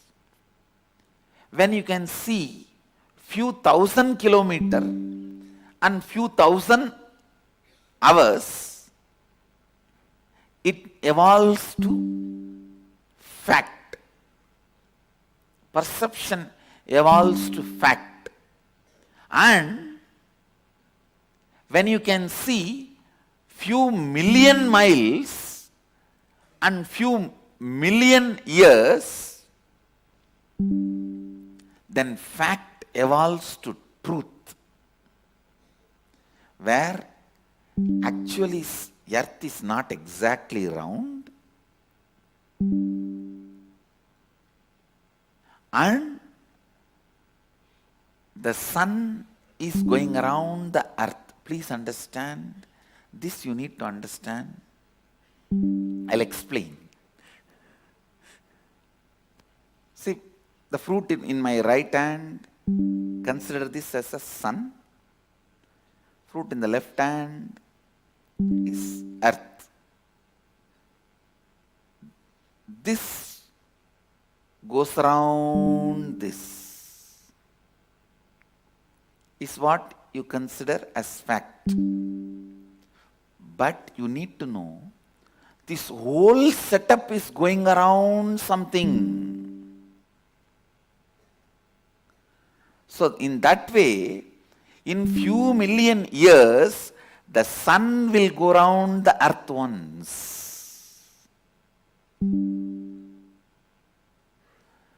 Understand? Because this whole setup is going around centered on something.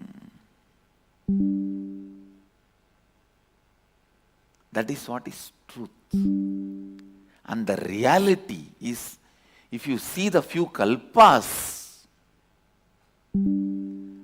first of all, earth's shape is neither flat nor round, and it is ever changing. How it is? Look at the Google map. And whether sun goes around the earth or earth goes around the sun, both of them are actually going around each other. That is reality. Understand? Perception is with a small time and space, your senses functioning. Fact is expansion of the time and space within your perception. Actually, your perception is same, but with expanded time and space. That is fact. Truth is with the expanded time and space, your perception getting altered. Reality is your perception realizing the truth beyond time and space. Understand the definitions. Your perception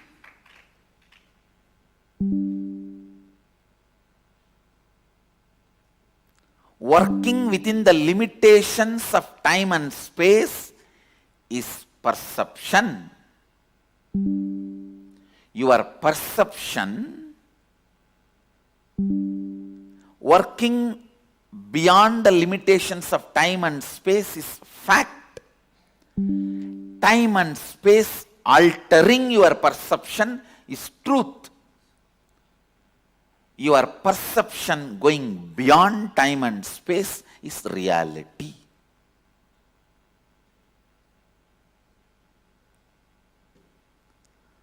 So this statement, Ishavasyam idagum sarvam yatkincha jagatyan jagat, it is truth.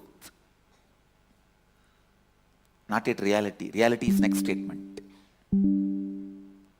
Next statement is reality. This statement, Ishavasyam idagum sarvam yatkincha jagatyam jagat, it is neither perception nor fact. It is truth. Listen. Changing, the world is changing, can be fact, and the change itself changes is the truth. Here, Upanishads are not declaring Ishavasyam idagum sarvam yatkincha jagat. No. They are saying jagatyam jagat.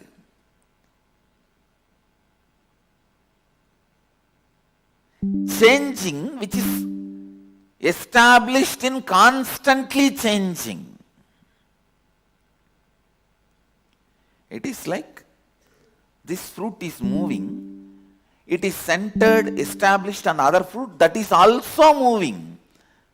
This is moving in some way and this is moving in another way. So the change established in change. Jagatyam jagat. Understand?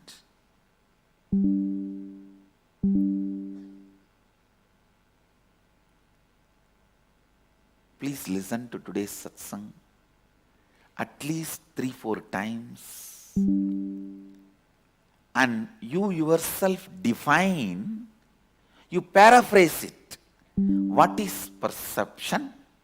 What is fact? What is truth? What is reality? Paraphrase it and put it as your status in the Facebook. This is the homework for everyone. And debate. Today's subject for Vada Pradivada is what is fact, what is perception, what is fact, what is truth, what is reality. And how in our life one is overlapping on the other. Whatever you perceive as change is not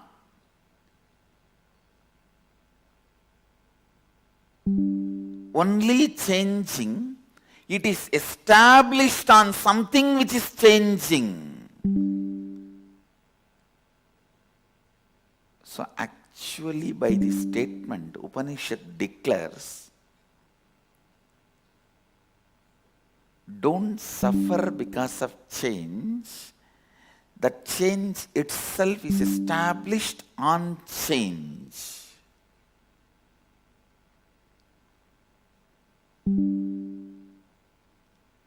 Do not have fear or greed because of change, because the change is established on change.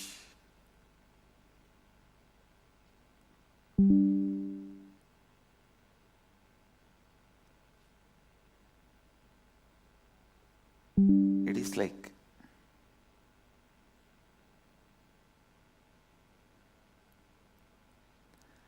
things are just moving constantly in front of your mouth, like grapes, fruits, sweets, ice cream, neem leaf, so many things.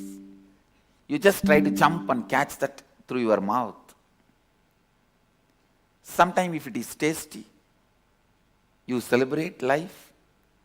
If it is bitter, you say, "Wah, wah, wah." Whatever it is,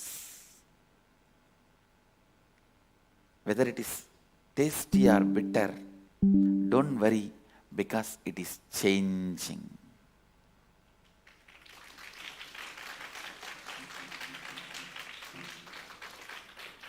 Changing itself is changing.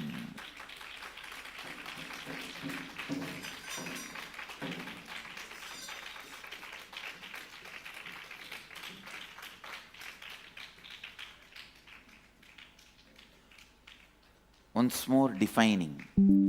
Perception is your senses operating within the limits of time and space. Fact means your senses operating beyond the boundaries of time and space. Truth means your perception is transformed by the perceived because it is too huge. The time and space itself is transforming the way you perceive. Is truth. Reality means perception beyond the boundaries of perception and time and space.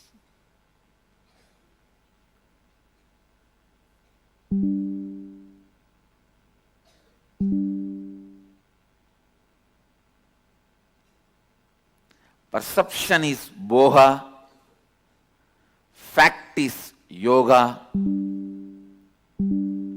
truth is jnana, reality is vijnana. Perception is boha, senses. Perception leads always to boha, sensory pleasures. Fact leads to always yoga, trying to unite with the higher. Truth leads to jnana, enlightenment. Reality leads to vijnana, living Advaita. living it.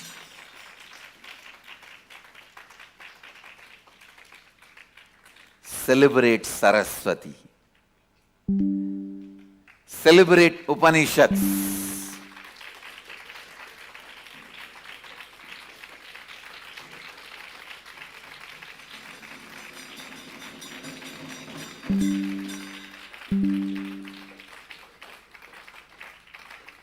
We will continue to celebrate Upanishads. Today, do this homework in the Facebook and continue with the debate. Vada Pradivada on these four: perception, fact, truth, reality. With this, I bless you all. Let you all radiate with integrity, authenticity, responsibility, enriching, causing, living Advaita, the eternal bliss, Nithyananda. Thank you.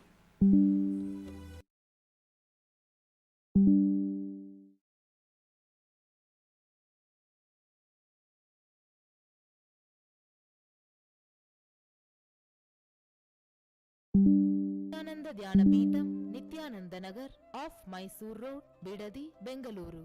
Phone 08027279999. www.nithyananda.org. www.youtube.com/lifeblissfoundation.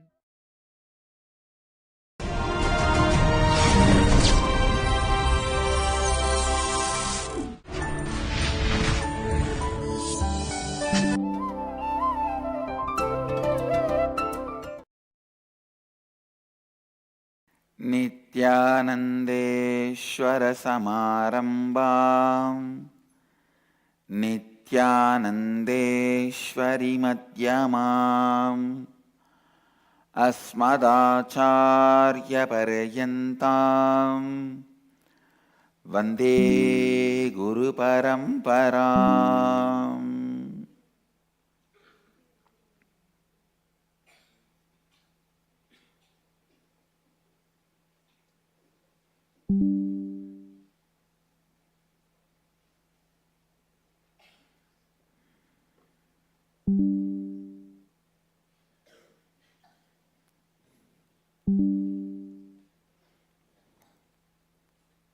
I welcome all the devotees, disciples, Samajis, Satsangis, Sri Mahants, Mahants, Kotaris, Tanedars, visitors, viewers sitting with us all over the world through Nithyananda TV, Sadhana TV, and two-way video conferencing, having Nayana Diksha. Cities sitting with us in two-way video conferencing: Melbourne, Tiruvarur, London, Kashi, Hyderabad, Gupta Kashi, Oklahoma, Somanatham, Oman, Sivagangai, Scottsdale, Arizona, Seattle, Chidambaram, Los Angeles, Hollywood, Singapore, Singapuram, Minot, North Dakota, Slovakia, Pobrad, Surrey, Canada, Warrington, UK, Houston, Kalahasti, Singapore, Singapuram, Romania, Hong Kong, Sirgari, and some more cities: Hyderabad, Adinam, Charlotte, Srisailam, Ponca City, Oklahoma, and Philadelphia, Pittsburgh, London, Kashi, Melbourne, Tiruvarur, Los Angeles, Hollywood, Scottsdale, Arizona, Oklahoma, Somanatham, Oman, Sivagangai, Hyderabad, Gupta Kashi, Seattle, Chidambaram, and some more cities. I welcome all of you with my love and respects.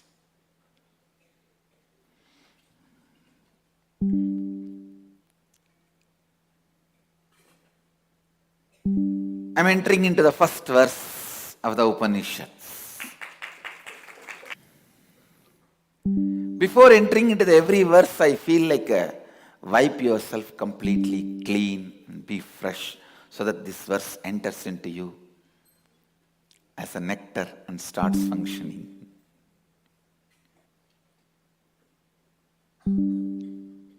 Listen, listen, listen.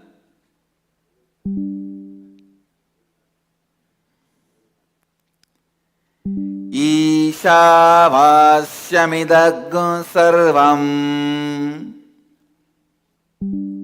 yatkincha jagatyam jagat tena tyaktena bunjita ma krudakasya sviddanam.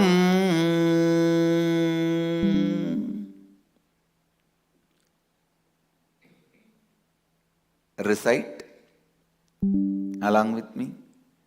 Ishavasyamidam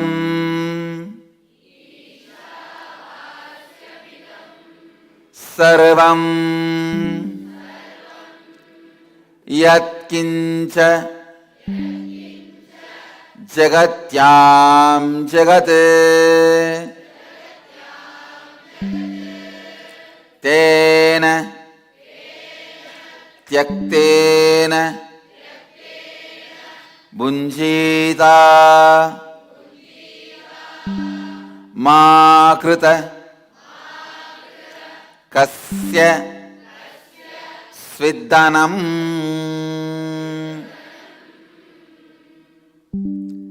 Isha vasyamidagam sarvam yatkincha jagatyam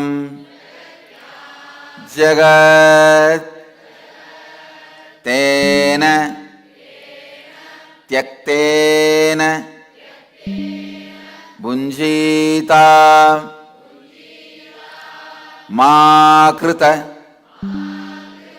kasya sviddanam.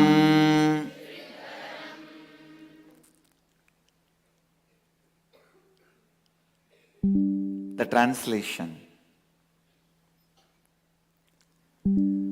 By the consciousness enveloped must this all be. Whatever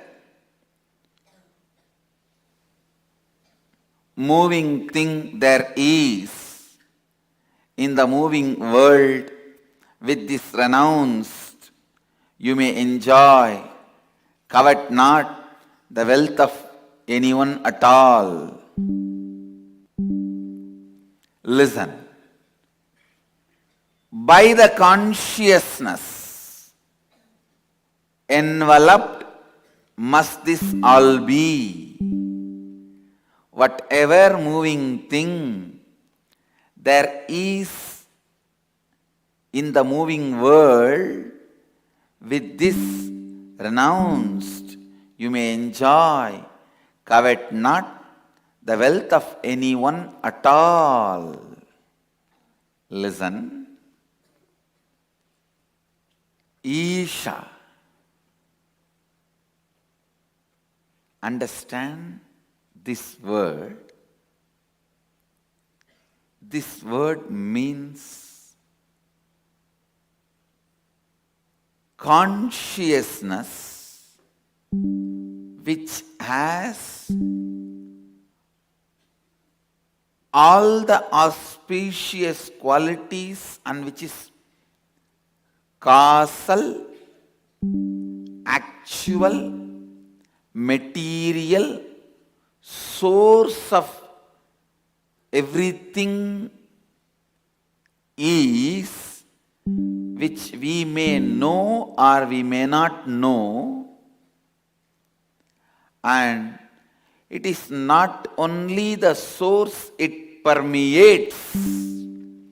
Please understand, Isha is not just the source of these plants, stones, you, me. It continues to permeate, fill all of us and everything is, even when we are in this form. Listen. The consciousness is not just the source, it is the base, not just a base material, it continues to be the base which keeps the material together in the shape. Ishavasya idham sarvam yatkincha jagatyam jagat.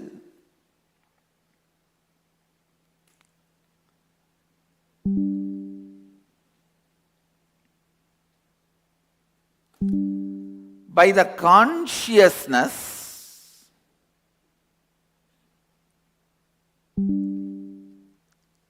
enveloped, must this all be? Listen.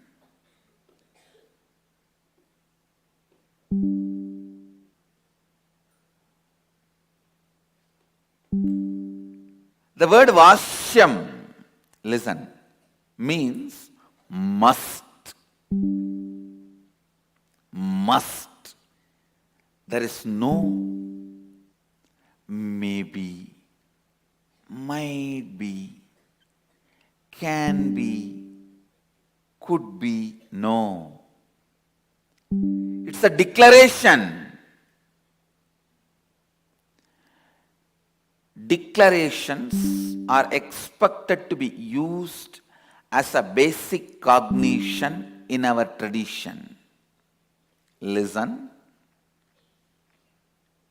No other spiritual tradition gives so much space for question, answer and debate. And no other spiritual tradition is so conclusive and inclusive. Listen. Inclusiveness always takes away the conclusiveness. Inclusiveness always takes away the conclusiveness. Oh, everything is one and the same. Everything.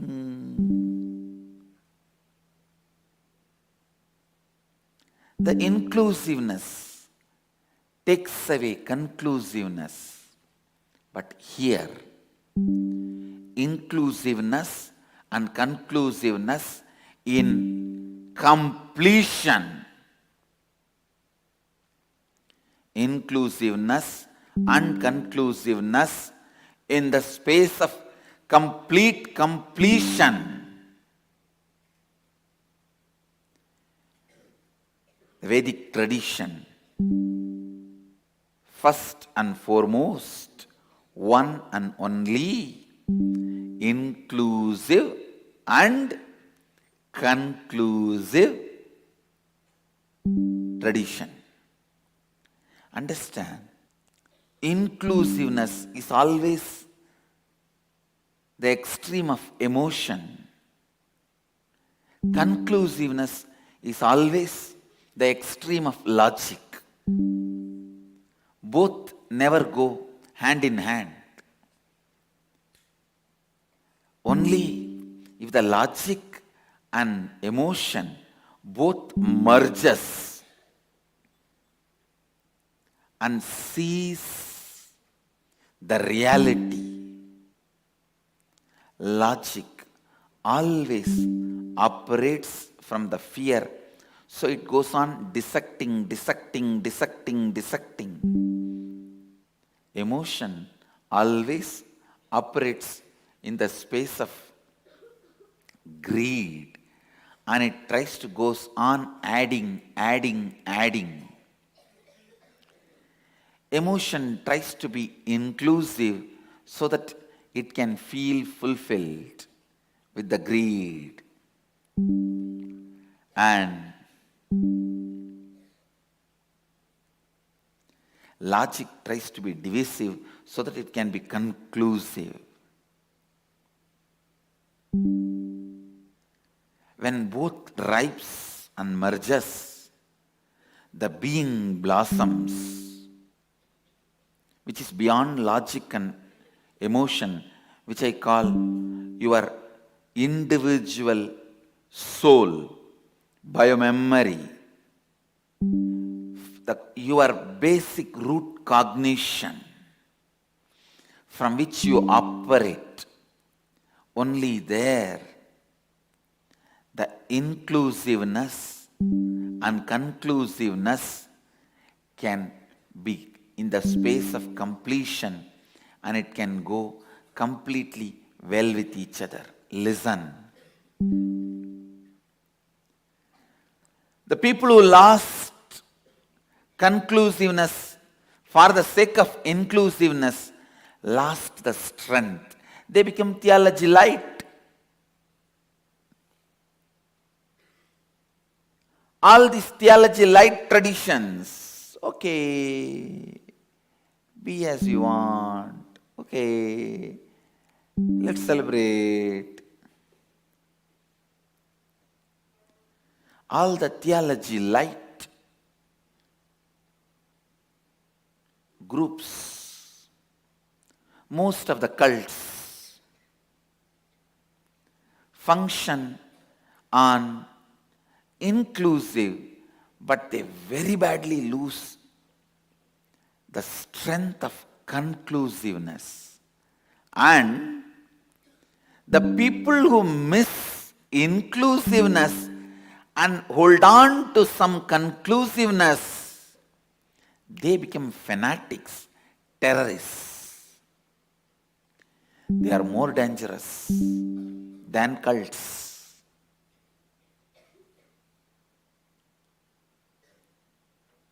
The one and only tradition, the Vedic tradition, which is ultimately inclusive and ultimately conclusive. Completely inclusive and completely conclusive, because it is core. The core cannot choose between inclusiveness and conclusiveness. Just see this word. Ishavasya idam sarvam. The ultimate inclusiveness and ultimate conclusiveness. In this one line, whatsoever exists is enveloped by this consciousness. Ultimate inclusiveness. You can't include anything further in this. And idam vasyam vasyam.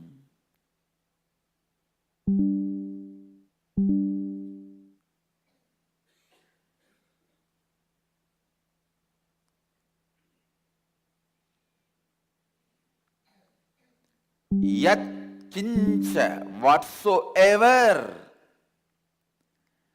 Jagat means changeful. Please listen. How much ever you may think it is changing, as long as your thinking is happening, you will perceive universe as happening. When you settle down in samadhi, you will perceive the whole universe in the space of samadhi. Understand? As long as you are thinking, you will perceive the other part of you as universe which is happening. When the thinking settles down in you and you become peaceful and you enter into samadhi, you will perceive the other part of you also is in the space of samadhi, God. The jiva decides to perceive his other part as Jagat or Ishvara. When you perceive as Jagat, Dvandva exists, dual. When you perceive as Ishvara, only Advaita exists.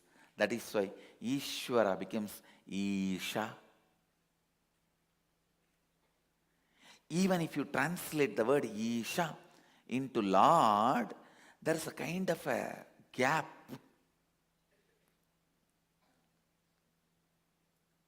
Upanishadic rishis are not telling Ishavasya. No.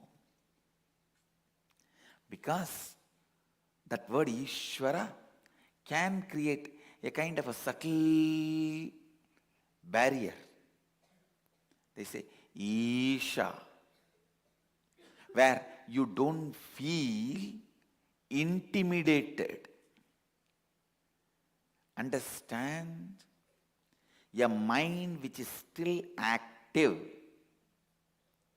For that mind, if you describe God as a embodiment of independent, intelligent, free-willed being, you will feel always intimidated.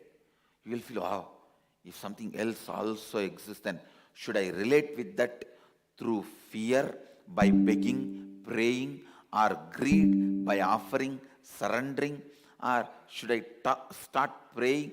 What kind of a relationship I should start developing with it? Because the mind always tries to retain its existence by the methodology of relating. When the method to relate is disconnected, it disappears. It is by the methodology of the relating, it retains its existence.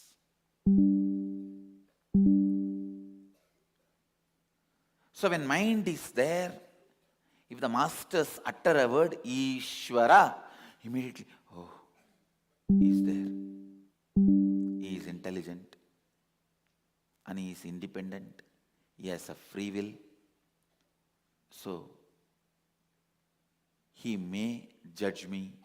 He may not accept me. So how should I relate with him? Should I start praying to him? How should I please him? Should I start talking to him? Should I start escaping from him, denying him? Or what should be the thing? Or should I start conquering him?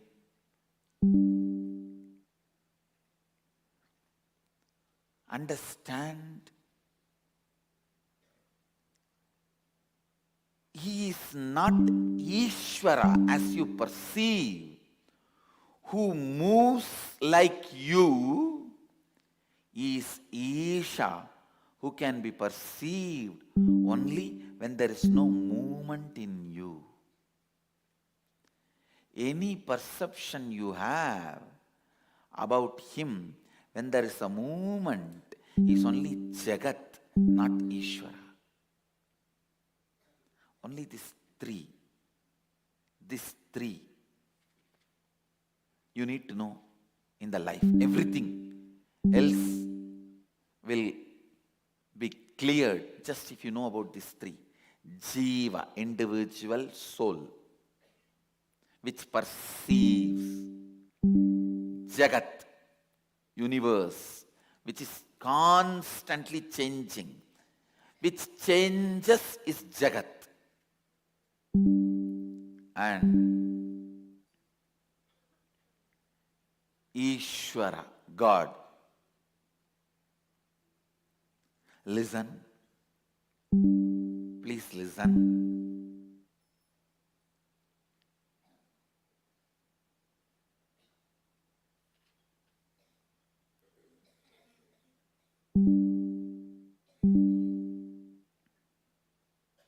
As long as there is a movement in you in the form of thought and feeling,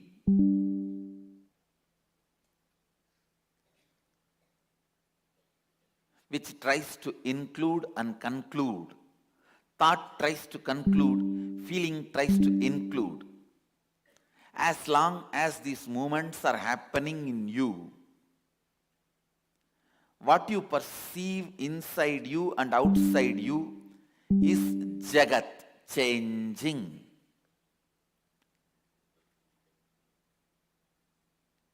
When this thought and emotion, which tries to include and conclude, merges, and that Shanti, silence prevails, you will understand whatever you perceived as Jagat also is nothing but Isha. I can say the whole Sanatana Hindu Dharma starts and ends in this first line.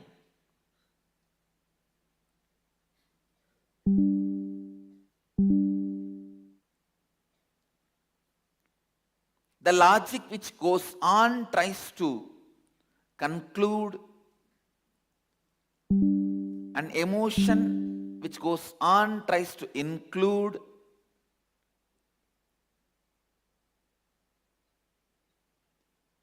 this both, when they are moving, when they have not completed with each other, when there is an incompletion, only when there is an incompletion there will be movement. When there is completion, no movement, pure silence. When there is a movement,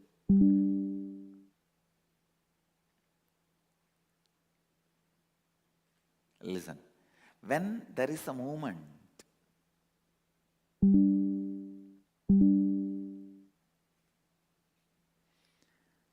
you will perceive yourself inside you, outside you.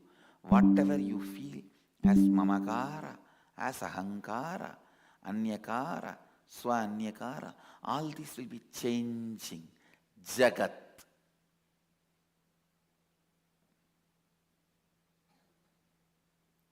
Listen.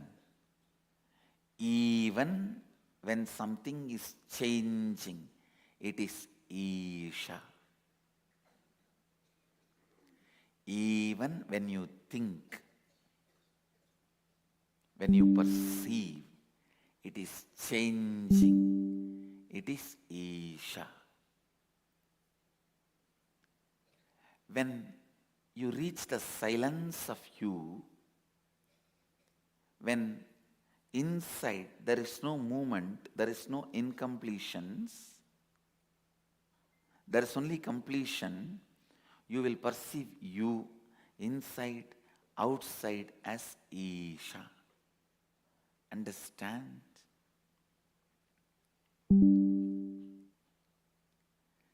When there is a change in you in the form of thinking or feeling, what you perceive and what you perceive inside and outside is called Jagat, universe, which is changing.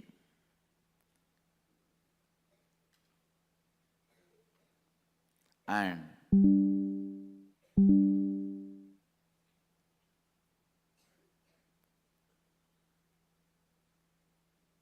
when you are in the space of completion, peacefulness,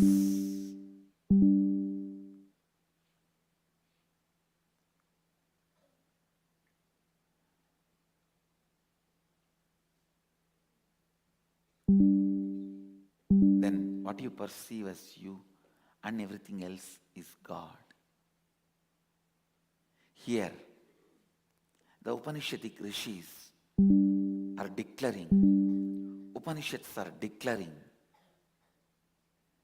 I should not even use the word Upanishadic rishis are declaring. No, Upanishads are declaring. Dharma declares its authority by itself is Upanishads, without the help of any author or the authority of any author. Author not only brings authenticity, he brings authority also. Here, Dharma does not need authenticity or authority from anyone else. The person who lends authenticity naturally lends authority also. When he lends authenticity, he has authority. Upanishads does not need anybody to authenticate it.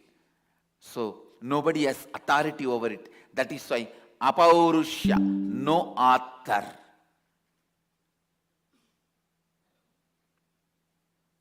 It is declaring its own grandeur and beauty by its own existence. Please understand. Now what I am revealing is layer by layer Akashic records about this one verse.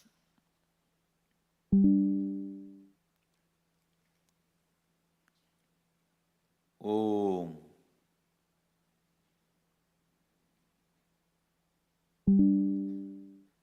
If I have to expand on this.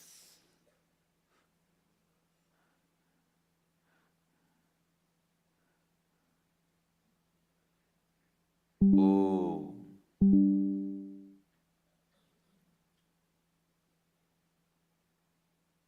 The sound of whatever is. The vibration of whatever is still vibrating. Vibration of whatever is still vibrant. Om. Om. Om.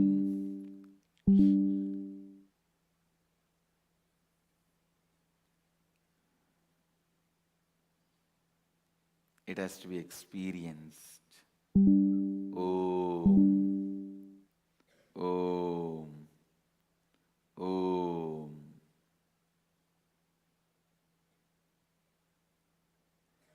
Ishavasya sarvam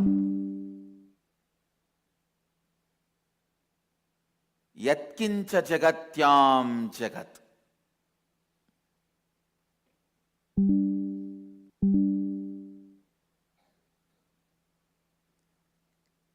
Understand?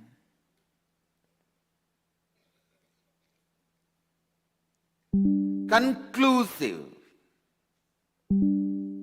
Idam sarvam vasyam. No other doubts. Maybe. Must be. Could be. This is what should be. What else can be? No.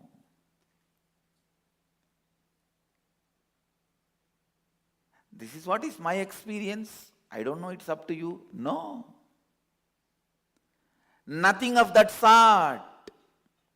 Isha vasyam idaggo sarvam yat kincha jagatyam jagat.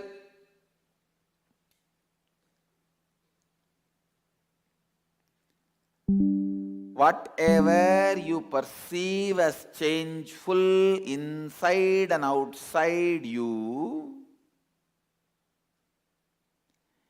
even when you perceive as changeful inside and outside you, it is God consciousness which is beyond any change. Listen. The different levels of understanding.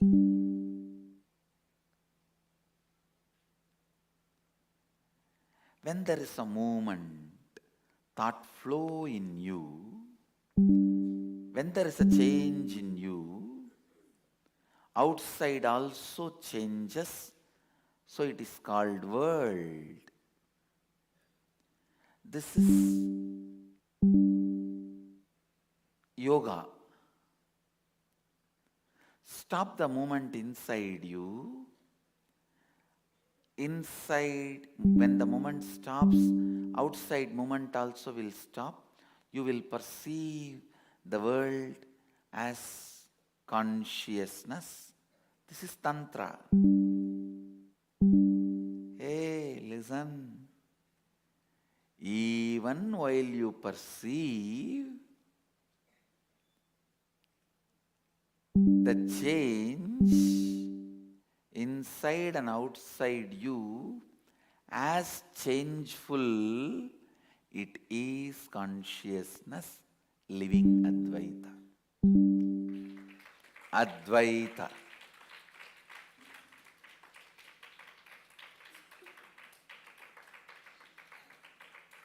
Listen. Your logic functions continuously in the form of thought, dividing to come to conclusion. Your emotion functions in the form of including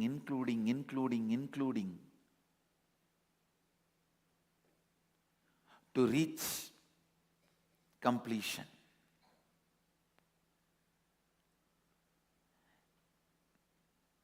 Only when the inclusion and conclusion merges into each other, completion happens. People who sacrifice conclusion for the sake of inclusion are poets. Poets can be amazing inclusive people, but can never be conclusive practical. People who sacrifice inclusiveness for the sake of conclusion, amazing mathematicians. They will be amazingly conclusive, practical. You can't live with them. They can never make good husband or wife. They can be amazingly conclusive, but you can't live with them. They will be literally dead. Dead means dead.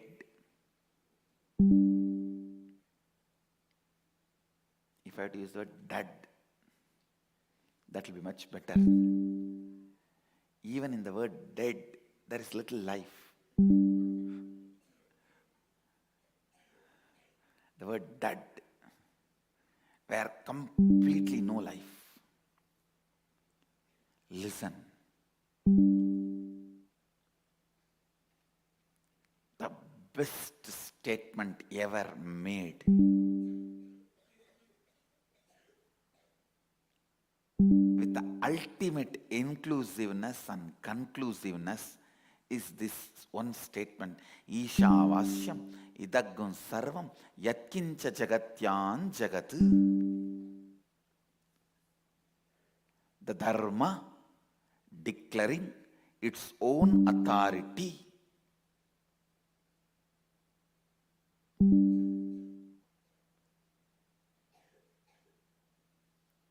Once I was sitting and having a discussion with one of the Acharya Mahamandaleshwar.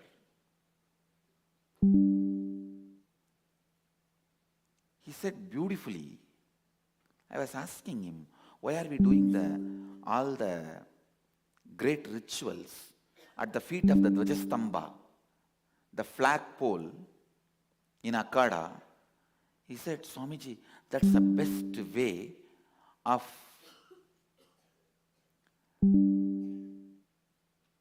presenting. The flagpole is the best representation of Dharma without intimidating us in course of time. If you put a statue of Chaturveda, Veda Mata, anything, in course of time the next generation will use even that to intimidate themselves. It will become one more god.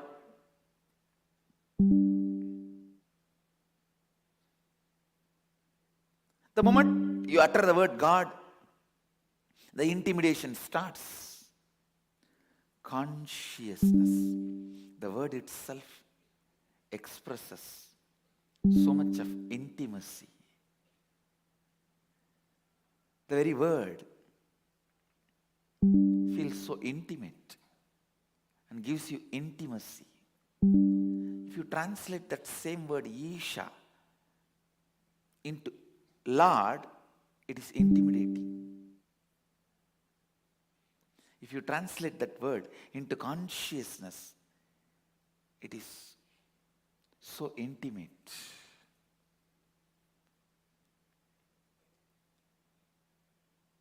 As long as you have a will, free will, you will always be intimidated by something which has free will. Listen.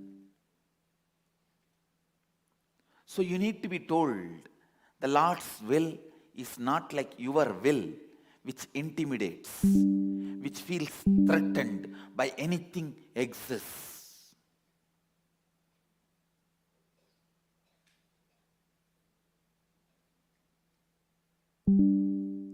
It's neither interested in intimidating you, nor bothers to protect you. Understand, I am making this statement. If you are expecting protection, you will only end up in hopelessness. Listen, nobody can protect you. Nobody can save you because you don't need to be saved. Wake up to your reality. You neither need to be saved nor you need to be savior. At the most, any savior need to utter only this one statement. Neither you need to be saved nor you need a savior.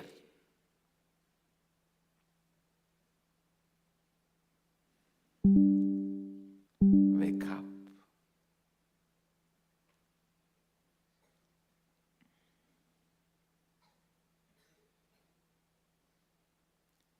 Inclusiveness and conclusiveness in its pure form. In its pure form.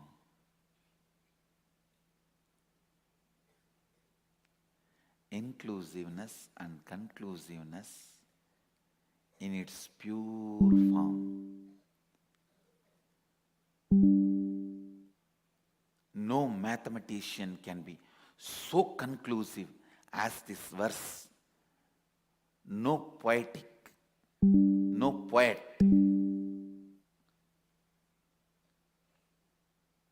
can be so poetic, so inclusive than this verse.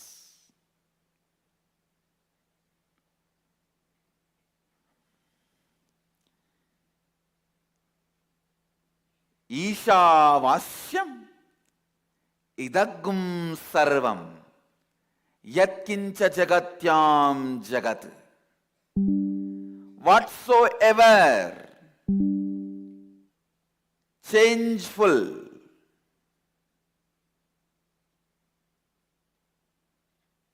there is in this ever-changing world is all enveloped, is all personification, is all Isha, consciousness.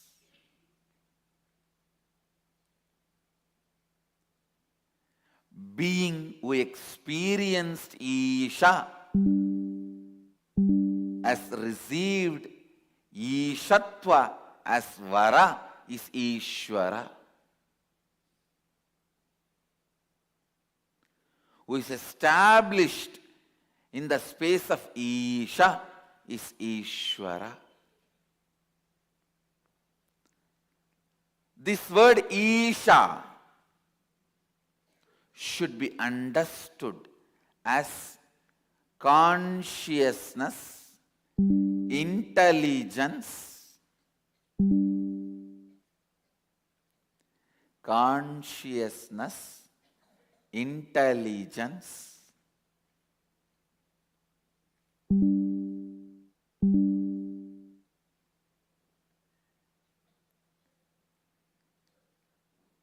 material, subtle,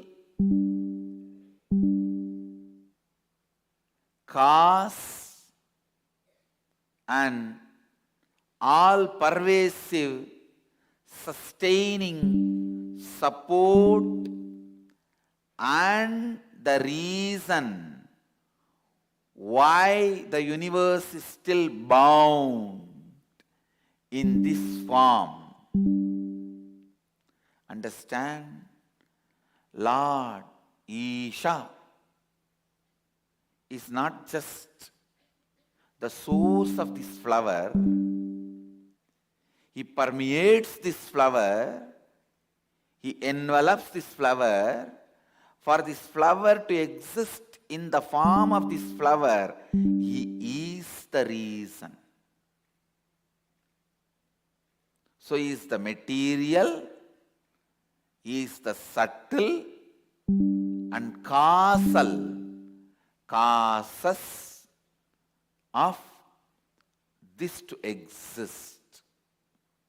Tomorrow it may change in a different form, it may wither away, it may become a seed for the other plant to happen, it may become whatever. At that time, at this moment and earlier, Isha, the consciousness, fills all this. Listen, this statement is the ultimate truth and the ultimate technique. A flawless truth and technique. Please listen. There are some statements, truth, but can't be applied as technique. Some statements, technique, can't be truth. I'll give you the example. When Ramana Maharshi says, whatever is moving only by the grace of God. Without His grace, nothing can move. It's an amazing technique.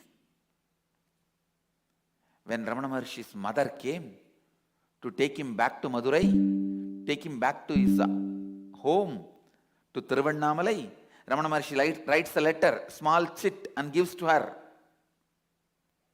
In that he says, whatever happens, happens by His will, and without His will, nothing can move. It's an amazing technique, but please understand, it is not truth. In reality, in truth, you do have free will.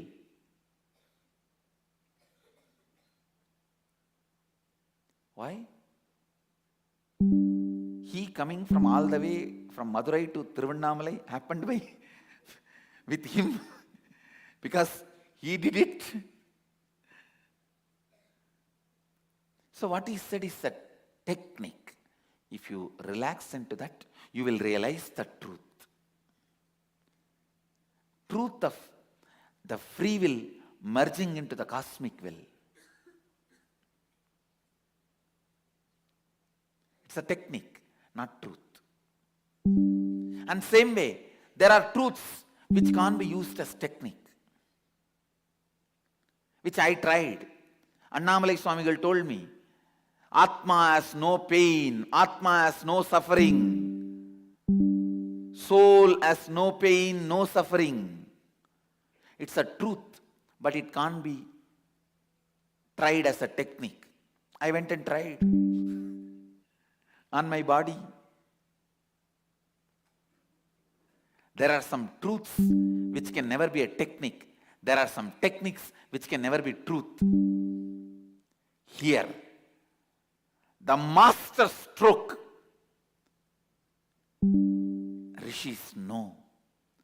There may be some students may not even come back to the next class. Even if you come to just only one Upanishad class, they want to give you enlightenment. So they load the whole truth into this one statement. Understand this one statement, which is all inclusive, ultimately conclusive, which is truth and technique.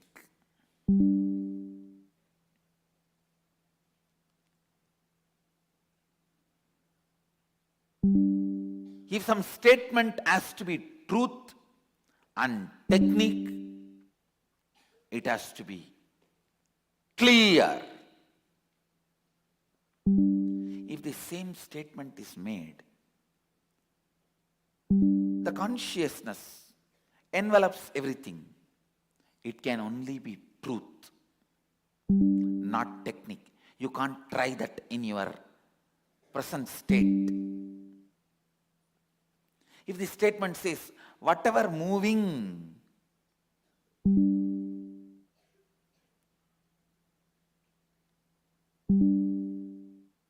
is, whatever moving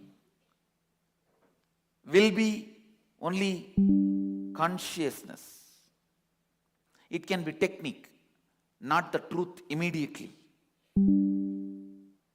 The word Vasyamidam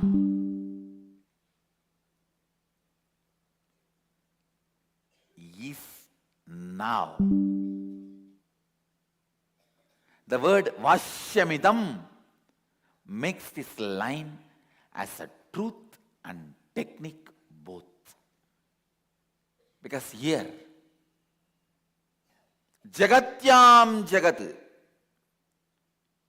whatever is moving, perceived as moving in this moving world, whether this moving is a perception or reality, it is perceived as moving. Sometimes it really feels like it is moving. Whether you perceive it as moving or really it is moving, it is pervaded by consciousness, enveloped by consciousness.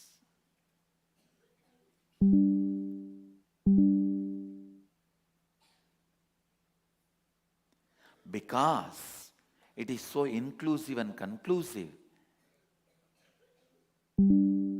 it's a truth and technique.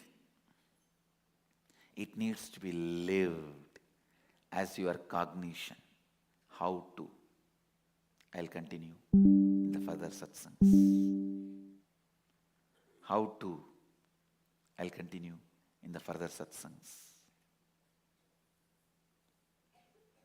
Anything can be missed for Upanishads. Don't miss Upanishads for anything. It's too much. Even I am sitting and enjoying.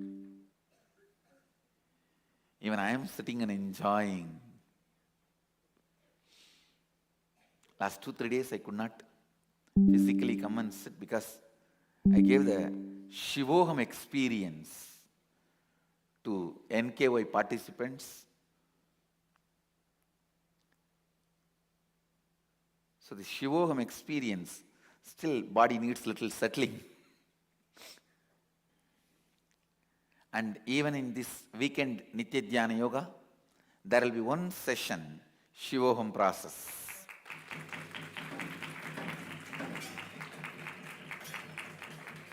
And first time I gave Shivoham experience in two-way video conferencing in this 4-day Nitya Kriya Yoga.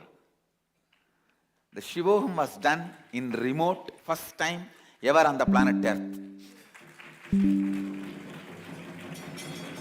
Understand?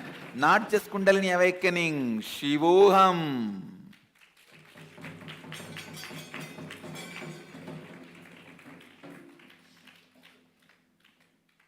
So this weekend, NDY, there will be one session, Shivoham process.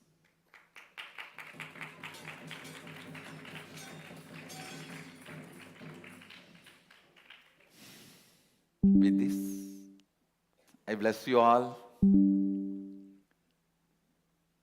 And from today we may start whole day dialed avatar IA Kalpataru calls. For IA Kalpataru, I am going to make myself available for more and more time. The timings you can call the enriching temple and find out. So with this, I bless you all. Let you all radiate with integrity, authenticity, responsibility, enriching, causing, living Advaita, eternal bliss, Nithyananda. Thank you.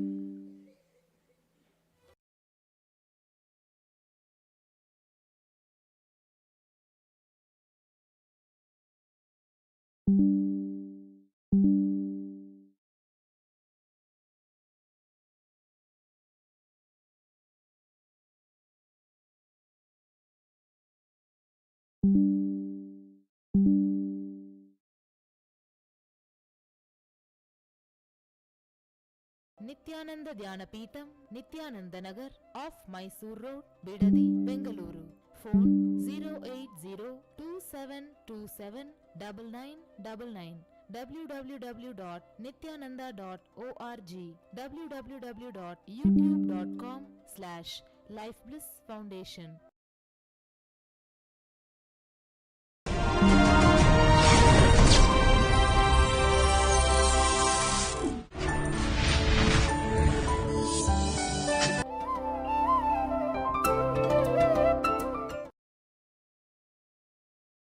नित्यानन्देश्वर समारम्भां नित्यानन्देश्वरि मध्यमाम् अस्मदाचार्यपर्यन्तां वन्दे गुरुपरम्पराम्.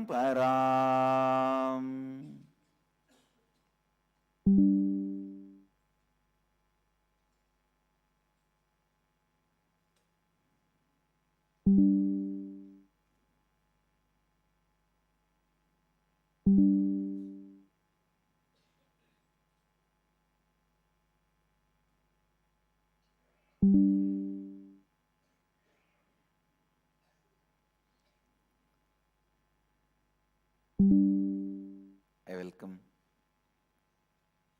all the devotees, disciples, Samajis, Satsangis, Srimahans, Mahans, Tanedars, Kotaris, visitors, viewers sitting with us all over the world through Nithyananda TV, Sadhana TV, two-way video conferencing, having Nayana Diksha, cities sitting with us in two-way video conferencing, having Nayana Diksha, Mill Valley Vairavan Goyal, Dakota Dunes, New York Varanasi, Vancouver, Bengaluru North, Rajapalayam Adinam, San Jose Madurai, Surrey Canada, Hyderabad Adinam, Dakota Dunes, New York Varanasi, Jorpatti Nepal, Winston-Salem, Selang Malaysia, Nirbeda Tiruvarur, Melbourne Tiruvarur, Devon UK,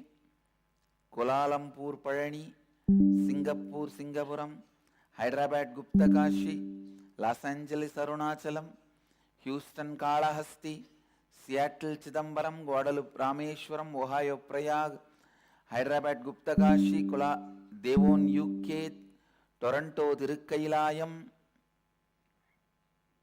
and some more cities are joining. Winston-Salem and Surrey, Canada, New York, Varanasi. I welcome all of you with my love and respects.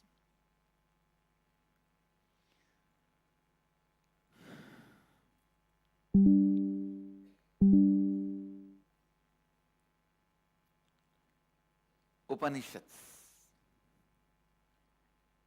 I'll continue to expand on the Shanti Mantra. So let's start with the Shanti Mantra. Om Purnamata Purnamitam Purnat Purnamudachyate Purnamudachyate Purnasya Purnamadaya Purnamevavasishyate. Om Shanti Shanti Shanti.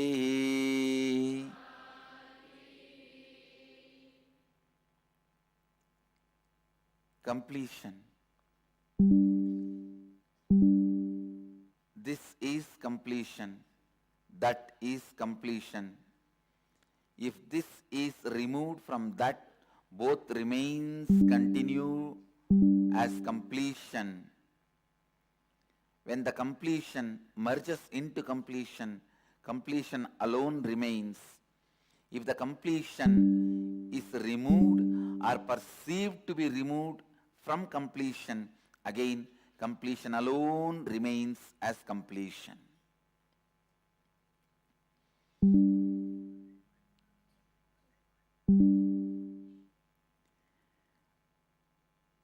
Vivekananda says, forget about all you know as religion. Go back to Upanishads, the source. Drink from the source which will strengthen you. Listen. Drink from the source which will strengthen you. Many times, the achara, the everyday practices you observe, gets the status of religion. And sometimes the achara starts even contradicting the main core truth of religion, and you continue to practice the achara, leaving the religion. It's like they say a story.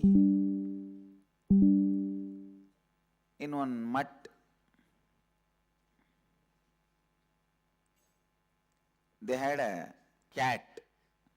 That cat used to jump around the Sannidhanam when he does puja. He will create a big ruckus. So Sannidhanam has said, hey, first tie the cat before I start the puja so that I don't have disturbance. They tied the cat. And Sannidhanam did the puja peacefully. Second day again, they tied the cat. He did puja. Third day again, they tied the cat. He did puja. After some time, it became a habit that before Sannidhanam starts the puja, you tie the cat so that he starts the puja. One fine day, cat died. And they don't know what to do without cat, how to start the puja. They started searching around here and there for a cat. Hey, we have to tie the cat, only then puja can start. Finally, that day, Sannidhanam did not do puja because cat was not there. See, the acharas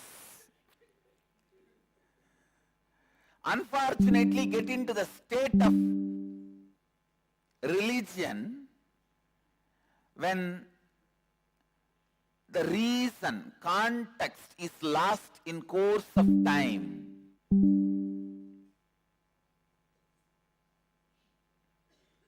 There are thousands of stories where achara becomes, anushtana becomes a religion.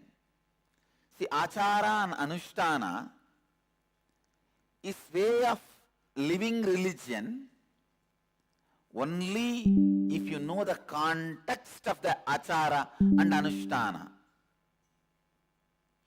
Once in a while, you have to review yourself. All the achara and anushtana you are doing, are you in the right context and doing it? Based on which you can measure, scale, are you in the right context? How to Align yourself to the right context. The scale to align you to the right context is Upanishads. Again and again and again, go back to the source. Upanishads.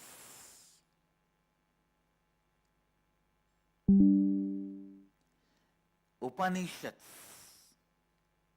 will give you the clarity, setting the right context for the achara and anushtana you are following, and making you live the context in your everyday life. See, achara and anushtana means habits and lifestyle. The everyday habits and lifestyle you are supposed to follow.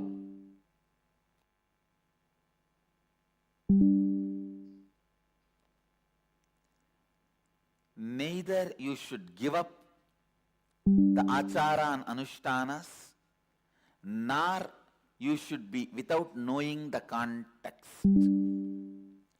You should do it knowing the context. Doing it by knowing the context. People who give up lose spiritual strength, and people who don't know the context become superstitious. If you give up achara and anushtana, you will lose spiritual strength. If you don't know the context and continue to do, you will become superstitious. So for both the disease, who don't know the life and who are living superstitious life, for both, the greatest medicine is Upanishads.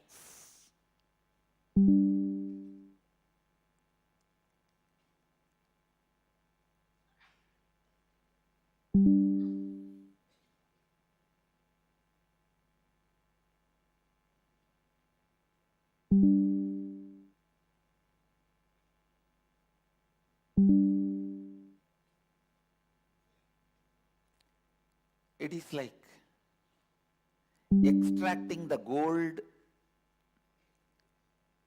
out of mud. See the gold ore, they collect the gold ore, process it, boil it, acid wash it, finally the gold comes out. Did the gold come from somewhere? Out of nowhere? No. It came only from itself. But was the gold there in the beginning? No. It came only from itself.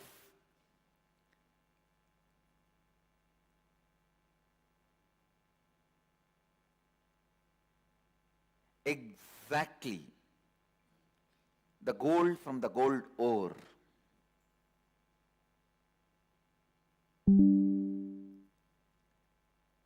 An enlightened being out of you. It is there inside you. Only if it is there, it can come out. Otherwise, it can't come out.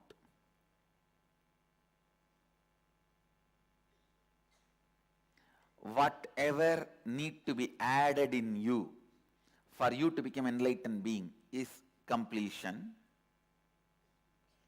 Whatever need to be removed from you is the idea you have in completion.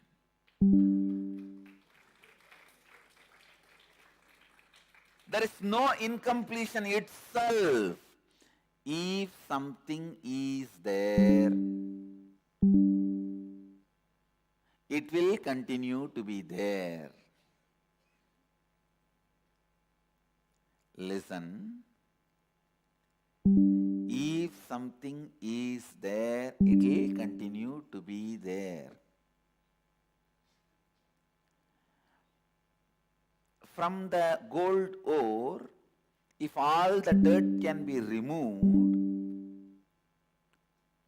and gold finally remains, how can you say there was a time this dirt was part of gold? Anything which can be removed, how can you say it was part of it?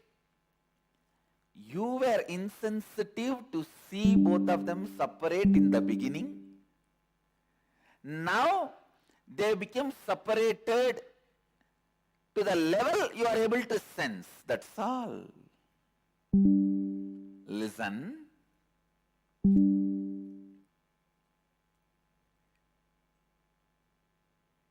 If the dirt is inside the gold, can it be separated? No.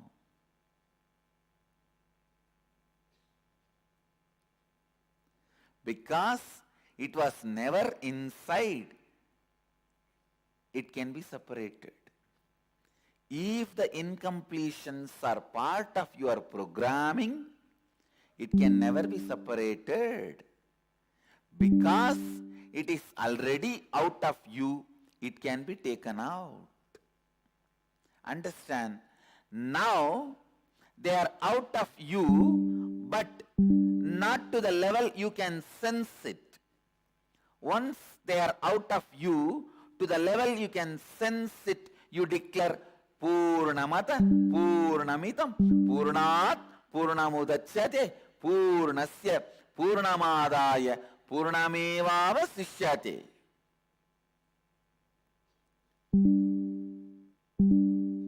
Once the way you perceive you, the way your Guru perceives you, you will declare you are enlightened being. Understand?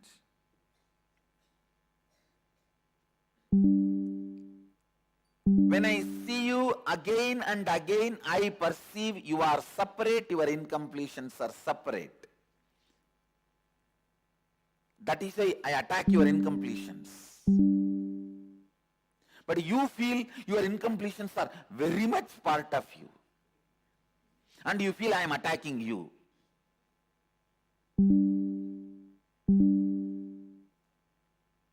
What to do?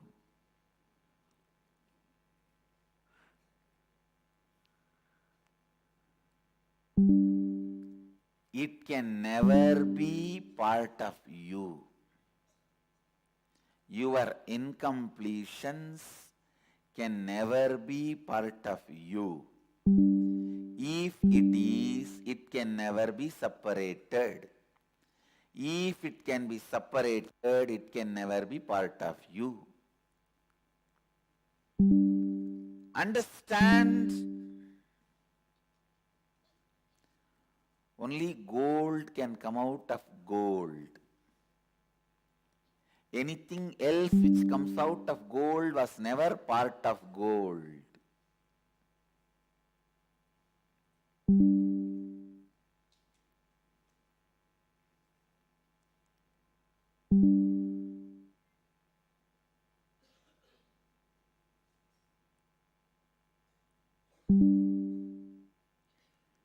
In Vedic tradition, all the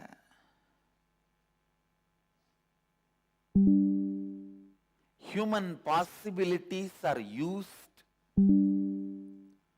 to internalize and internalize the spiritual truths. One of the biggest possibility of human beings is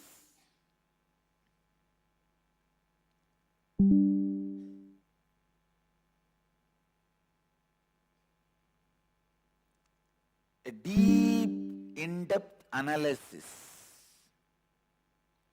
When you do an in-depth analysis, beyond your logic, your being opens up. That is why Vada Prativada, debates are a powerful method to internalize and internalize the Vedic truths. When I was teaching Brahma Sutra,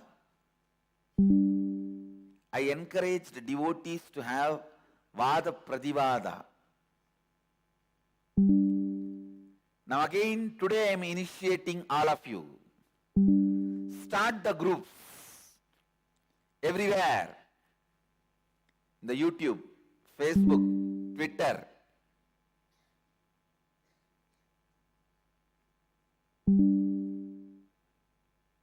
With the title Upanishad Debates.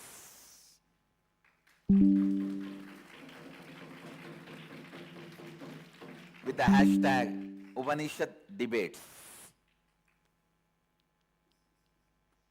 Start the Vada Prativada. I tell you, by doing Vada Prativada with Buddhists, Shankara established his ultimate Advaitic experience into Buddhists. But listen, from Buddhism, more than 90% he digested and assimilated. So end of the day, Buddhists and Shankara both were enriched.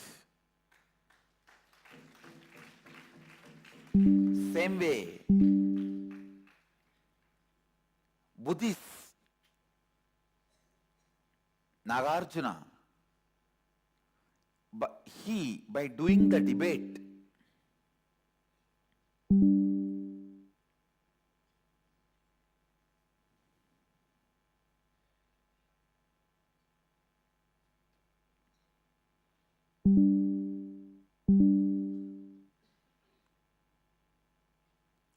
with the disciples and followers of Shankara, he established his ultimate experience, no doubt, but he picked up so many convincing points from the Vedic tradition. I tell you, in debate, ultimately nobody wins, nobody loses, both gets enriched. Let's start the Vada Prativada, internalizing process of Vedic tradition. Fullness, completion comes from completion.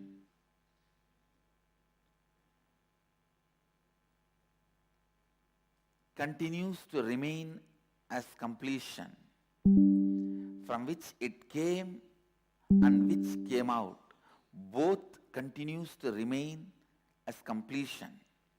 And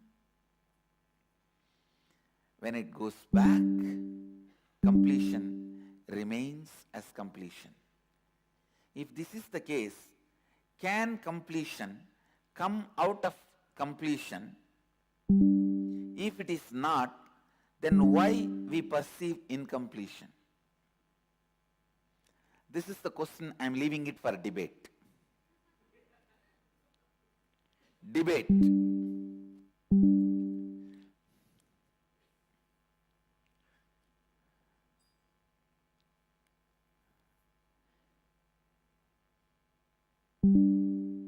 When you debate, you will internalize.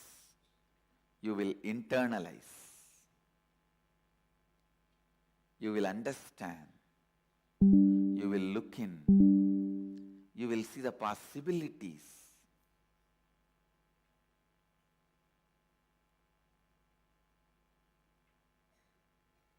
Debating with the right person is a joy. That is why Vyasa comes down to taste debate with Shankara. He comes down to taste debating with Shankara.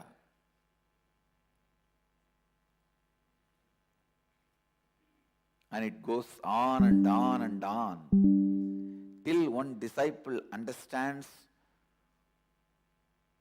who is debating with whom and falls at the feet of both and chants Shankaram Shankaracharyam Keshavam Badarayanam.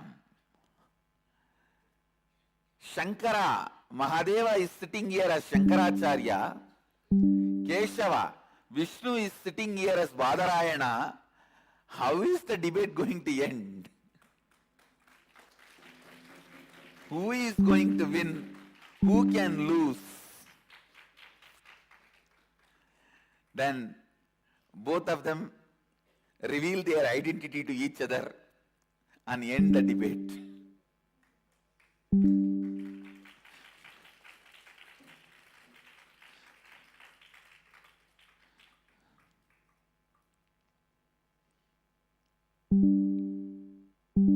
So we also will have two teams, Shankara team and Vyasa team. Start debating.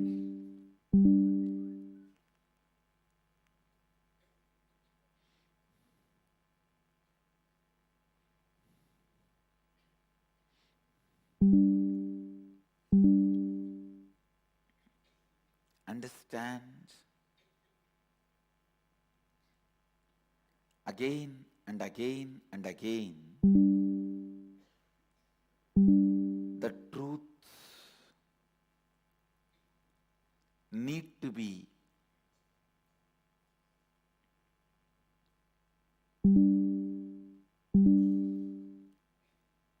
relived, remembered, rejoiced, radiated. Truth needs to be relived, remembered, rejoiced, radiated. Remember, relive, rejoice, radiate.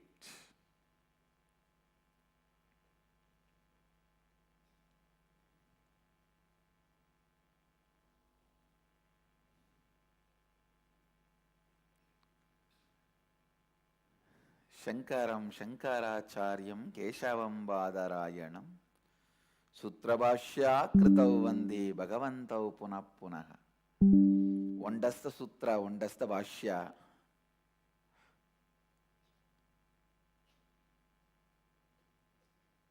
Listen.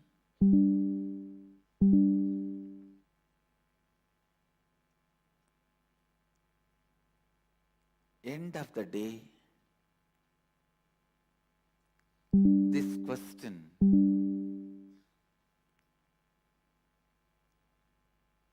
can completion come out of completion? Is there anything called incompletion? If it is not there, why are we perceiving? And what is the truth about the completion coming out of completion? All these questions do not have answer. When you dig these questions, you will only have experience.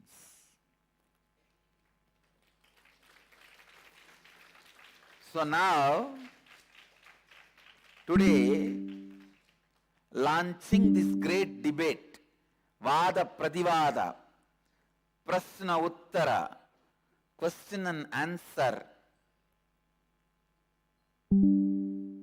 and debate. I am opening myself and making myself available. You can call in now for a direct debate with me. From anywhere around the world, you can call in now. The screen on your number, whether you are watching Sadhana TV, Nithyananda TV, two-way video conferencing. You can call 080-2727-9999 to have a direct debate with me or question answer with me on this subject. But restrict yourself only to this subject which we are discussing today. Nithyananda here. Nithyanandam Swamiji, this is Mananda Sarai from Vancouver. Yes, go ahead. You have a question or you want to debate? I will have a question. I'm sure it won't go into a debate. I cannot go into a debate with you. Okay.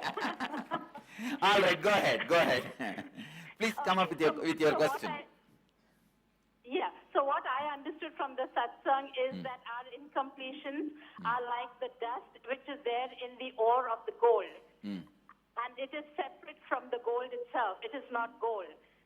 But why does that dust, why does our mind attract that dust and we perceive it as part of us or part of that gold? See, actually, I have to ask this question to you. My mind is not perceiving. You understand? My mind is not perceiving the dust as part of gold. So I am clear about it. I have to ask you, why are you perceiving dust as gold? You please tell me, because this is your experience. I am answering from my experience. I do not perceive dust as a gold. Now you are only perceiving dust as gold. Now you only have to answer from your experience zone. How do you guys perceive dust as gold? I feel I have incompletions where actually they are not part of me. I know they are not part of me. But I'm always trying to Can you, please, you think they are part of you? No, but I feel I have them. I don't know why. Although I know they are not part of me, and I can complete and end it, but still, every time I feel I've got to complete, that means I have incompletion. So, what I am saying, directly you are not able to come to the conclusion you have incompletion. Only with the indirect symptoms you are able to come to the conclusion you have incompletion. Am I right? Correct, Listen now. See, have you seen the psychiatric drugs and other drugs advertisement in your TV channels in Canada? Correct, Swamiji. There will be some 25 diagnostic lines. If you have mild laziness and little tiredness associated with or without your back pain and knee pain, and if you have a slight headache at the age of 45 or before and after, if you have a little bone weakness and bone pain before 65 or after 65 or around 65, please consult your doctor. You may be heading towards osteoporosis. If you see this advertisement, who you think will be very sure that they don't have or they are approaching towards osteoporosis? Correct. It's just a perception. Listen. How the fussy diagnostic methods are taught to you for you to believe you have a disease so that you can come to the doctor for medicine and you can be exploited. Society has taught you the fussy diagnostic methods to make you believe you have incompletion so that you can be divided to pieces and exploited. So, the straightforward, please listen, the straightforward, single line answer, do you know your incompletions are separate from you and you can end it. Yes, I do. Then stop with it. Stop with Yes, it. Swami. This is like a straightforward. I have a knee pain. Let me get the herb or the oil and apply it on the knee pain. Straightforward, over. But now, Correct. unfortunately, when you are having knee pain, you are seeing that advertisement, a middle-aged lady, unable to walk slowly, and the lines goes on. If you have a knee pain, before 45 or after 45 or around 45, and you have a little tiredness, laziness, unsaid restlessness, evening or before evening or around the time you go to the bed, and if you have the craving and feeling like eating and drinking whenever you find time, and you are not able to control, or you think you are not able to control, please approach your family doctor. You may be heading towards osteoporosis. If you see this advertisement, what will you do? Go and buy the drug. Or go to the doctor. Yes. Listen, your question has a two-part. First part you said, I know my incompletions are separate from me. I can end them by completion. That statement is equivalent to, I have a knee pain, I'll get the oil, pain balm, apply it, over. But the second statement you made, I must be having incompletion because these are all there. Can you repeat the second statement? I feel at the end of the day that I had incompletions and I'm incomplete with them. So, who gave you that fussy diagnostic technology? It's my mind. It's just my perception and my mind. And your friends and family and relatives who don't want to see you happy. Correct, Swami. Who have a vested interest in keeping you in low profile. Correct, Swamiji. So, why do you want to accept their fussy diagnostic methods and diagnose, confirm you have incompletion so that they can exploit you with their medications? Each one will give you the solution for incompletion. Your uncle, the moment he makes you feel you are incomplete, he will tell, serve me and take care of me. I will stand by you and protect you from all incompletion. The next guy, he will come and tell you, marry me and live with me. I will protect you from all incompletion. Husband is a person who stands by you during all the troubles and trials and problems of life, which will not be there if he is not there in your life.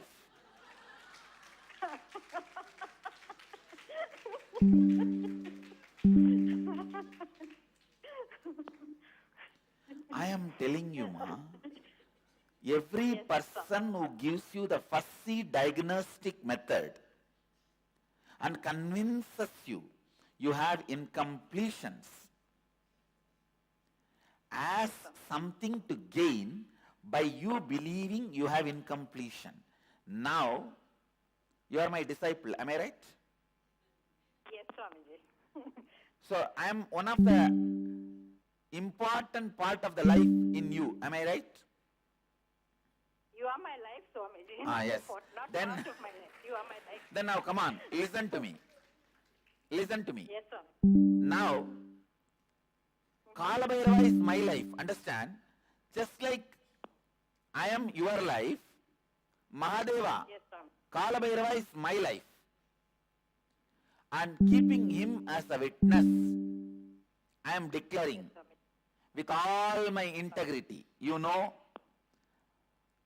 the words I utter come true. You can Yes, Swamiji. look into your own life or other disciples' life, whatever. With all Yes, Swami. the grace of Mahadeva, keeping him as a witness, all my integrity, I am declaring, you do not have any incompletions. Thank you, Swami. Thank you for completing me, Swami. I love you. You are complete. Okay? Thank you, Swami. I love you. So Thank now, you, Swami. I love you.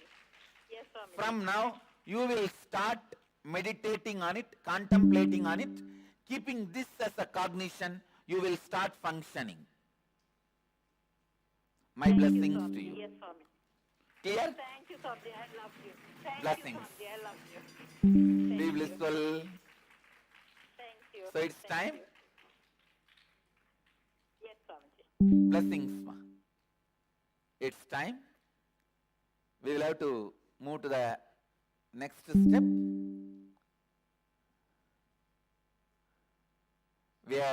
Today we have a long day because the Nitya Kriya Yoga participants are going to have a session in the Sacred Arts by me.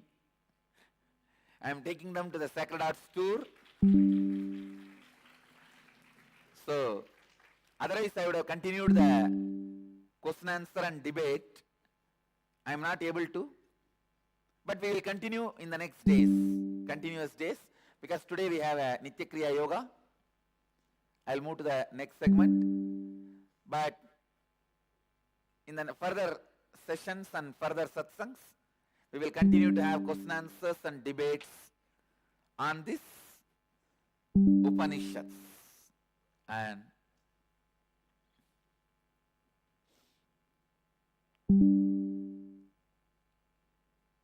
today the Vedic lifestyle introduction tour to Sacred Arts.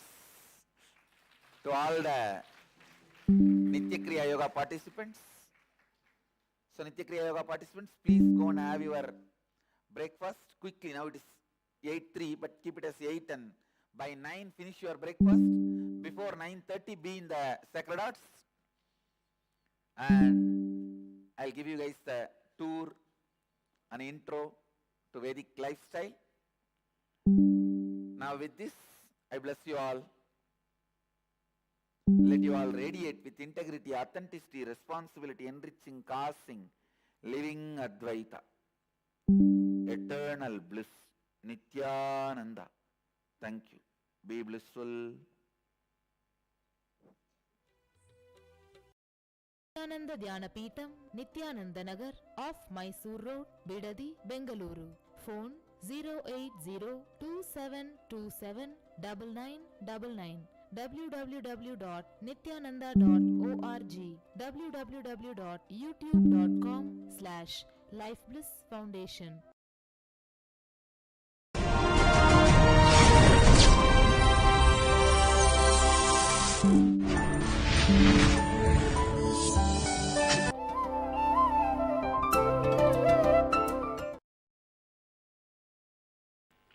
Nithyanandeshwara Samarambam Nithyanandeshwari Madhyamam Asmadacharya Paryantam Vande Guru Paramparam.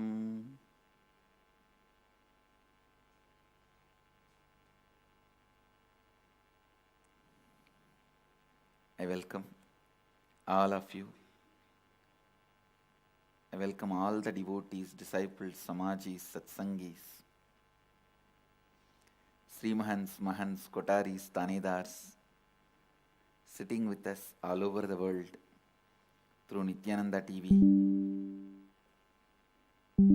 Sadhana TV, two-way video conferencing, having Nayana Diksha, cities sitting with us, Nayana Diksha, Oman Sivagangai, Singapore, Colombo, Romania, London Kashi, Vancouver, North Dakota, New York, Wisconsin, Winston-Salem, Tiruvannamalai, Kuala Lumpur, Palani, Jorpati, Nepal, San Jose, Madurai, Ohio, Prayag, Houston, Kalahasti, Seattle, Doncaster, Hyderabad, Gupta Kashi, Los Angeles, Arunachalam, Phoenix, Arizona, Guadalupe, Rameshwaram, Oklahoma, Somanatham, Toronto, Tirukailayam, Scottsdale, Arizona, Charlotte, Srisalem, Paris, Indrani, New Jersey, and some more cities are joining. I welcome all of you with my love and respects. Upanishads. Let's chant the Shanti mantra, which I am expanding on, and enter into the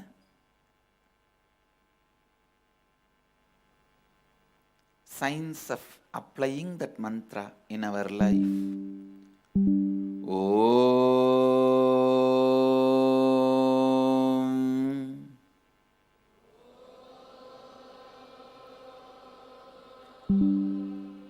Purnamata Purnamitam Purnat Purnamudachyate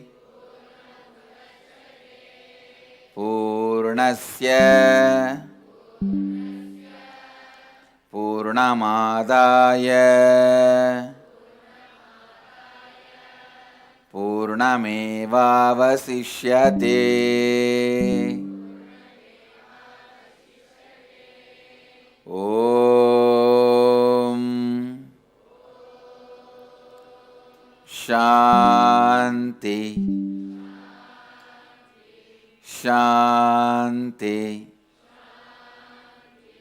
Shanti.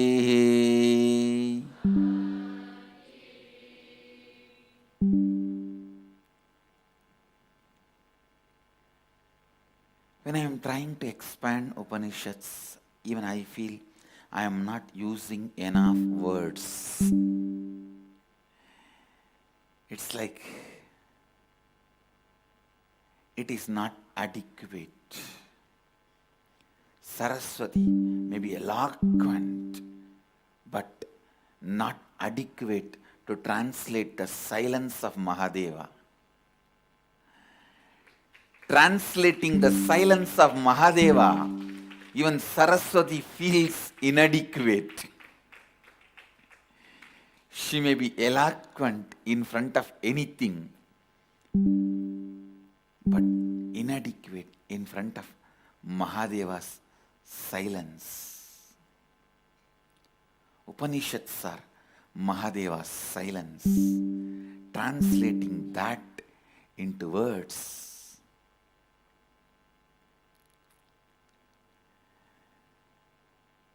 It's only by Mahadeva's grace I can translate his silence into words and deliver. Understand? I was expanding on the concept of nation and desha. When decision makers, whether in the field of business or ruling, when decision makers are out of fear and greed, it is all about producing in mass and sharing it with the world. When the decision makers are caught in fear and greed, then it is all going to be about possessing and controlling. Wealth handled with incompletion will lead to possessiveness. Power handled with incompletion will become controlling. A powerless man, when he is given power, he will only be controlling. A poor man, when he is given wealth, he will only be possessing. Poor man does not even know how to live with wealth, I am telling you.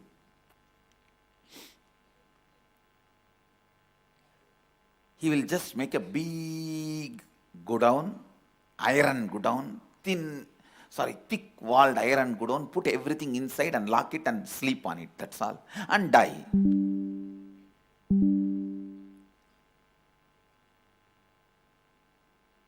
And is this the purpose of wealth? And whole life he spent worrying, will anybody know what I am keeping under my bed?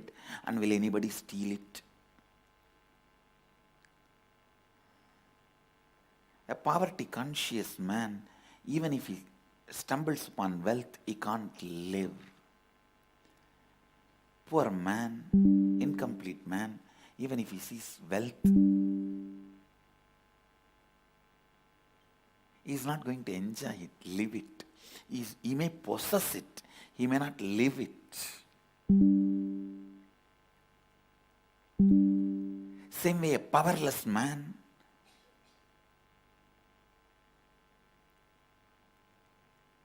frightened, fear-based person, even if he is given power, he will only be controlling it. He will not be expanding it.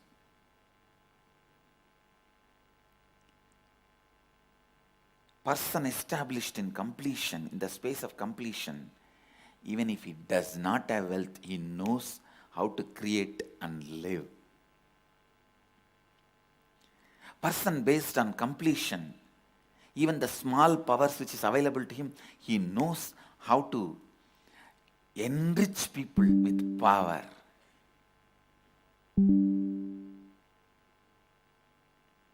Enriching people with power.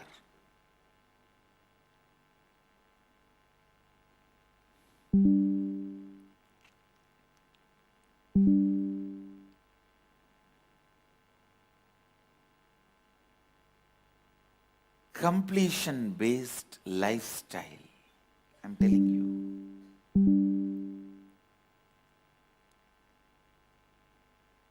Constantly empower yourself. Constantly empower yourself.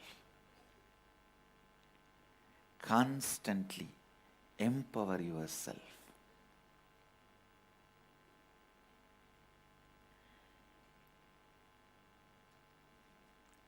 Have power.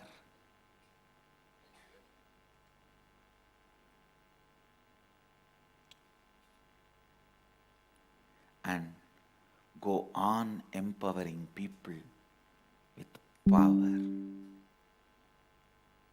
And I tell you, in whichever field you empower people, you will be becoming more and more powerful. Only by producing more musicians, you will become a great musician. Only by producing more dancers, you will become a great dancer. Only by producing more doctors, you will become a great doctor. Only by producing more rich people, you will become a richer person. Only by producing more leaders, you will be a great leader. Only by producing more enlightened beings, you will be an incarnation. Empowering people. Empowering people. Empowering can happen only if you feel powerful, complete inside. If you feel incomplete, empowering does not happen. I tell you, life has no hypocrisy. Life has no hypocrisy.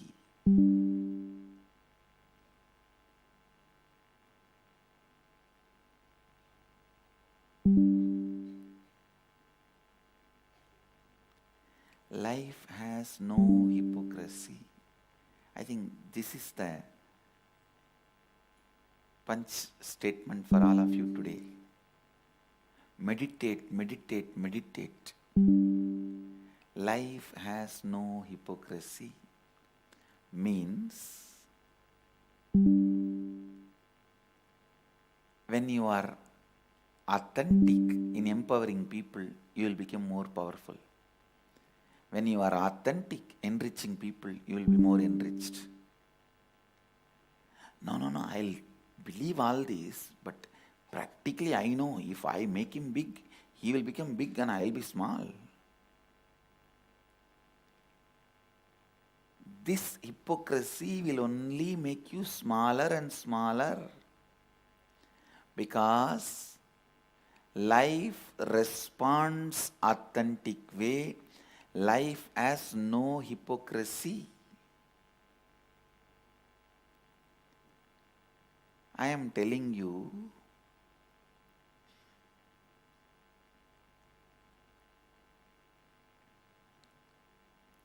throughout my life, I was, I am, I will be always authentically enriching, empowering people continuously.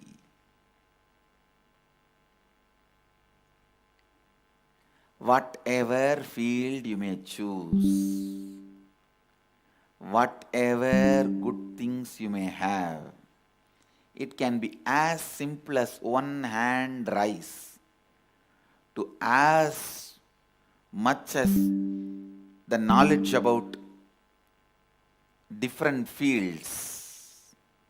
Whatever you may have, empowering, enriching makes you more and more enriched, empowered.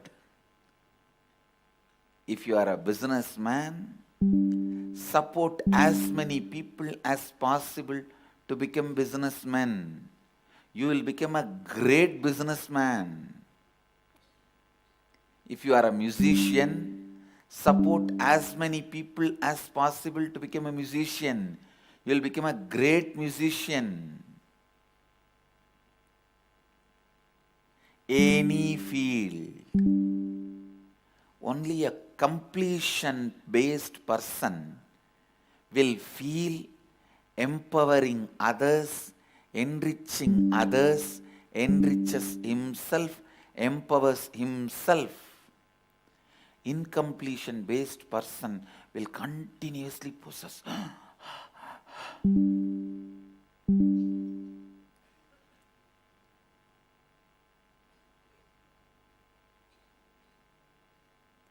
I tell you,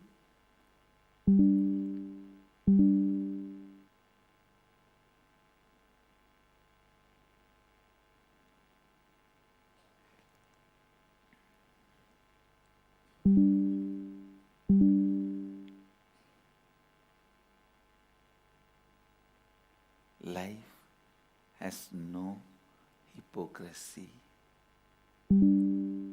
Life has no hypocrisy. Life has no hypocrisy. I really wanted all of you, all the devotees, to type this statement at least 11 times in your Facebook as a status and share it with all. Because this key need to be applied in every nook and corner of your life. If I just make this one statement as a cognition for all my kids, I am done. I am just done.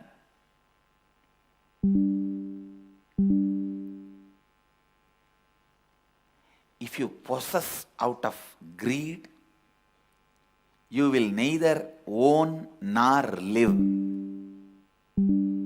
If you control out of fear, you will neither have power.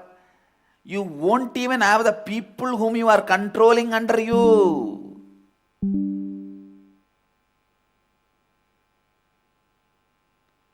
And if you share out of richness, you will have more and more. If you empower out of powerfulness, you will have more and more powers. Life has no hypocrisy. Understand? I have always seen these disciples who are sincere, honest, standing up for empowering, enriching powerfully. They are showered so much. They always come back and say, Swamiji, gratitude. Swamiji, I am grateful. And these people who try to possess, inside themselves deeply they feel that insecurity and poverty and powerlessness, incompletion. How much ever they try to act outside, the hypocrisy is clearly studied by life. Life responds to them exactly as they are. Please listen. In every level of thinking,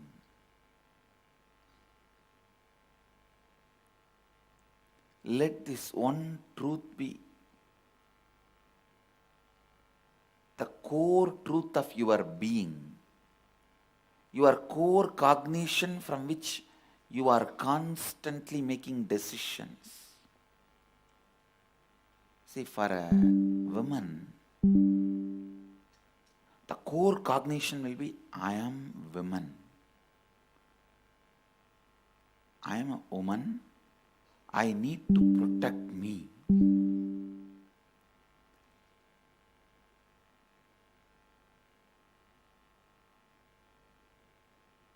Even by hypnotizing, mesmerizing, you can't take away that part.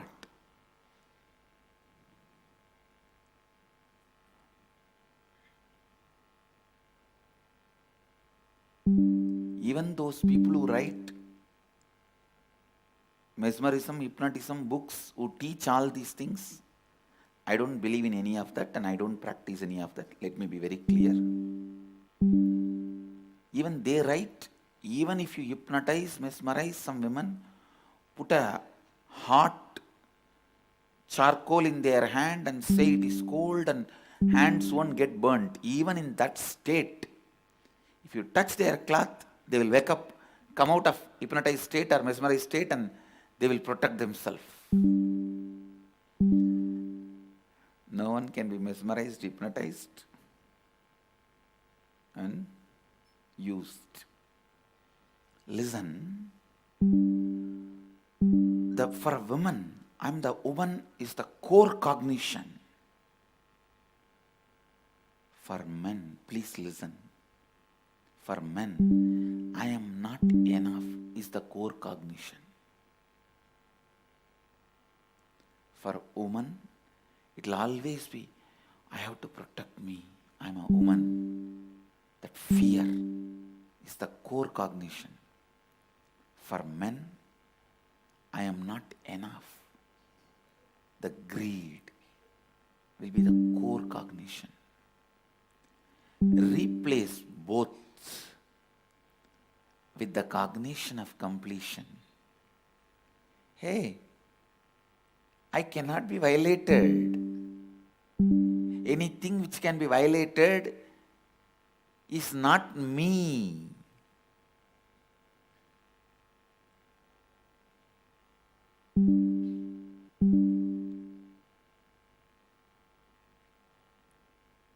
For men, I am enough unto myself. Nothing can be added to me. If anything can be added, it can be taken away. Understand? If something can be added to me today, tomorrow it can be taken away. If something is not true today, how can it become true tomorrow? Ubadhi. That is why in Sanskrit we have a beautiful word. Upadhi means, it has two meanings. One, titles and disease. Titles and disease, both are called by the word upadhi. Rich man, title. This title, that title. All these titles and disease, both are one and the same.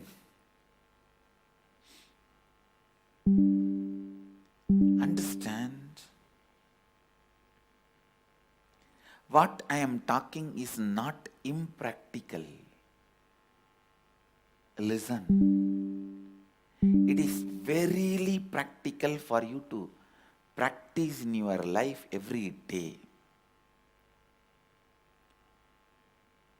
Our elders have practiced all this.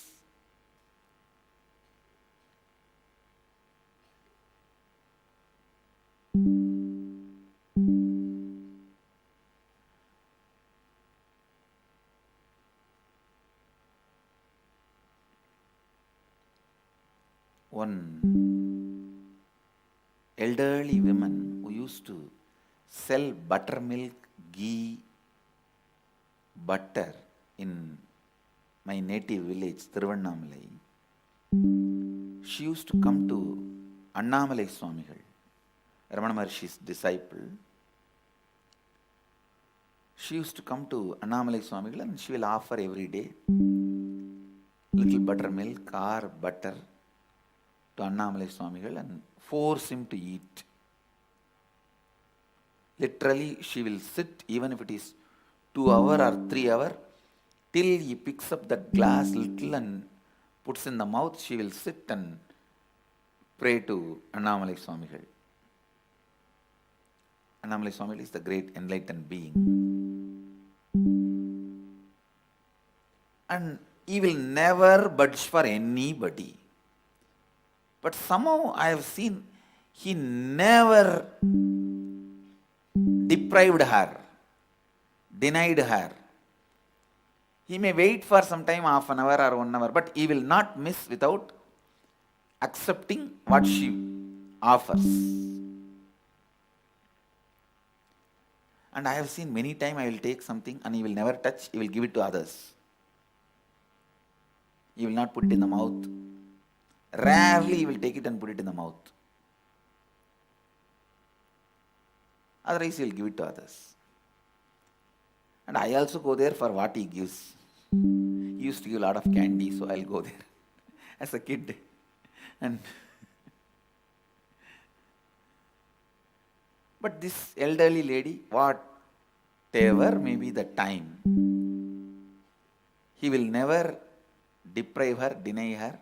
He will accept at least a little bit of what she brought.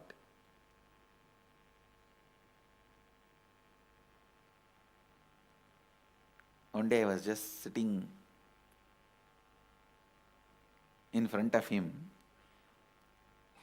and looking at his grace. Actually, he's an elderly person. You can never understand the kind of a grace his body radiates. Just with one lion cloth and one small towel, he will be sitting and staring at that Arunachala hill.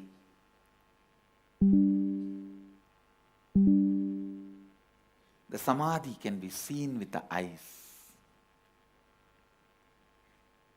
I can say, looking at the master's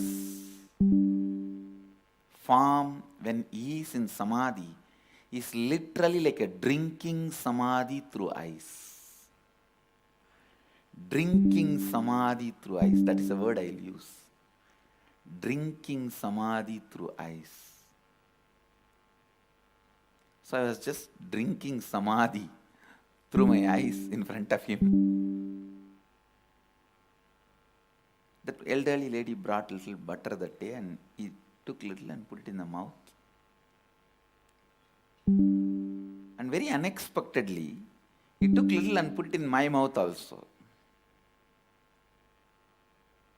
I just took it and he directly fed with his own hand, putting it in my mouth. I just took it and then could not understand. I was staring at him. Why he did this? Because he was not the kind of a person who does this kind of a physically expressing love. He is not that kind of person. Arunagiri Yogeshwara was that kind of person. Hugging or physically feeding, the touching through body showing the love and feeling connection. Arunagiri Yogeshwara was that kind of person. But Annamalai Swamigal is not that kind of person. He is a kind of a dry Vedanti. No physical gestures to demonstrate love. No physical way of demonstrating love. So I was wondering, what is going on? He himself started telling, hey, in Tamil he said, Ribugida kadanji kondu vara amrutamada idu, means that lady who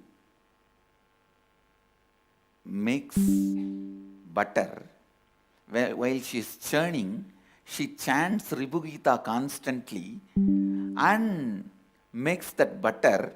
Because of that, it has become nectar.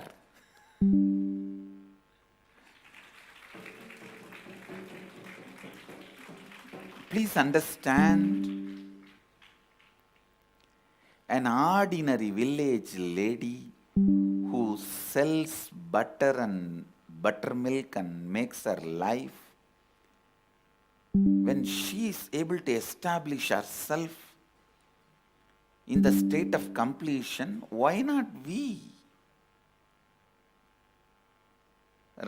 Annamalai Swami says, while she is churning the milk, in Indian villages they will keep a big pot and put a spindle called mattu and put a rope and churn. Around 2-3 hours you have to churn, and then the butter will be churned out, and the butter they will collect and put it in a cloth and squeeze to take the water part out, and then it will become a solid butter. They will bring it and sell. He says, she is so sincerely singing the Ribugita constantly and churning. Now she has become the truth while she is churning. So that butter also has become nectar, filled with the truth. And I really want to tell you, at least next 2.5 days, after that butter gone into my mouth, my body, I was in that samadhi, the same state in which Annamalai Swamigal was. 2.5 days. See, all I want to tell you is, your outer conditions does not matter for you to be established in the cognition of completion. You can be as simple as village buttermilk seller, old elderly women.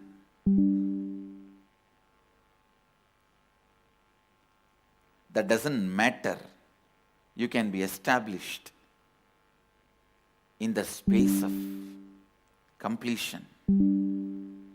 Let the cognition of completion penetrate your every decision and action.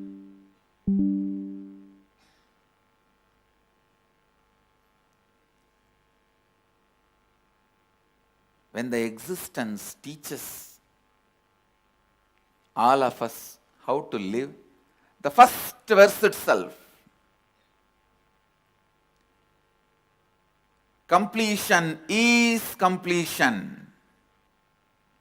This is completion, that is completion. From completion, this and that happens. Whether this becomes that or that becomes this, it is only completion moving into completion, and completion becoming completion. Understand? Whether this becomes that or that becomes this, completion moves into completion. Completion moves into completion. I tell you. You sit and do the completion process, technique. Suddenly you see incompletion disappears. Anything which can disappear, how can you say it existed earlier? See, if something is not going to be there tomorrow, how can you say it is there today?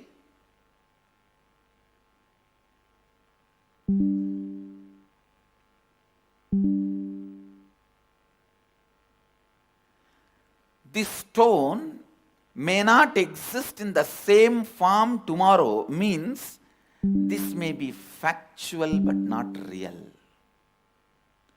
See, today if you take this stone and throw it on somebody's head, they will be hurt. I am not denying its power and existence, but it is not real because tomorrow it may not exist in the same form. If something which can't exist tomorrow, it's not real even today. Understand? Your whole life you are centering it on factual. That is why so much of suffering. Center it on real. A person who centers his cognition on real lives a non-serious life. I tell you, non-serious life is what I call celebration.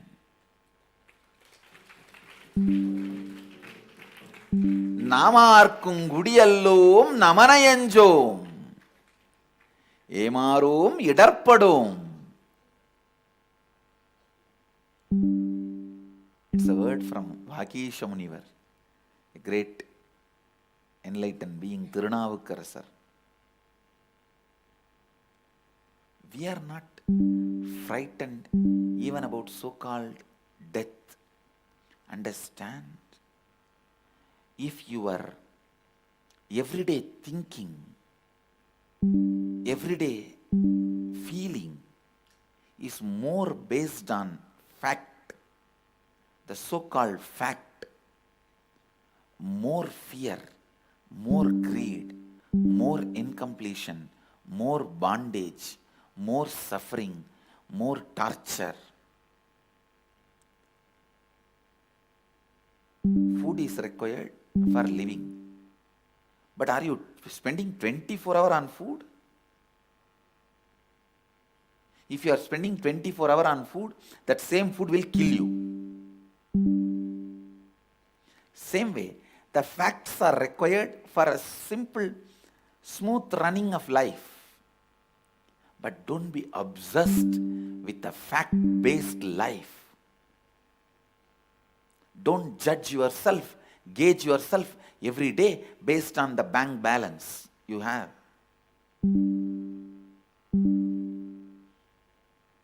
Food is required for living. But if you are too obsessed with it, that itself will kill you. Facts are required for smooth flow of life. But if you are too obsessed with it, that itself will destroy you. Let your life be reality-based.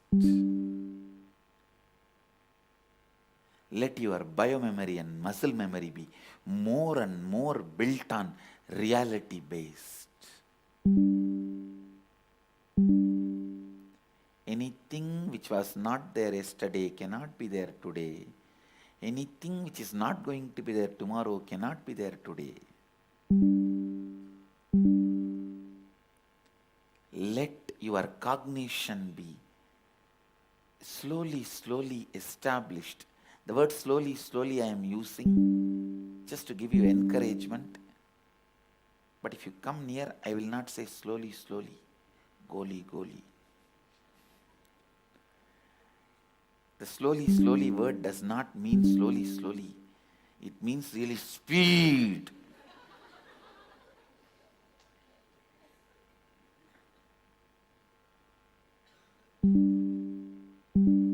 I'm just saying slowly so that you don't run away. That's all. Understand. I'm telling you.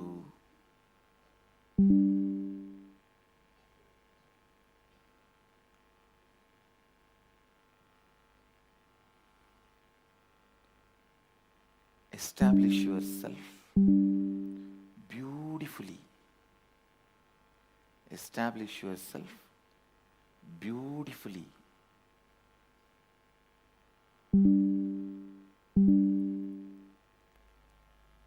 In the space of completion and reality. Let more and more of your biomemory and muscle memory become completion-based thinking. Reality-based thinking. You will live. It's not that you will not bother about fact. You will handle it intelligently.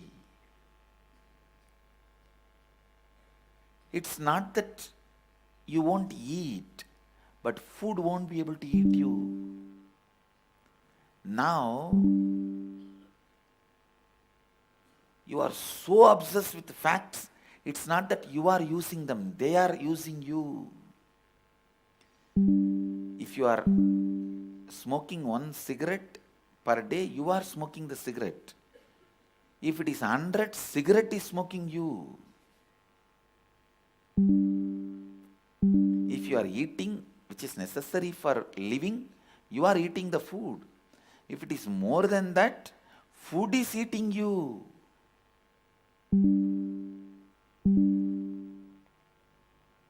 Same way, facts. It is required for a smooth running. Like you need to know 2 plus 2 is 4. So that when you receive salary, you collect that money exactly and come back, live your transactions based on those facts. But that itself is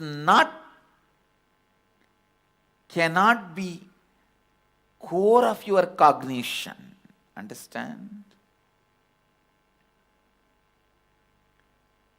See, you have to learn driving to reach your office, but that itself is not enough for you to run your office.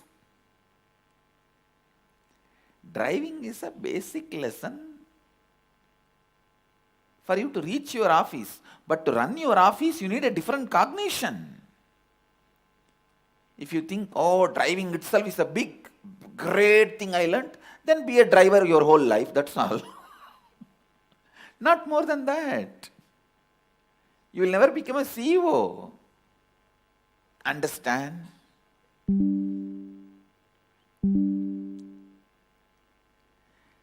The fact-based cognitions, understandings, calculations are like learning to drive, but reality-based cognition is learning to live. Learn to live.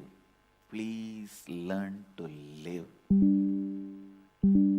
That's all I am saying. And the grace which comes to you when you learn to live, the courage of enlightenment, the beauty of enlightenment, the grace of enlightenment, even the kings will feel jealous of you.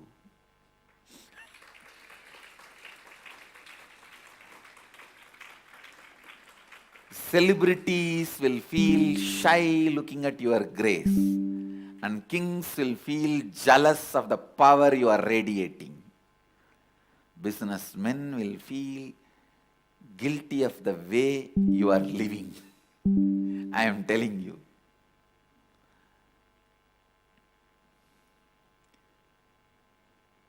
It is reality-based life, reality-based cognition. No one can torture you. All the fellows who try to torture you will finally torture themselves and disappear. Karma comes back.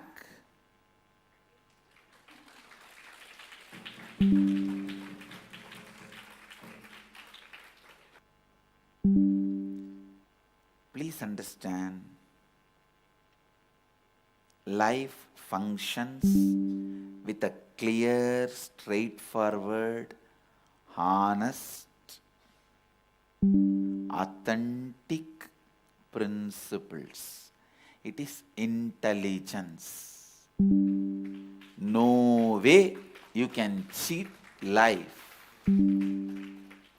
No way you can cheat life. Life has no hypocrisy. Life has no place for hypocrisy.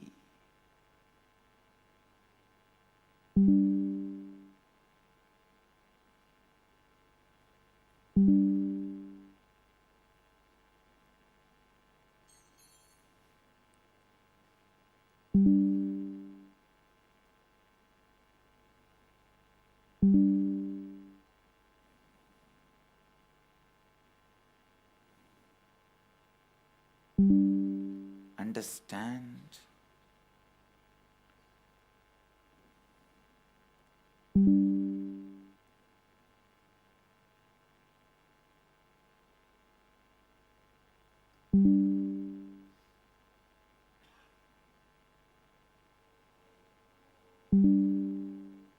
Cognition, your inner thinking, feeling, decision making, your cognition, if it functions based on reality, it's not that you will forget the facts.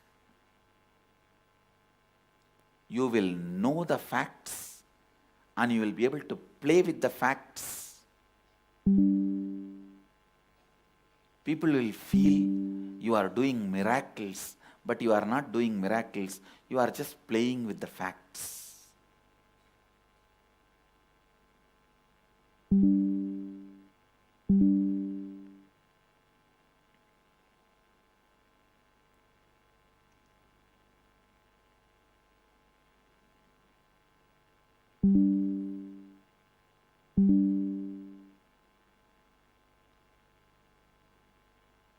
Listen.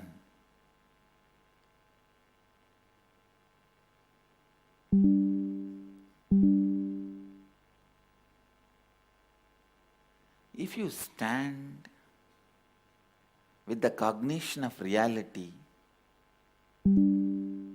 neither somebody can honor you, add something to you, nor somebody can dishonor you, take away something from you. The person who tries to honor you will be more and more happy. The person who tries to dishonor you will more and more fall into depression and suffer. The person who tries to honor you gets that same honor back because you can't be honored. The person who tries to dishonor you gets back the same dishonor because you can't be dishonored.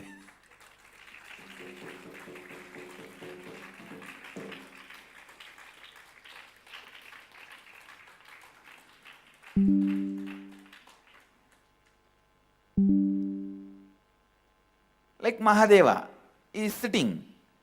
You try to pour milk and sandal on him, it will only shower on you. You will only be enjoying that smell. And you try to put something else, then that will also be on you only. He is there. Can neither be honored nor be dishonored. I tell you, live in the cognition of reality. The cognition of reality, completion was, completion is, completion will be. You are established in the space of completion. Even when you imagine you have incompletion, your incompletions may be based on facts, but it is not based on real. Fact is different, real is different. Fact is different, real is different.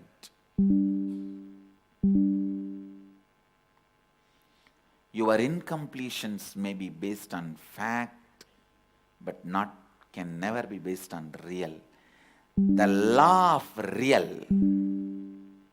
the principle of real, the dharma of real is Purnamata, Purnamitam, Purnat, Purnamutachyate, Purnasya, Purnamadaya, Purnamevavasishyate. Means from the space of completion only, completion comes out. Even when completion comes out, completion remains as completion. When the completion goes back, completion remains as completion. Even when you think they are separate, both remain as completion. It is always completion in the space of completion and completion. Listen. That is why I am saying, I am telling you. In the dream, you see many things.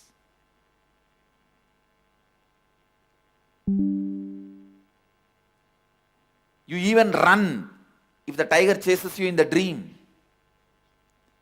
It may be factual for the time being, it can't be real. Same way, even in the so-called waking state, when your dreams pulls you and pushes you, your perceptions may be factual but not real. The perceptions getting established in the space of real.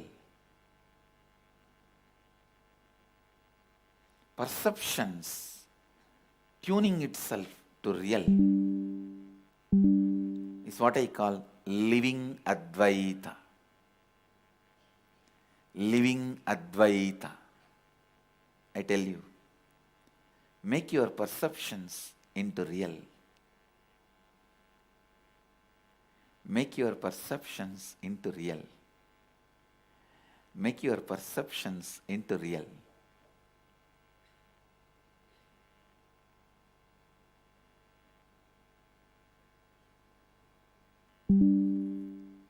Let your cognition be established on reality. The Shanti mantra can give you eternal Shanti just if you make it as your cognition. So, with the decision to make this as your cognition, please chant the Shanti mantra along with me. Om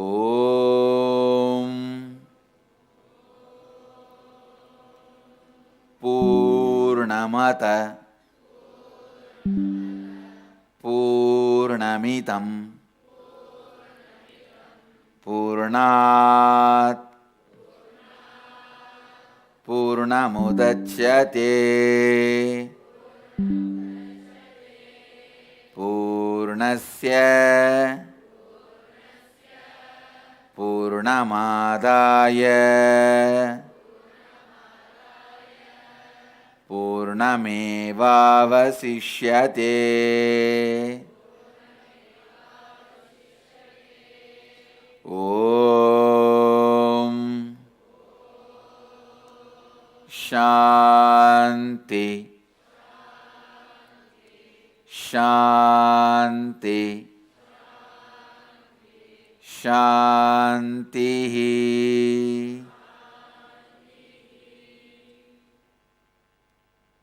With this, I bless you all. Let you all radiate with integrity, authenticity, responsibility, enriching, causing, living Advaita, eternal bliss, Nithyananda. Thank you. Be blissful.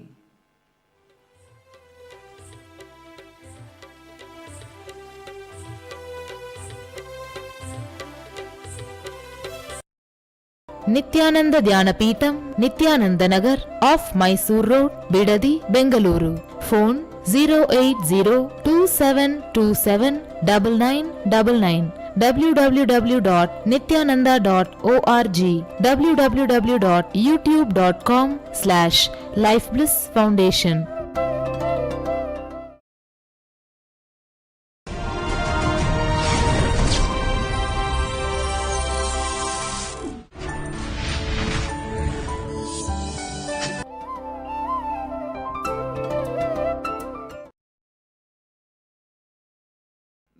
नित्यानन्देश्वर समारम्भां नित्यानन्देश्वरि मध्यमाम् अस्मदाचार्यपर्यन्तां वन्दे गुरुपरम्पराम्.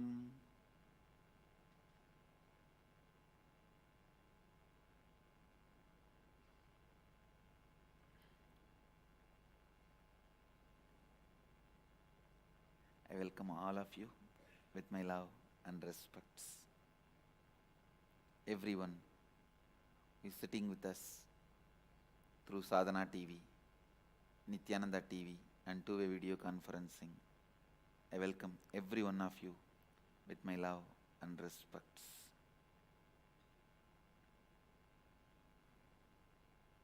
I'll directly enter into satsang.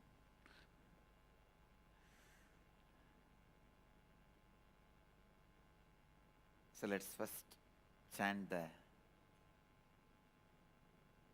Shanti mantra of Ishavasya Upanishad, which I will be expanding, continue to expand. Om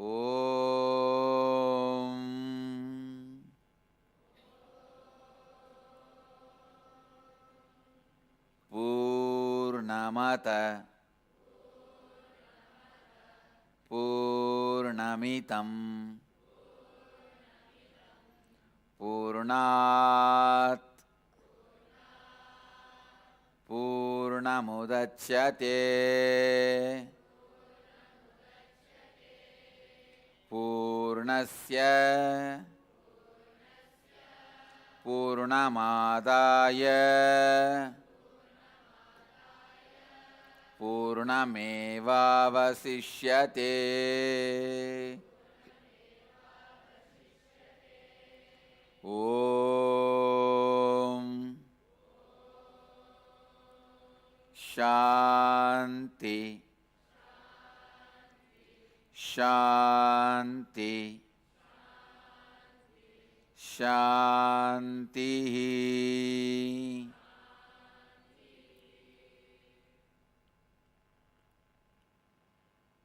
I'll continue to expand on the truths I was revealing about Desha and nation. Understand, Desha, the very concept of Desha is from the truth of Vedic tradition. Annam Bahu Guruvita. Listen. Annam Bahu Guruvita means let us produce in large quantities. Producing not just food, everything in large quantity and making it available to everyone as easily as possible is Desha.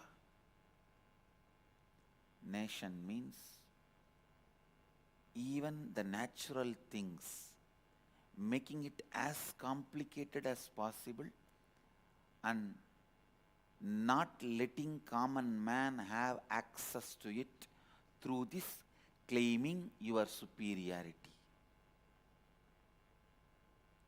Understand, there is a big difference. In original Vedic civilization, the concept of Desha is produce as much as you can and exchange it. It was not that. In Vedic civilization, we did not have business. We had.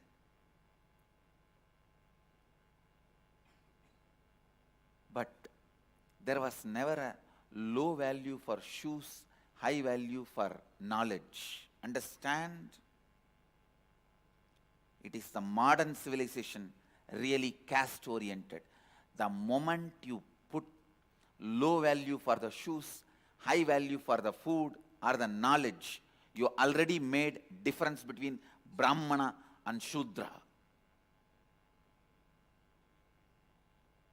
There was never valuation between shoes and knowledge. The man who produces shoes produces in large quantity, makes it available to his community. The man who gives knowledge makes it available for everyone. Don't ever spread the lie Shudras were not allowed, did not have access to education. No. No. Drona says very clearly to Karna, Karna, there are a lot of schools which teaches for every community. I am not able to teach for every community because I have decided to choose few people and make the excellent, the masterpieces. So I am working with king's family. But be very clear, read Mahabharata. Karna was not denied education because he was Shudra. Drona says very clearly. And Parashurama says very clearly. Before even cursing Karna, he says, hey, if you would have told me you are not a Brahmana, you are a Kshatriya or a Shudra, I would have directed you to the gurus who are my same caliber. I took a vow, I'll teach only for Brahmanas. So for my integrity, you have become an obstruction. You disturbed my integrity. That is what he was angry. Understand? The valuation of the products produced by the community started the difference up and down of community.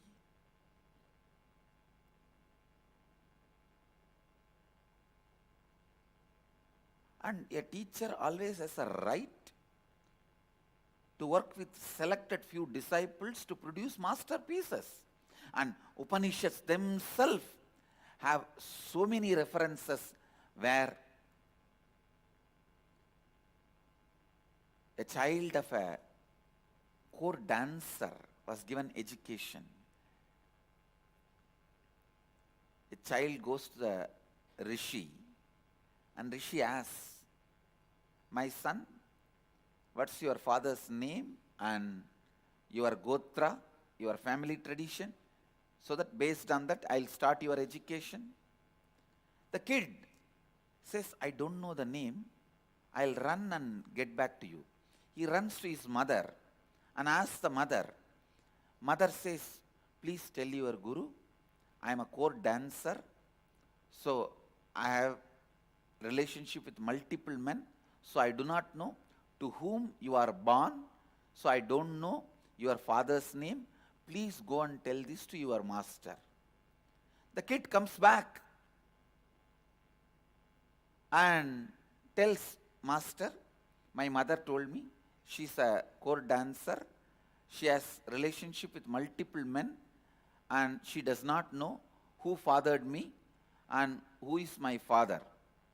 Immediately, master hugs the child and says, you are so truthful. Your integrity proves you are a highest order. Please come and join.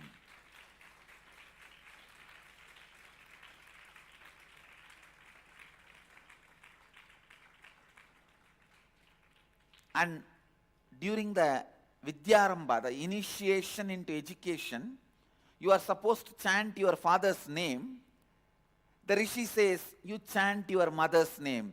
He becomes Satyakama Japala. Understand? The Rishi says, you chant your mother's name. Mother's name can be used as an initial, is not something new. It is as old as Vedic tradition. And understand,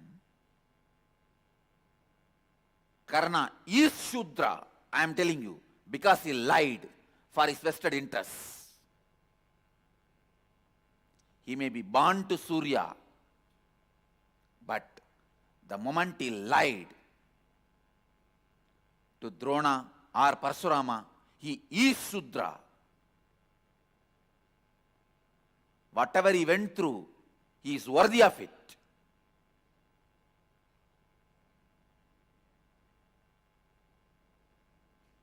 Understand, never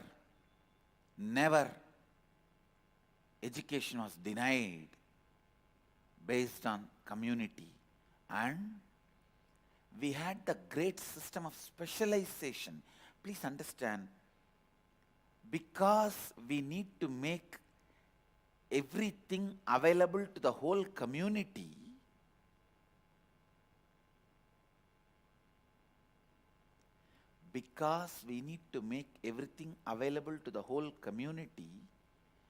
we were functioning on mass production, for which the specialization skill was needed. That is the reason we chose son will do the same profession as father, so that the specialization happens.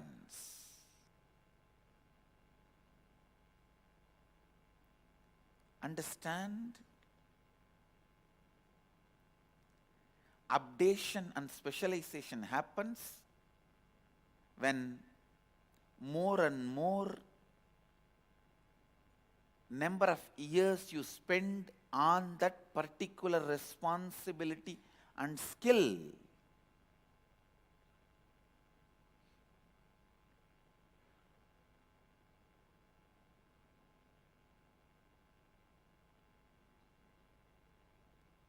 In my experience, I am telling you,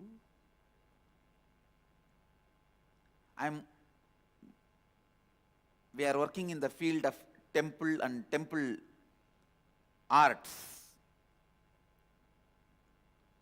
making deities, making the vessels required for temples, everything. In my experience, the kids who learned this art from their father, they are the most skilled and passionate about what they are doing. The kids who learned from their parents never get tired. Even at the time of night, 11:30 or 12:30, they would have started their work morning 6 o'clock. Even at the time of 11:30, drawing the eyebrows, they will be so sincere.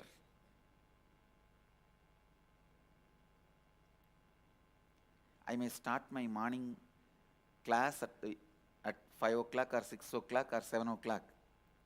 Even the night 11:30 or 12:30, when I end the session, I will not reduce one word because time is up.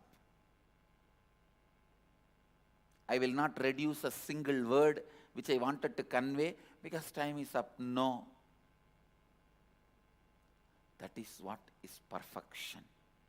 Perfection means not letting your tiredness or boredom enter into your passion to deliver.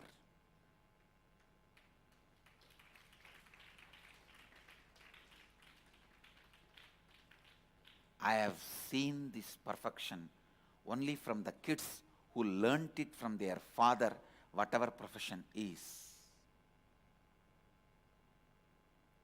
Because they see the dedication of their father.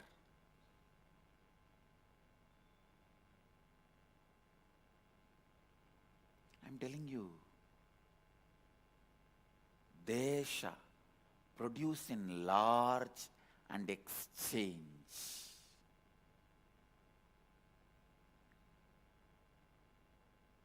Fortunately, I was able to have the glimpse of this lifestyle in my nearby villages where I was born and brought up. when the harvesting happens, temple priest 1 share, village barber 1 share, village doctor 1 share, village house cleaner 1 share. Please understand that temple priest, house cleaner, all of them get same share. In villages, in those days, it used to be like the human excreta will be manually removed. That guy who does that work and the guy who does the temple maintenance, both of them get equal share. It is myth spread amongst us, the Brahmins get more. No. I still remember the teachers were not given salary, they were given only the share based on the harvesting. If it is a 1 acre land, in that there is a measurement. So after the harvesting, outside the house, that old lady will sit with that 16 share, 16 measurement. All that 16 people will come and collect their share and go. Understand? Mass production and sharing was Desha. And our whole structure, this Bharata Desha, was such beautifully divided into small units economically, connected as one Desha ideologically. Please understand, the mantra chanted in Rameshwaram, the mantra chanted in Kedarnath will be same. The visualization done in Rameshwaram, the visualization done in Kedarnath is same. The visualization done in Ganga Sagar and visualization done in Somnath temple is same. So ideologically centered, economically independent. It was such powerful, beautiful, unimaginable, inimitable system.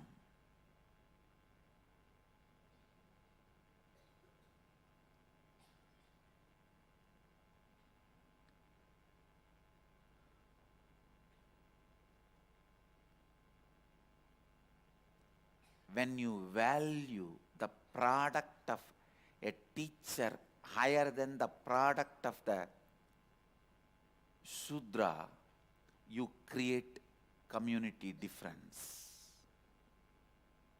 And don't believe the interpolations.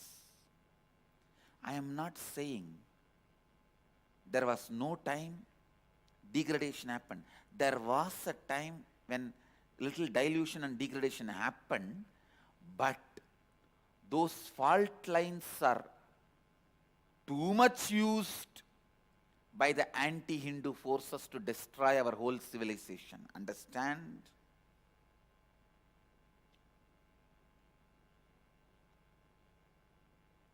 In which society there was no higher and lower divisions? Get into the aircraft and walk through the business class and go to the economy. How the business class people look at you. And in the modern day city also, in all apartment complexes, there will be A class, B class, C class, like a 1 BHK, 2 BHK, 3 BHK apartments. What do you call? 1 bedroom hall kitchen, 2 bedroom hall kitchen, 3 bedroom hall kitchen. Just see how the 3 BHK people relate with 1 BHK. Then you will know human beings are social animal. They will have differences higher and lower. The best minimum way it can be maintained is Varnashrama Dharma of Vedic tradition.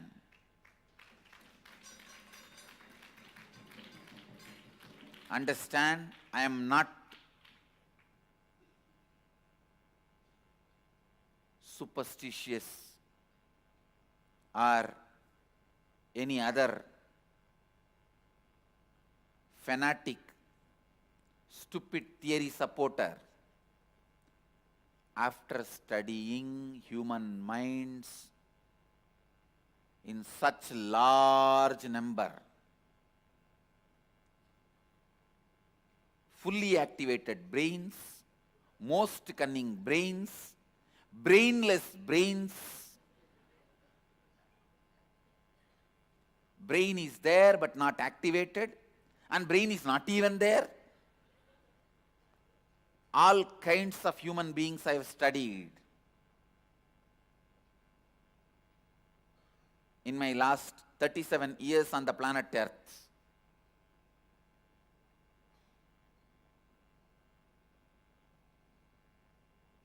And I always had the fortune of living with a large number of people.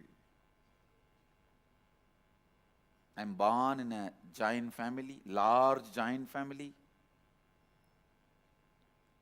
and grew up among the large number of sadhus and sannyasis and spiritual seekers, devotees. All the time I will be at least with 50 to 100 people only. There was no such thing as aloneness in my life, other than little time I spent in meditation and samadhi. And even my decision for Parivirajaka Yatra, actually I decided to do the Parivirajaka Yatra because my Guru ordered, saying that now you are perfect, start going around and initiating people. Actually, before my Gurus left the body, both of them left the body together. Means just within few days gap. Both of them decided, and they have given a beautiful farewell for me. And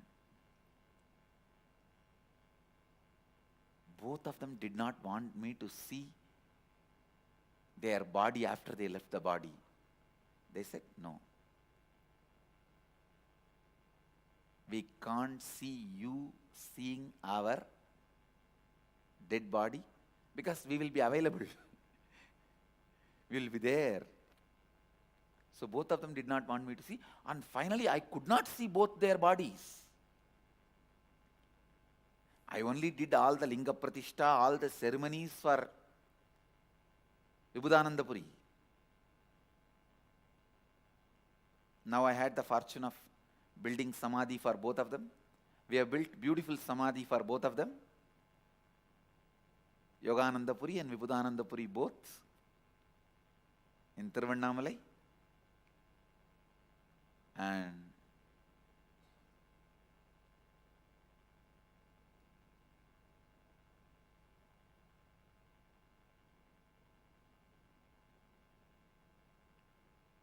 for quite a long time,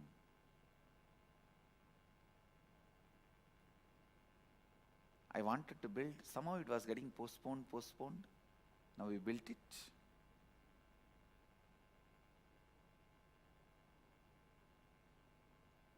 Both of them are very clear. You achieved what you want to achieve, what you have to achieve, what you need to achieve. Now go around. Start initiating people, blessing people, gracing people. But that process of going around and sharing has enriched me so much, taught me so much. I feel that time also was a training period. As far as my Gurus are concerned, they said, no, your training is over. Go around and start teaching. But I classify that period also as training period because I felt so much I have been enriched by that. Because I could have the ground reality of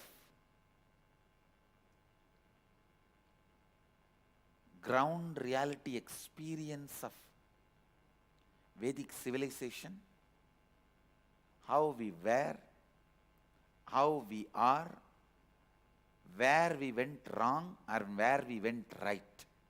Unfortunately, you have been told again and again, Vedic civilization is responsible for all the bad things we have, our poverty, our suffering and everything.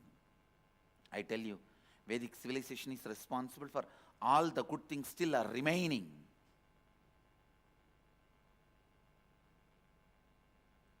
All the good things we have still remaining, Vedic civilization is responsible.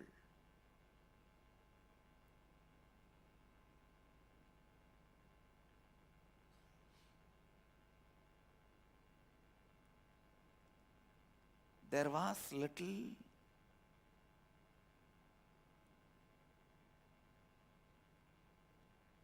dilution in Varnashrama Dharma, no doubt. But that does not mean that need to be replaced or that need to be thrown out. This is the best system to keep the differences minimum. And the division was always based on your integrity, authenticity, responsibility, enriching, not based on the money you swindle and hide it under your bed or possess. Understand?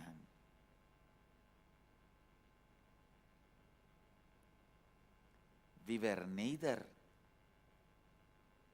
money-centric nor power-centric or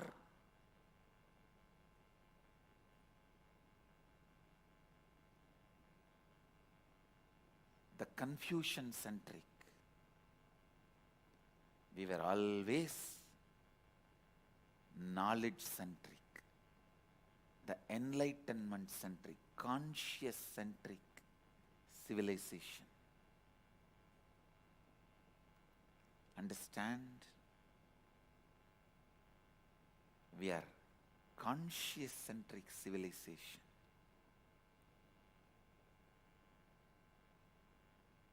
The Brahmins, priests, teachers, they shared their whatever they have. The agriculturists, they shared whatever they have. Carpenter, he shared whatever he has.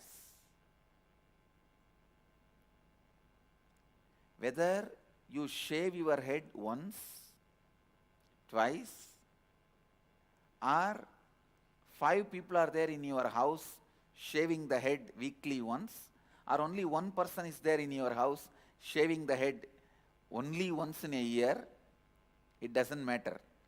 If you own land, you give a share. It was such an amazing life. And the same barber only will be the musician, and even the local doctor. Usually the teacher himself will be the temple priest, and he himself will be the local doctor or a local healer. He himself will be astrologer.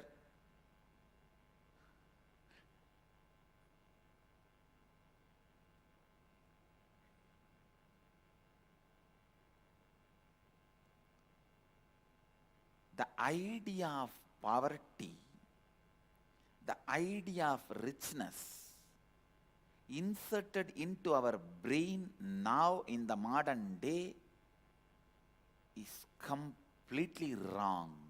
Please understand.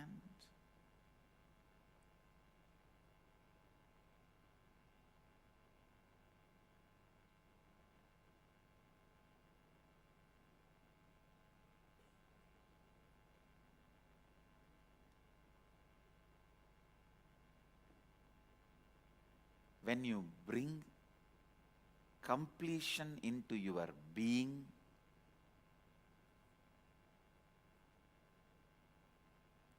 you will see the right idea of wealth, right idea of richness, right idea of health, right idea of peace, right idea of devotion, right idea of joy, right idea of pleasure, right idea of enlightenment. And I tell you, having the right cognition about all this is living Advaita.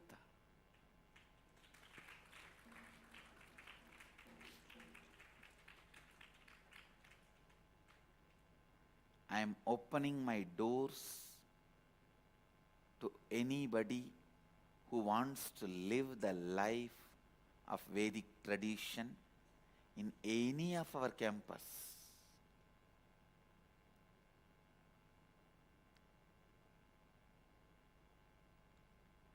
Only if you are a threat to any person or the Sangha, we can deny entry. Otherwise, even we don't have a right to deny entry.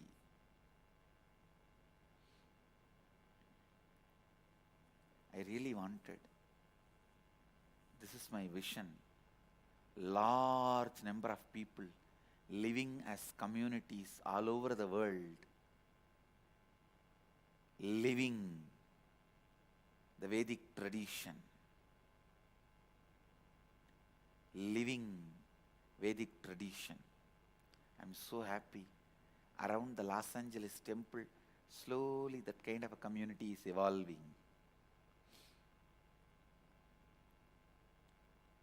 Bidadi, it is already evolving beautifully. We just need more and more leaders who are soaked in the consciousness of completion without fear and greed, who take the decision without fear and greed, who are soaked in the space of completion. I could see clearly a one person soaked in the space of completion can create such beautiful community around them. I have seen it happening successfully.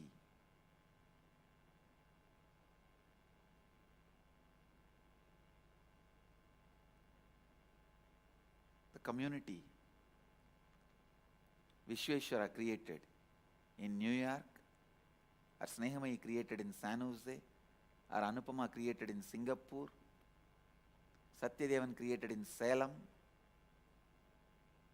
Just one person's, their completion.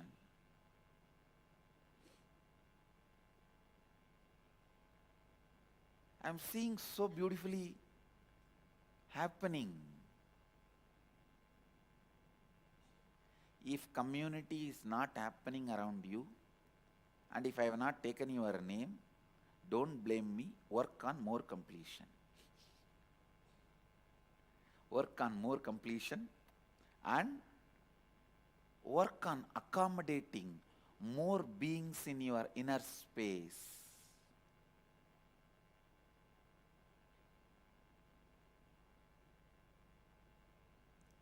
Vedic civilization is not based on ruling, it is based on administering.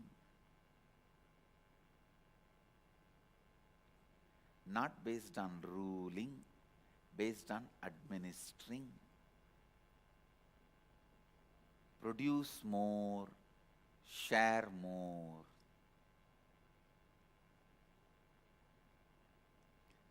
Everyone is involved in everyone's life.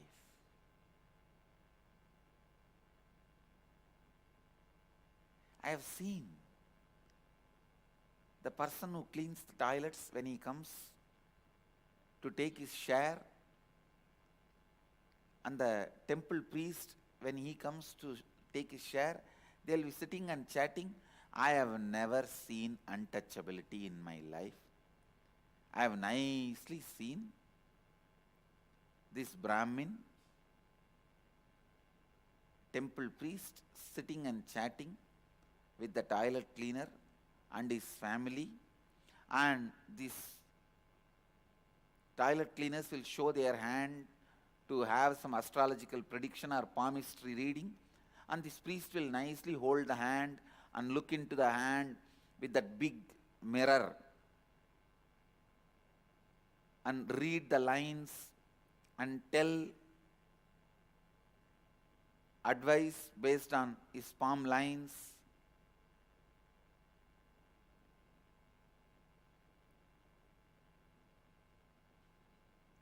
Both of them get same share.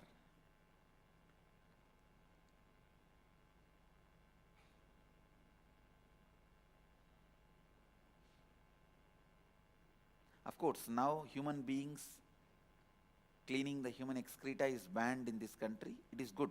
I really wanted that to be banned, and it is really good. And now we have, after all, we have evolved many methods and systems. No need for human beings to work with it.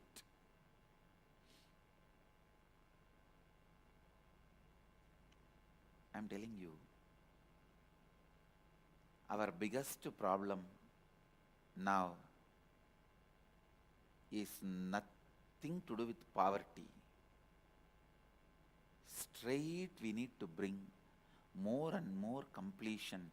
We already have large quantity of whatever we need. We just need to make sure it is available for everyone. It is available for everyone.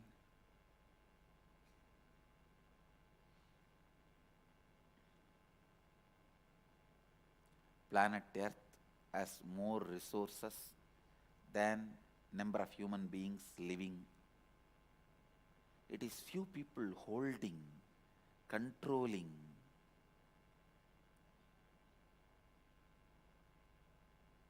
Not making it available. I am not at all interested in believing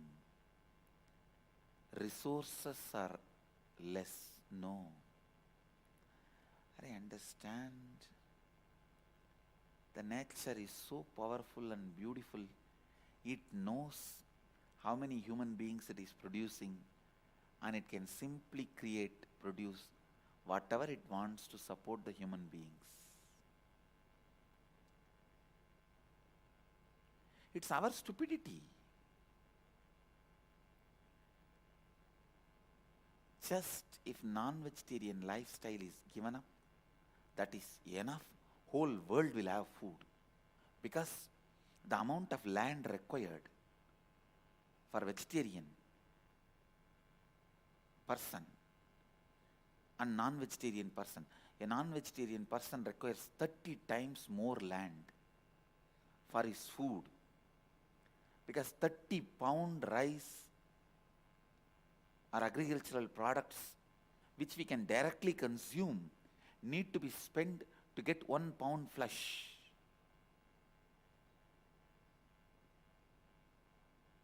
I am talking from the statistics. 30-pound food, vegetarian food, which we can directly consume, need to be spent to get 1 pound flesh.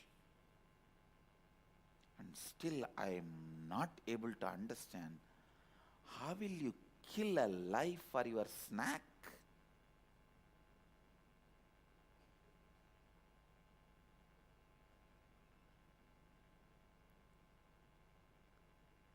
How will you kill a life for your snack?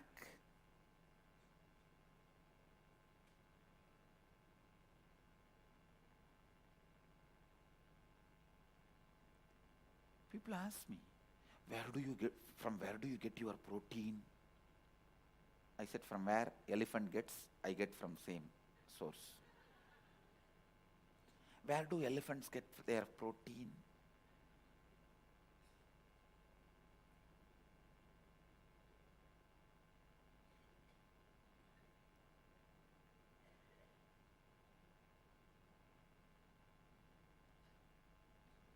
And I also wanted to make it very clear,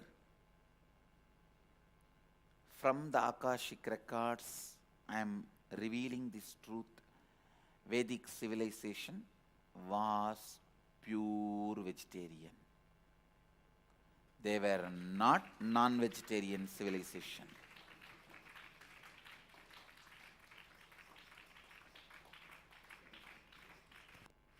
They were not non-vegetarian civilization. there was few animal sacrifices in few rituals, but that is like a whole 1 year, maybe some 100 animals will be sacrificed. Now, every year, billions of animals are killed for food. Billions.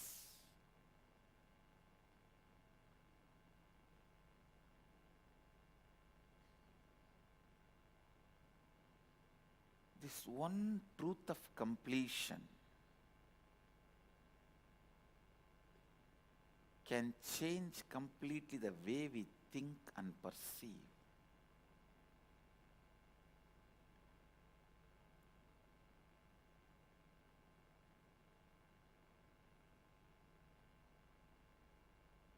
Really telling you.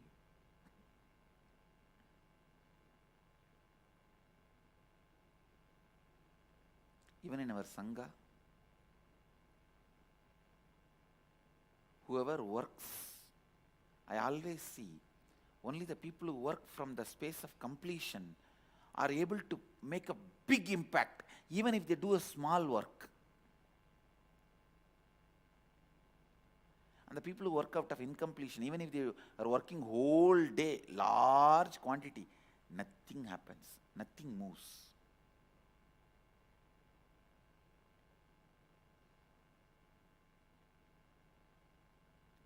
I was wondering, I have so much of love for my gurus.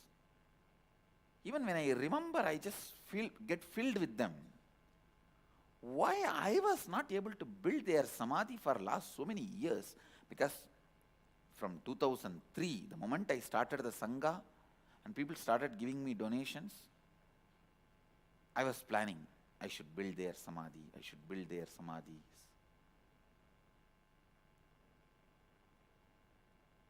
Because I have done Linga Pratishtha, but it is in a small way. I wanted to make a beautiful stone mantabam for them. Because both are Jiva Samadhis, means they left the body, but they are still available to the world through their body, through that space. So both Samadhis are worthy of worship and maintenance.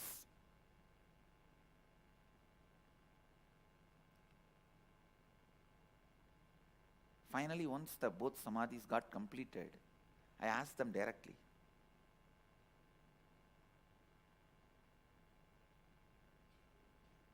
they said, we were waiting for somebody to give money from the space of completion, and some of the best devotee to give the money. So that is when we decided we will accept. And you will be shocked. Exactly it happened. Gave money and this happened.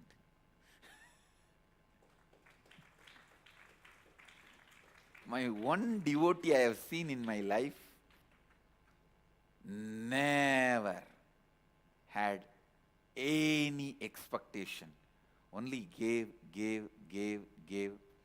and never even thought she is giving.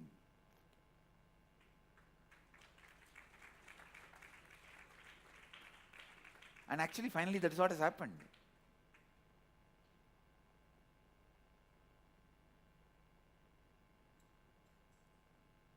I was thinking, oh God, till then, this whole thing has to be in waiting.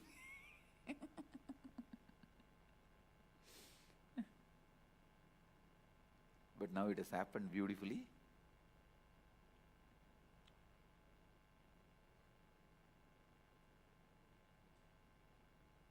She is not there, that is why I am praising her. Usually I don't praise people when they are there. I'll feel shy and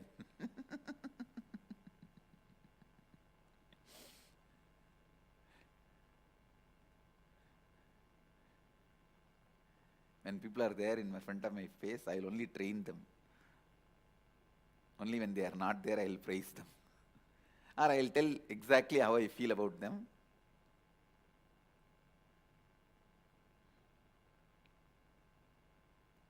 Because I know the disciple's first responsibility is building Guru Samadhi if the Guru has left the body. Because my Guru, Vibhudananda Puri, how she struggled but built her Guru Samadhi just like that. The Isaki Swamigal Samadhi, even now you can see when you go around Arunachala Hill. She sold whatever she had, went house to house and begged personally, and finished building his Samadhi within 2 months.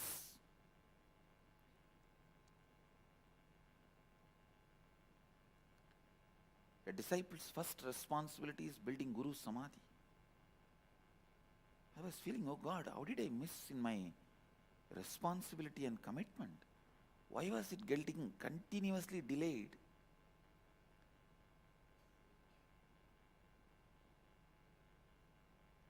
But finally it happened. Now I know the reason.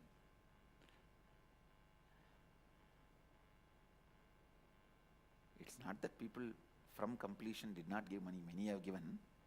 Maybe these two are waiting for her. And it happened. Understand? When I look at everything happening in the world, whether a small ant taking rice and storing it for himself, or the sun and the moon moving from the space of completion, I feel everything is happening beautifully in the space of completion, towards the space of completion, into the space of completion. Nowhere incompletion. There is nothing called incompletion. It is all completion, moving into completion, settling into completion. Purnamada, Purnamidam, Purnat Purnamudachyate, Purnasya, Purnamadaya, Purnamevavasishyate.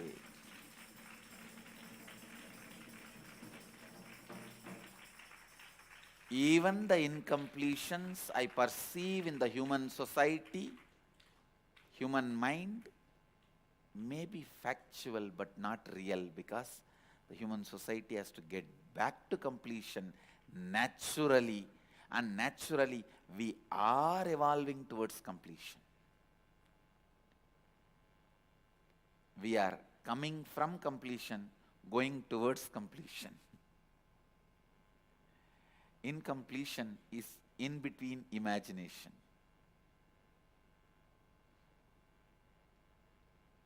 Factual, but not real.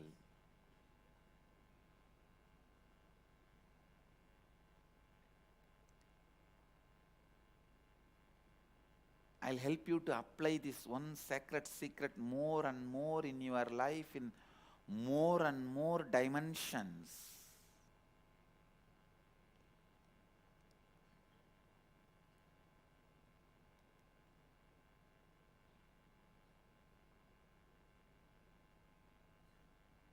Shivalinga is the visual representation of completion. Our whole civilization is centered on that Shivalinga. I tell you, whether a child is born, we take them to temple, we take the kid to temple. Our business is based on temple. Our entertainment is based on temple, temple-based entertainments. Our administration is based on temples. Whether you are born or dead, you will be taken only to temple. If you are dead, you will be taken around the temple. If you are born, you will be taken into the temple. That's all.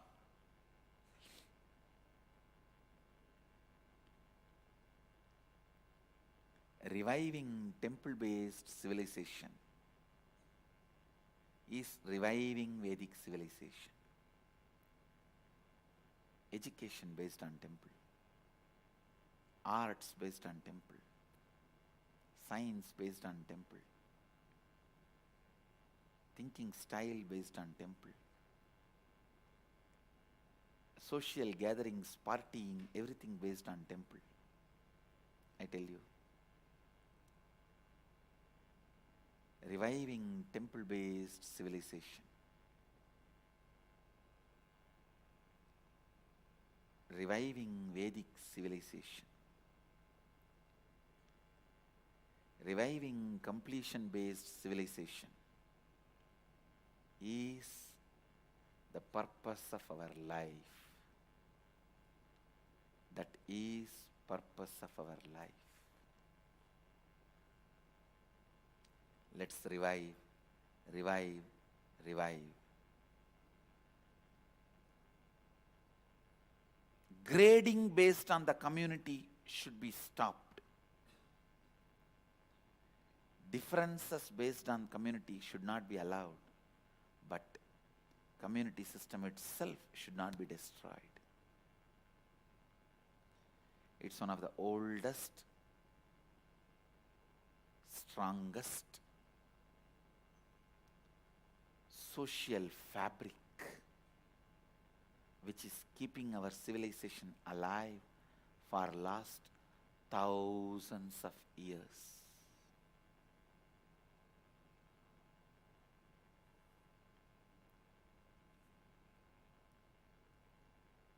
Tomorrow, I'll continue to expand. Sorry, maybe tomorrow we will be having NKY, so I'm completing with you all. Tomorrow NKY. So, yes, even if there is NKY, we will have live satsang. Live satsang will not be cancelled. Live satsang will be there.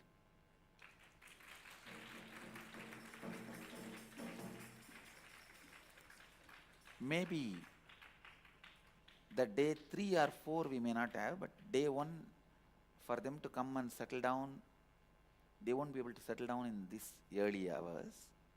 So we will continue to have satsangs as usual.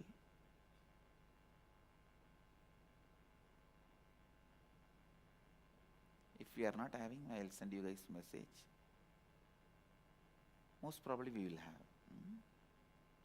I'll see the timings of the program and then send message to you guys. If we don't have, I'll send message. If we have, we will have it. And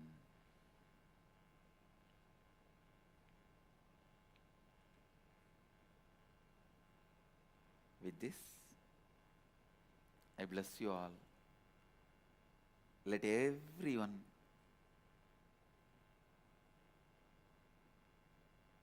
radiate with integrity, authenticity, responsibility, enriching, causing, living Advaita, eternal bliss, Nithyananda. Thank you. Be blissful.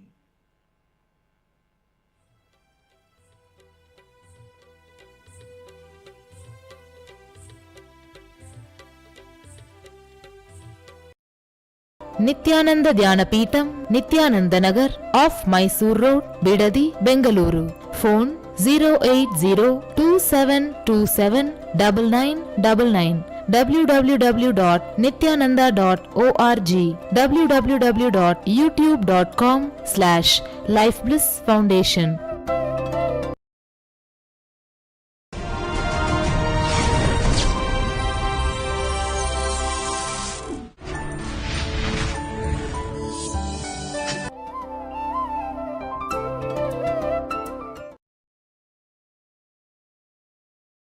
नित्यानन्देश्वर समारम्भाम् नित्यानन्देश्वरि मध्यमाम् अस्मदाचार्यपर्यन्ताम् वन्दे गुरुपरम्पराम्.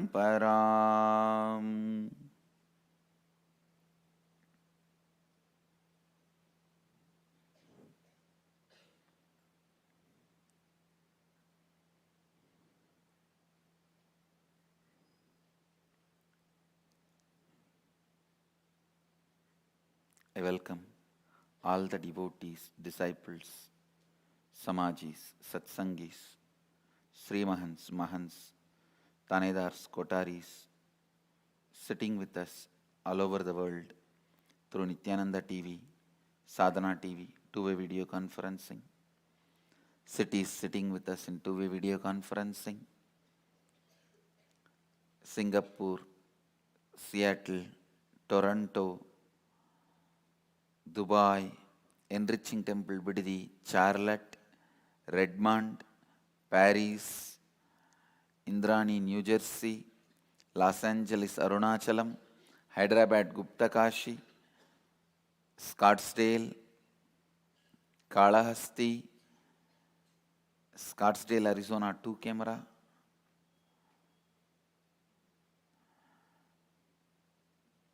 St. Louis, Ohio, Mumbai, North Dakota, Vancouver,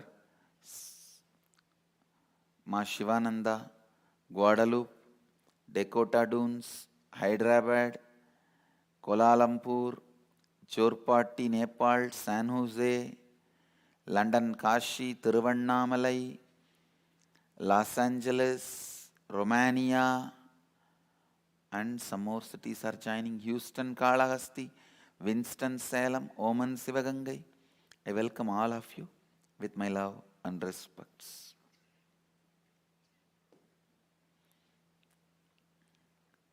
I'll continue on the 40th chapter of Yajurveda, Ishavasya Upanishad, Shanti Mantra.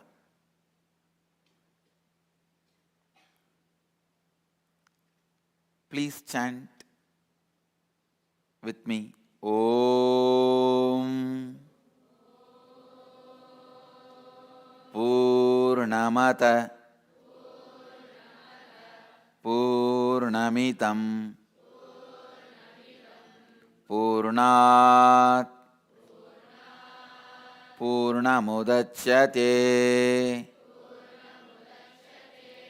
Purnasya Purnamadaya Purnamevavasishyate. Om Shanti Shanti Shanti.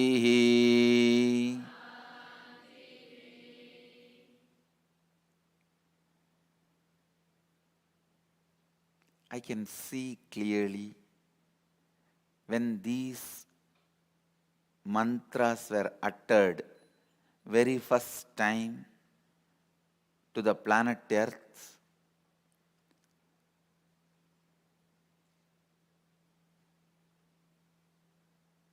The path for the civilization was getting delivered. The unadulterated, undiluted purpose for civilization, human civilization was getting delivered.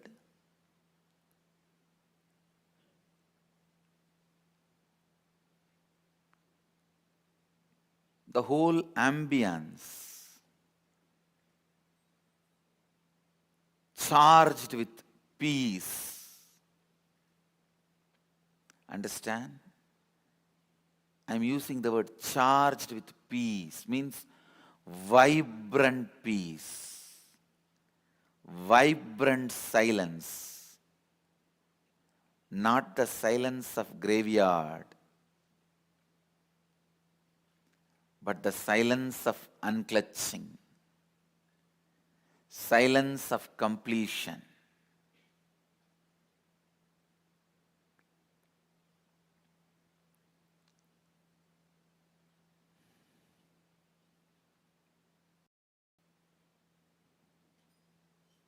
I can see clearly in the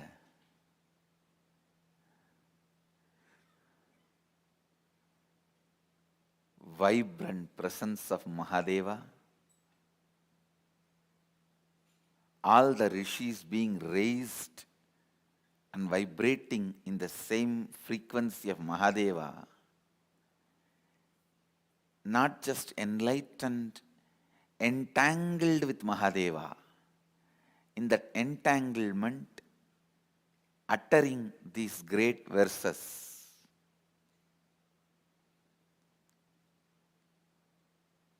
Understand the whole purpose is completion. And all your incompletions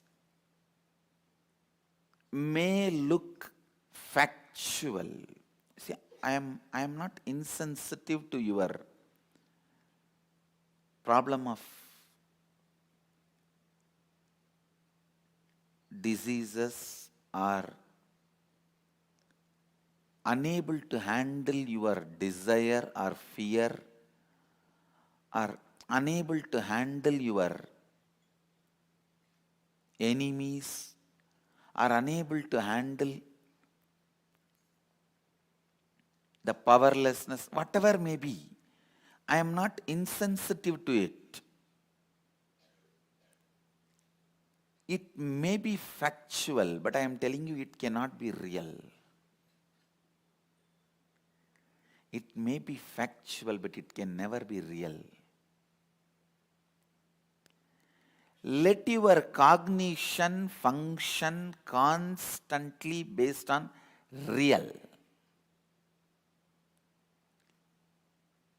Let you think, act, decide, respond, react based on real. Real.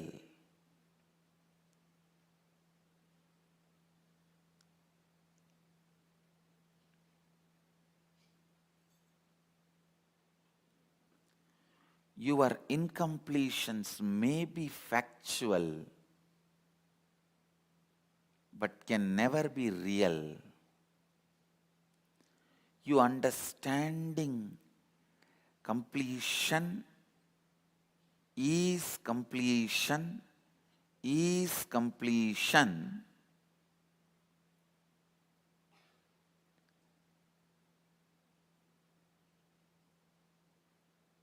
makes you recover quickly from even the so-called factual incompletions. I am telling you.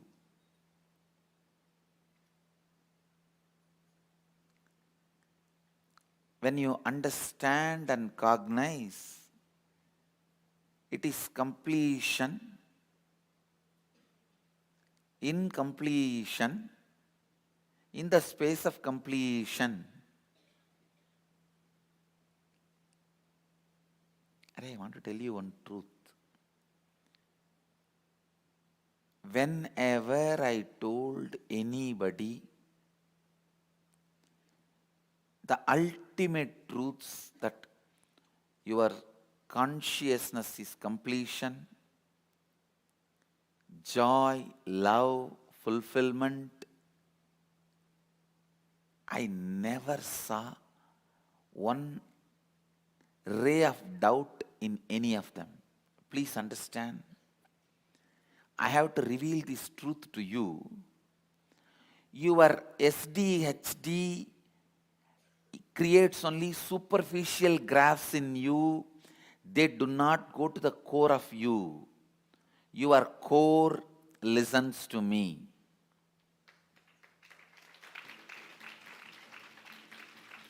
You have layers of your being. The mind you use for everyday activity, brushing, taking bath, eating, only that mind, that part of you gets confused or develops self-doubt, self-hatred, self-denial. It is only a skin deep. I can call that as a Freudian mind. fraudulent mind. Freud could go only to that depth, not more than that. If Freud could go a little deeper, the history of today's world will be different. The whole lifestyle of today's world will be different.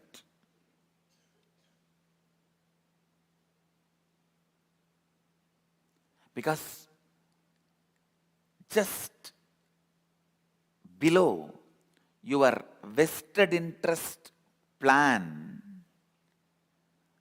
the vast, beautiful truth is vibrating continuously. One dip into the truth ocean relieves you from all insecurity, fear, greed, and naturally all your vested interest will melt down. You will just stand for the truth. See, it is that superficial mind which conspires. Last few days I am constantly soaked in the consciousness of Vedic civilization. When I was looking,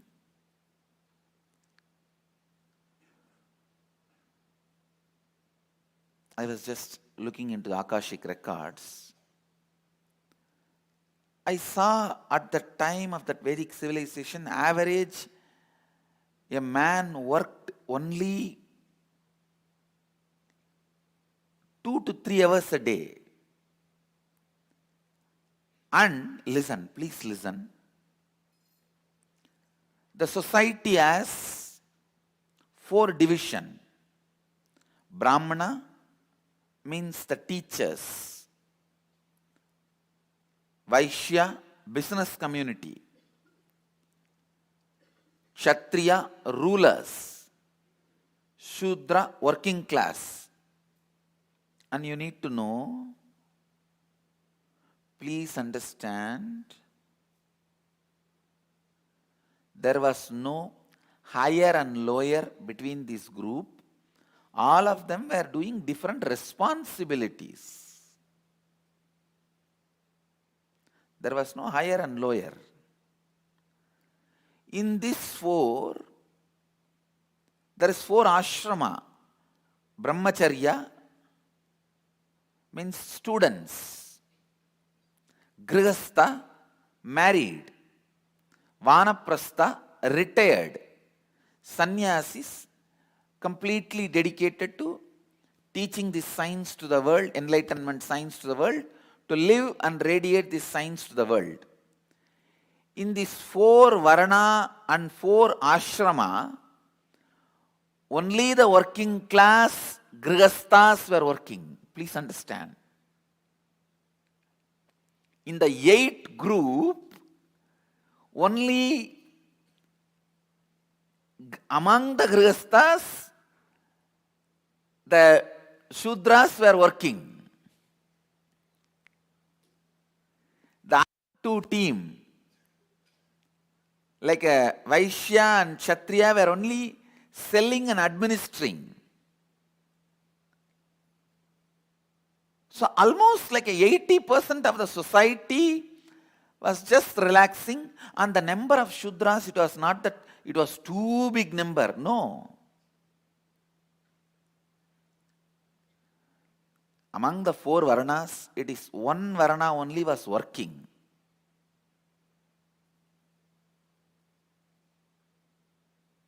Among the 4 ashramas, it is 1 ashram, only Grihastha ashrama was working. They have to support all the 3 other ashramas.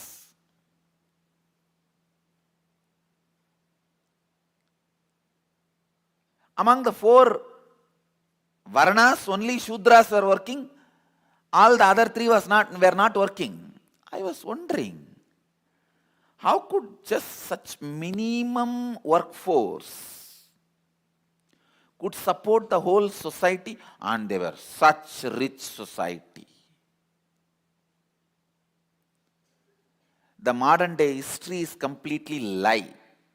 these fools write there was a stone age, then in the metal age it was like a brass, bronze, iron. No.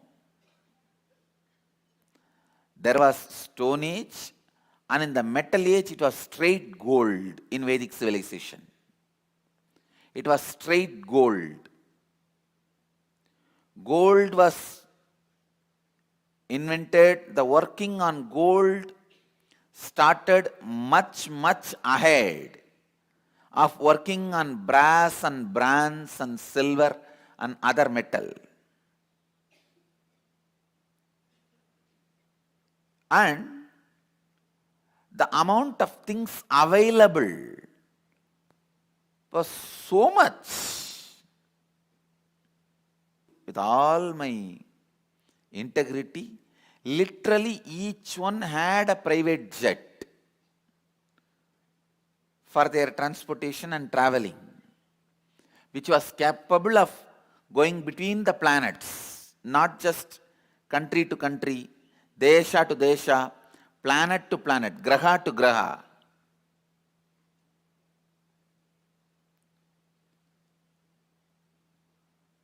Listen. Listen.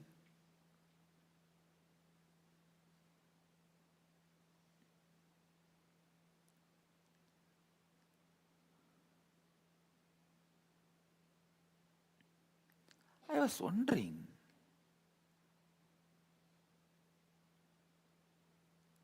was there a real exploitation by the business class and rulers on workers? All that I was looking. Suddenly I realized, no, our business class and the rulers were such great people. When I look today's business class people's mind and rulers' mind, I understand how great they were in the Vedic times, because look in, just the other day I was reading an article on corporate capitalist guy says water should not be the natural free available to human beings. In next 10 years, it should be made as commodity. Please understand the basic conspiracy plans. When I looked, I saw in the Vedic civilization, not even food was a commodity. Today, we are in a period, transition period, where water is freely also available and available for payment also. So we understand water should not become a paid commodity. But after 10 years, our next generation will not even know there was they won't even remember there was a time water was free. Drinking water was free.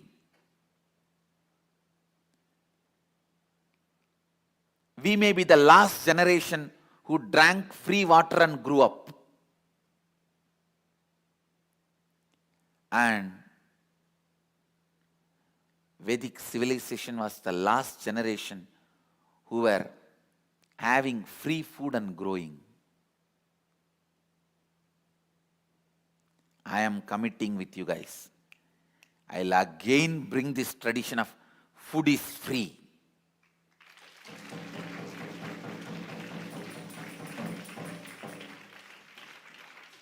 And I know how to do. I know how to do. Food, medical care, water, everything was free. I am telling you, now more of us are working. More of us are shedding our blood and sweat, and more population, then what is happening? I also thought maybe now the available luxury is more, so we are all working to hold that luxurious lifestyle. No. I am telling you, no. The number of greedy people and the science of keeping people superficial has become successful. Number of greedy people have become more, and their powerful conspiracy of keeping human beings superficial has become successful. That is why, even though you know after 5 days you are not going to use, you go on buying these stupid electronic gadgets. Each house has a huge electronic wastage which was used maybe once or not even once.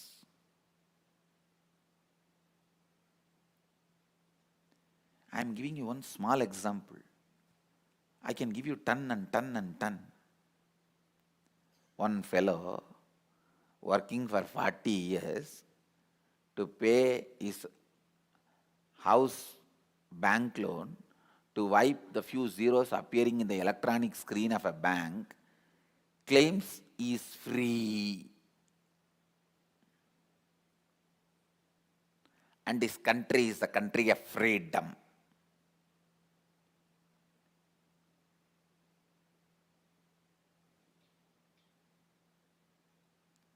I am just questioning the whole civilization. Understand?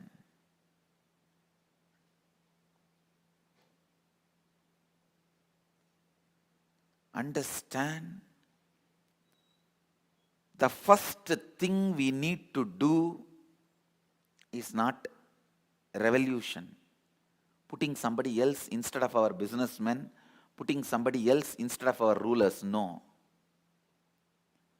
Awakening our businessmen and rulers, helping them to see that deeper parts of themselves from the superficial skin level mind of them, just helping them to get into their own inner space, give them a dip in that pure consciousness. Then simply they will understand their fear and greed, which decides for billions of people in the planet Earth, is completely false. It may look factual, but not real. See, just few people's fear and greed. It is one king's fear. The other king may kill him, makes him generate huge army and sacrifice so many lives in that stupid concept built nation. Concept of desha has nothing to do with concept of nation.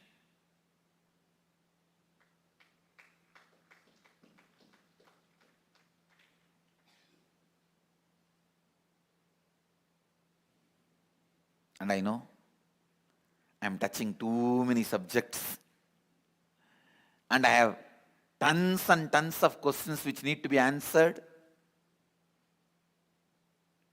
I will.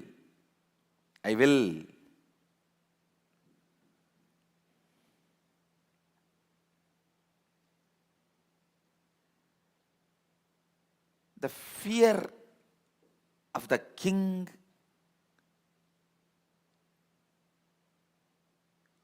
to protect himself,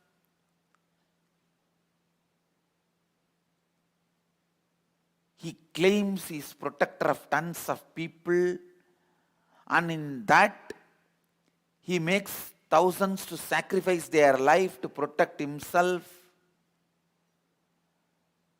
And one king's greed to expand his kingdom goes and kills thousands of lives, all he needs is neither sacrificing thousands of his people's life nor killing thousands of other countries' soldiers. He just needs one inner awakening.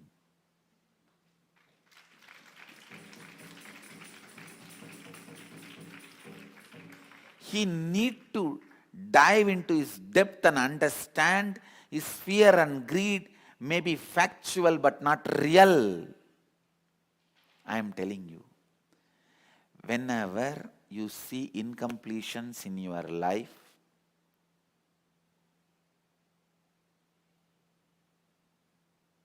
if you understand it may be factual but not real, you will reinvent yourself. Understand? A person gets back pain.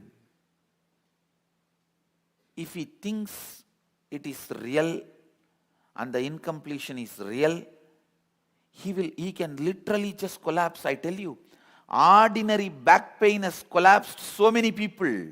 They lost confidence on themselves. Oh, if this continues, how will I go to my office? If I don't go to office, how will I make money? If I don't make money, will my wife stay with me? Will my husband stay with me? Will my son stay with me? How will I educate my daughter? My life is collapsed. Over. Ordinary back pain has collapsed millions of people. When you think it's a real incompletion, you are gone. If you understand, it may be factual but not real. You will approach the back pain with clarity. This incompletion is imaginary. That same back pain can help you to reinvent yourself.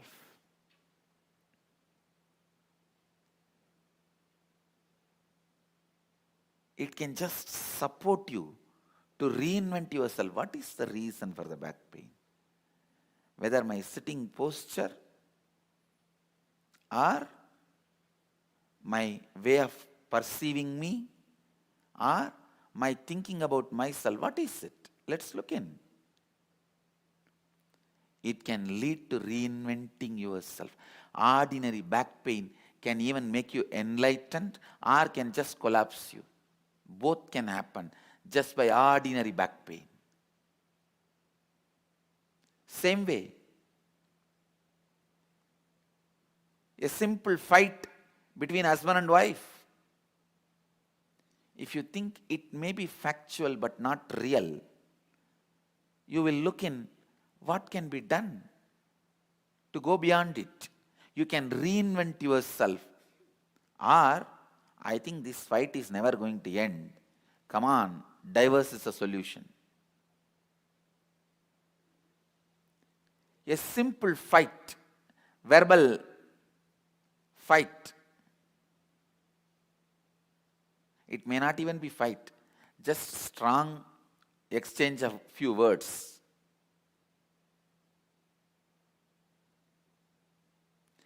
Even the words may not have wrong meaning, just the tone was little loud. It was not meaning problem, it was a decibel problem. Simple decibel problem, if you look in, this may be factual but not real, then that incompletion can help you to reinvent yourself.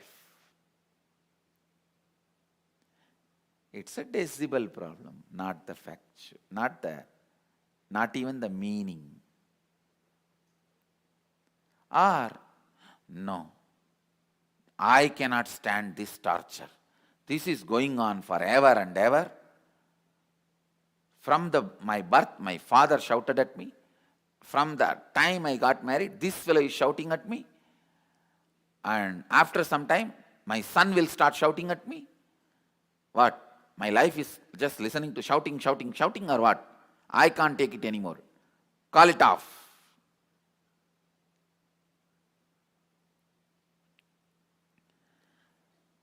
Will your husband be responsible for your father shouting at you? Is there no a logical way of logically analyzing the logic? Should we not have a basic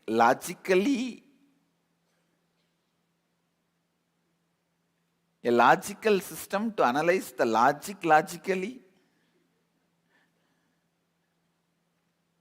Anyhow, whether it is a small headache or a decibel discrepancy problem, I'll give a new word. The decibel discrepancy problem. Are as serious as cancer. Whatever may be the problem, I tell you, it may look like factual, it is not real. Really, I am telling you, the only thing you need in the whole life is stamina to stand up till you see the victory, nothing else. Your victory is guaranteed. Understand? Your victory is guaranteed.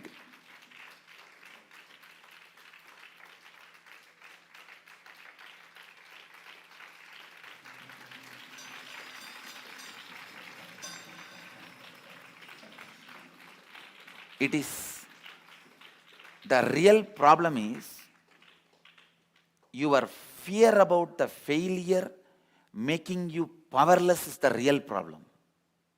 Nothing else. Your victory is guaranteed.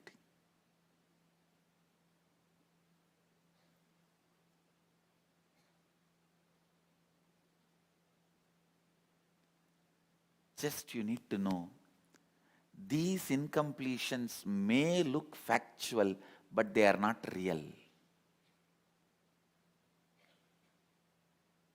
They are not real.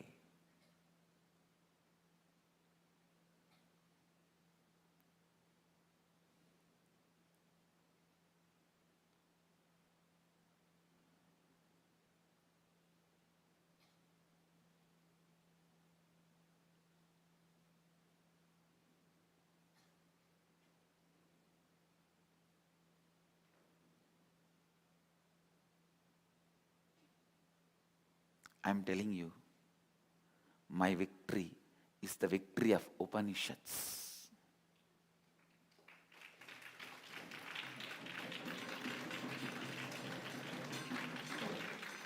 My victory is victory of Bhagavad Gita. Somebody asked me, Swamiji, why is Mahadeva having poison in his throat, Neelaganta? After all, it did not affect him. It did not go inside. Can't he just throw it out? Why is he keeping it in his throat continuously? Understand the secret. All medicines are poison. That is why in Siddha tradition we have a word, Pashana, means medicine, poison. For both, the word is Pashana.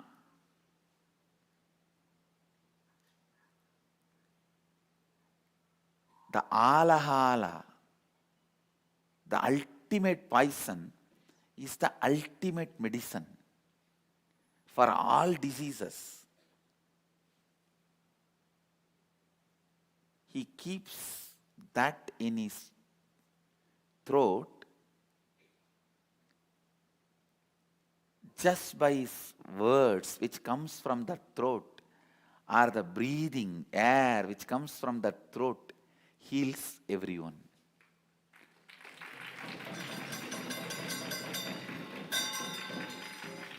Because when it is with Mahadeva, it is no more the poison pashana, it is medicine pashana.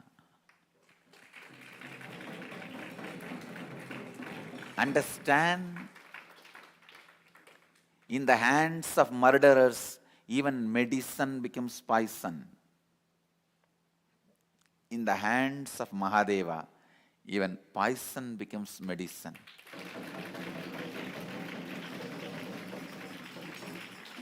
He did not want to spit it out because these fools will gather and use it as poison. So he feels better be there so that it will be used only as medicine. The most safe locker to keep the poison is his throat. So he keeps it there and makes sure nobody misuses it, and it is used always for the good of the society, humanity. Nilaganta, Mahadeva.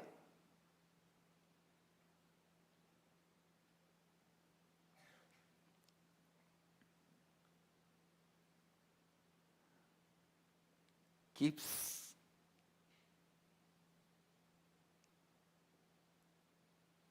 the poison just to use as medicine.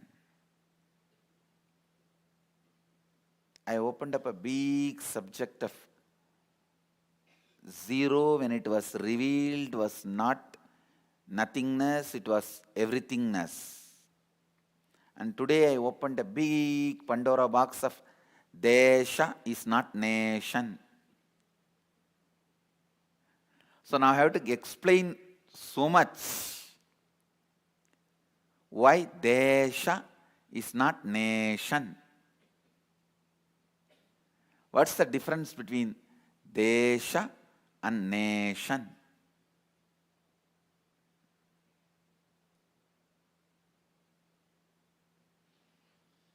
I'll expand. I have to.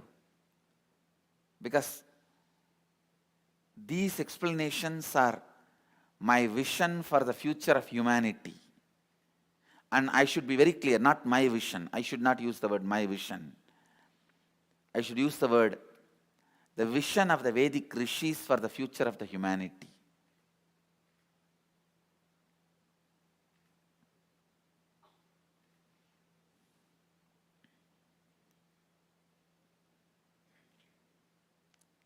Desha and nation.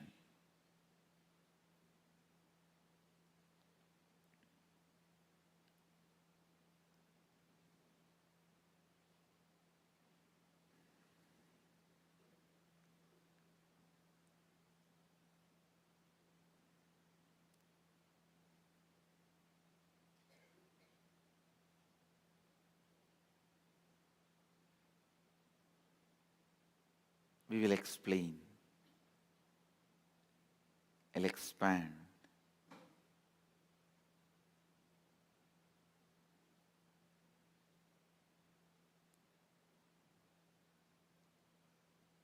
How our rishis visualized Bharata Desha should be.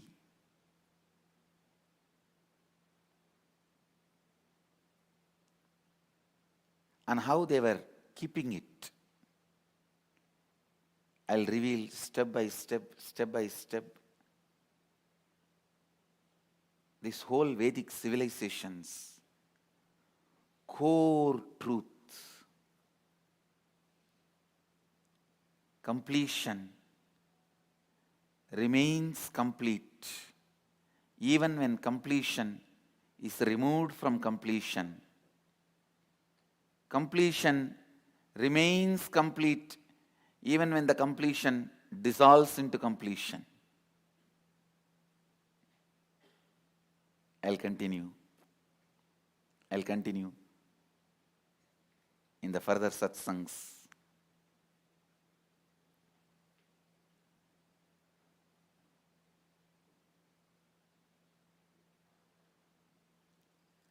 All we need is fearless, greedless businessmen, fearless, greedless rulers. That's all.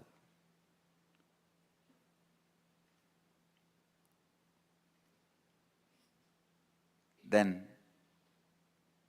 Vedic civilization will be revived. The decision makers should be from the space of completion.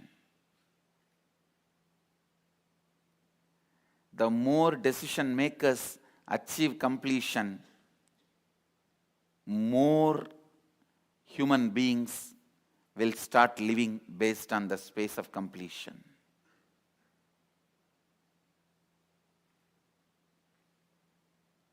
With this, I bless you all. Let you all radiate with integrity, authenticity, responsibility, enriching and causing, living Advaita, eternal bliss, Nithyananda. Thank you. Be blissful.